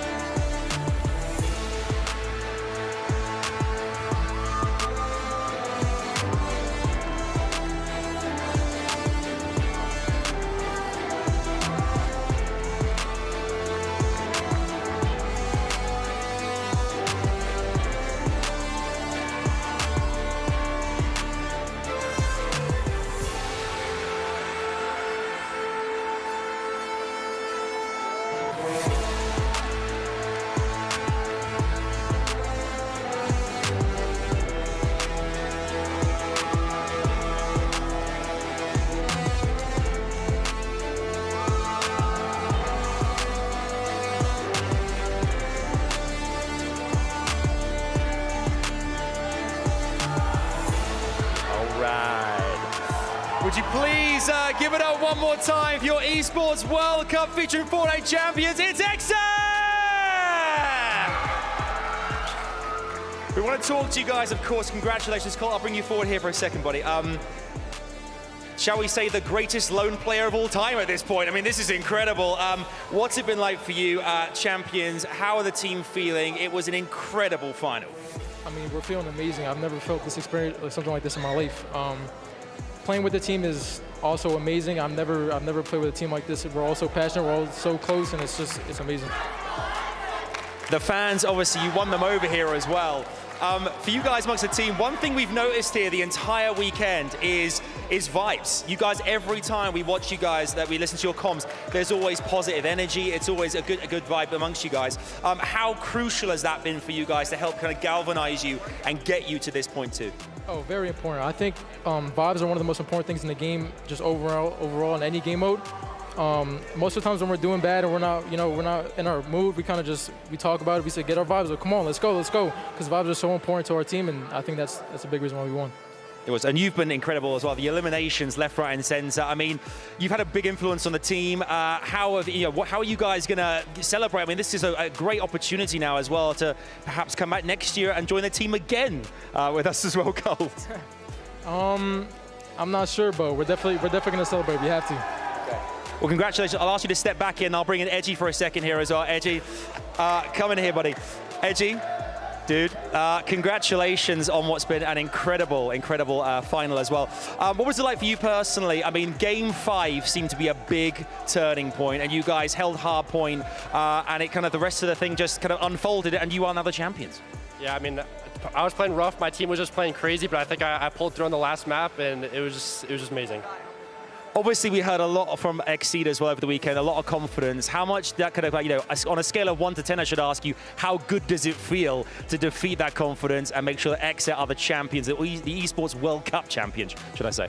I mean, it feels great. I mean, we have a rivalry with them. We're all best friends with them, but when we're playing, it's just, hey, we just had to take it home. And I'm going to ask you, how did the trophy feel to lift? How does that moment for you as well, becoming the first official Esports World Cup featuring Fortnite champions ever? I mean, I got my FNCS win, I got my LAN win, like, I'm feeling great. It was great to watch as well. I mean, Milosh, it was an amazing thing. Thanks, Edgy. Thank you. It absolutely was. We'll go down the line here bit by bit. I mean, most Australian winning it in the final. How does that feel for you? I'm just so happy because we've been playing this ESL stuff for quite a few months now, and I'm honestly happy that Grand Finals was us against Exceed because they were the best team in NA online, and they were the first. Sorry, let me rephrase that. we were always versing them in finals, and we always had like this beef. And I mean, yeah, it was just a fun match, and I'm happy we won, and it's a good feeling to experience. Do you feel that hatchet's been buried, or is just being set aside for future stuff? I don't really know. Looking forward to find out in the future? Yeah, sure. Fair enough. We'll go down the line a bit. Before I get to you, Richard, we had a few chats. First of all, I want to talk to you, Sven. How does it feel like to kind of coach the champions at the end of the day and to lift the trophy? Well, it's amazing. Like, we put so much work, so much effort in this, and yeah, I think we deserve it, to be honest. I think the players played amazing. We put so much time. Yeah, I'm really proud of the team. Like, I cannot even realize, to be honest, yeah. I mean, with the amount of game modes, the amount of styles you have to play, different maps, there's a lot of preparation that goes behind it. Yeah, of course. Like, we did it as a team. Like, we prepare things all together, all the game modes, everything. Yeah, like, yeah, I'm so happy. I don't know what to say.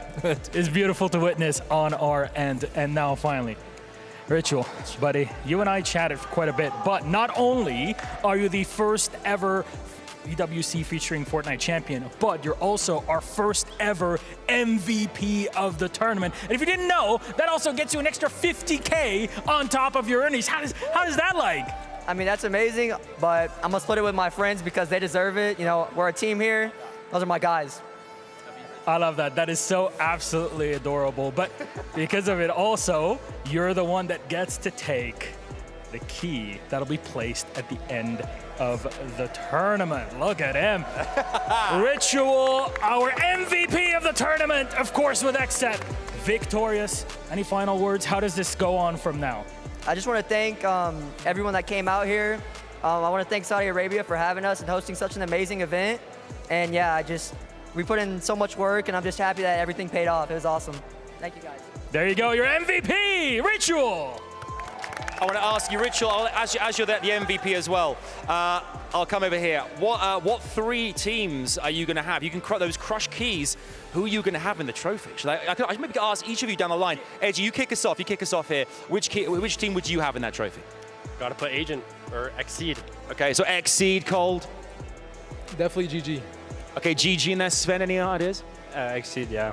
Okay, Exceed as well. Heroic, and your Ritual. Heroic. Okay. Heroic, GG, Exceed. There we go. It's not bad at all. On that note, folks, congratulations once again. Of course, as part of this Esports World Cup, you now get to put your frame into the Esports World Cup totem. I'll let you guys do that again. But one more time, would you please give it up? Your Esports World Cup featuring Fortnite champions. It's XSET! Thank you so much for watching the Amazon Arena stage. It has been an incredible few days here. We've loved it. Myself and Milos had a great time. Thank you, buddy. Back to you guys in the studio. What a grand final.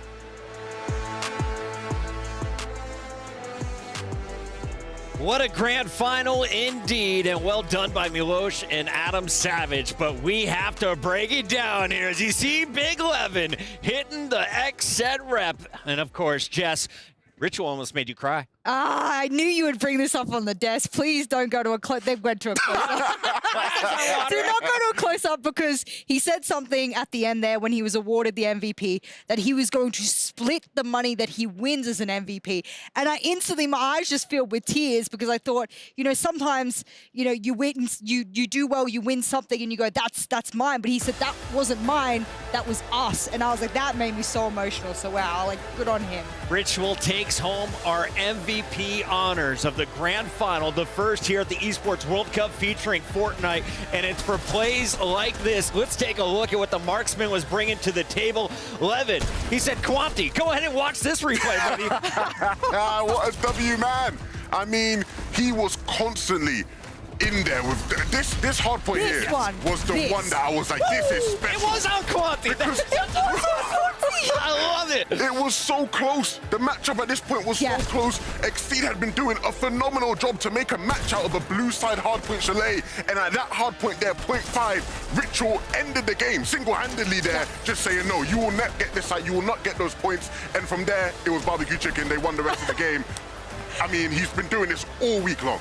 What did I say the first time I was on the desk? We were speaking about XSET. I looked across to both you and I said, I know I shouldn't do this. I've never done this as an analyst in the years I've been on the desk. I try not to have bias, but the man on your screen right now was my favorite player, and he stepped up to be MVP. Excellence in action presented by PlayStation, your MVP of 2024, and what a deserving honor. Not only did he lead his team in-game, the comms were impeccable throughout the entirety of this event. So important, man.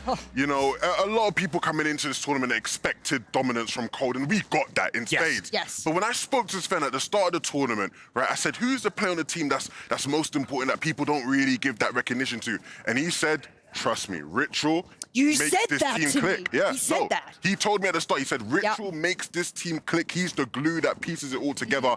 And that was so clear this weekend. XZ across the board, giving us so many highlights in that grand finals. The 4K to finish it from Edgy was a highlight for me. Cold in a 1v3, nasty stuff. And then, of course, the snipes that you just witnessed. But let's rewind the tape here. Let's go all the way back as we take a look at the highlights across this 6-game series. Levin, we thought this might go to a Game 7. Exceed was playing right there with XZ at the peak level. They put them to their absolute limits. Yes. Exceed did not disappoint. I mean, a lot of people were wondering with how dominant XZ had been if it was really going to be close come the finals. But Peterbot and the company, you know, they really talked a lot of big stuff, but they backed it up for the most part. And I said, you know, they're the challengers in this. You know, they're the ones that have to bring it to XZ. And then I'm thinking to myself, who's got the X factor? Then I'm thinking to myself, which X is going to give it to him? And then that was cheeky for you. That was cheeky. I have been holding that all day, ladies and gentlemen. I'm so glad I could get that out because I got both the boys laughing on the desk before we end. All right, Jess, hold the L for a moment while we take a look at our players because they are not done yet. They have put their key in the trophy, but they have one more thing to do. As you can see, Ritual and crew walking in. They will get to put their frame in the turtle. They will go down in history as the champions of Fortnite here at the Esports World Cup. And what a performance from all four of them. It was a team effort. It wasn't easy, but 6 grueling maps later, they get it done. I'm glad you said it was a team effort, and I'm so glad that Ritual said he's splitting the MVP money. I'm going to cry again. You know, I said it just before the maps ended. This has been so fun to watch, just all 4 of these players just like battle it out for MVP. It's like they're all playing for the MVP trophy towards the end there. And then they get to pick the keys upon which they crushed, and they get to pick 3 to go into their trophy as well. They already mentioned they want Heroic in their trophy. GG. They want Game and Gladiators. And then obviously Exceed. And Exceed. Who else? Ritual is given the honors as here we conclude the Esports World Cup featuring Fortnite. The job is done. Their legacy cemented in front of the crowd here in Riyadh. Wow. I got goosebumps. Can you see my goosebumps? Honestly, it's a special moment, man. And I feel like the teams they picked were so fitting as well. Oh, yeah. Right, GG, the monster that people had built up that was supposed to be the challenge, they struck them down with ease. Heroic, the team today that started them off, that gave them a good warm-up, to be fair. Right? Overtime games, took a map from them. Really nice stuff from that Heroic team. But then, of course, the regional rivals, the biggest challenge they were going to have in this competition, Exceed to close it out. Nice choice of a 3. Now, we have some super fans here, and I am one of them. This is our performance bounty of the tournament. We were asking for the best clips. People weighed in on Twitter. A lot of people clipping this one on Twitch and YouTube. Let's take a look at some of the best moments. This is Ritual with the snipes. I mean, Ritual, clearly a choice here. Some of the snipes he was hitting throughout the weekend were just silly. There are just so many moments, right, where you just expect him to go down and he just stays alive. That one-shot bullet always connected.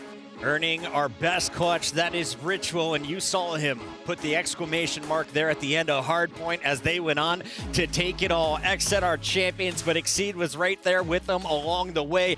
Big shout out to the entire team. Okus better stay in that jersey because that man is not only the glue, he may be one of the most exciting players to watch. And I'm glad there was so much competitions between the rosters because we came into this tournament going, hey guys, XZ are probably going to walk away with it, but follow us through the storyline that will be the tournament. And who have we got here? This is a nice little rendition. For those who don't know, the Prince himself has come down to talk to the players directly and congratulate them on their win here. And they will go to a championship lunch with the Prince tomorrow. A little bit of icing on the cake as they get to pose with the trophy. A very happy Sven. The NA boys featuring an Australian. America's best Aussie is how I call him. XSET getting the job done here at EWC 2024. They're the best team in the world, and they earn a big paycheck to go with it. $400,000 plus the $50K bonus. I mean, again, to talk about things before the tournament started, when I spoke to Sven, he said the only team that can stop us is us. It's us. We are the only people that can get in our way, and that was very clear today. As much as people gave them challenges and tests at times throughout the tournament, they were clearly the first team in the whole competition, far and away the best. They played 21 maps. They won 18 of them, and you're going to see quite a few highlights, I have a feeling, from XSET. Let's take a look at our Kadia plays of the weekend. The best moments from start to finish, and what a showing we had from the world's best. Let's start here. Kiro doing work here for the Heroic squad. I mean, Kiro's a great example of what these modes have provided for us. It's given a platform for some of Fortnite's most talented players, people who maybe don't have the eyes on them in the typical Battle Royale mode, to really have some shine. And Kiro was a great example of a player who, again, he might get his credit here and there, but there was a big spotlight on him this weekend. And then maybe some of the more experienced veterans on the other side. Thomas HD on your screen there, and Nas. Remove an Nas, add an Nas. However you subtract and add him in, there is going to be impact, and him coming back in the roster was huge. The key lesson there is there's always going to be success with an Nas in the roster, so keep him in there. KC making a run to the Final Four. They fell short of a championship match, but they are not leaving empty-handed. $80,000 to all of our semifinal teams. XSET, a ridiculous run. They took down Game and Gladiators. They dismantled Heroic, and then were able to outlast Exceed, going all the way to that map 6 for the victory. Again, so many special things about this win for them. When you look at the run, they've had the most difficult run you could have had. They've genuinely beaten the other best teams in the competition at every single step of the way. And it looks like Riyadh is ready to celebrate the fireworks live here from EWC 2024. We hope you all enjoyed the show. Final thoughts here? Rep the set, baby. Rep the set. Clicks. Go sign Cold. I'm Chris Puckett. This is Jesco. On behalf of Levin and all of our amazing casters, thank you for tuning in. We'll see you next year.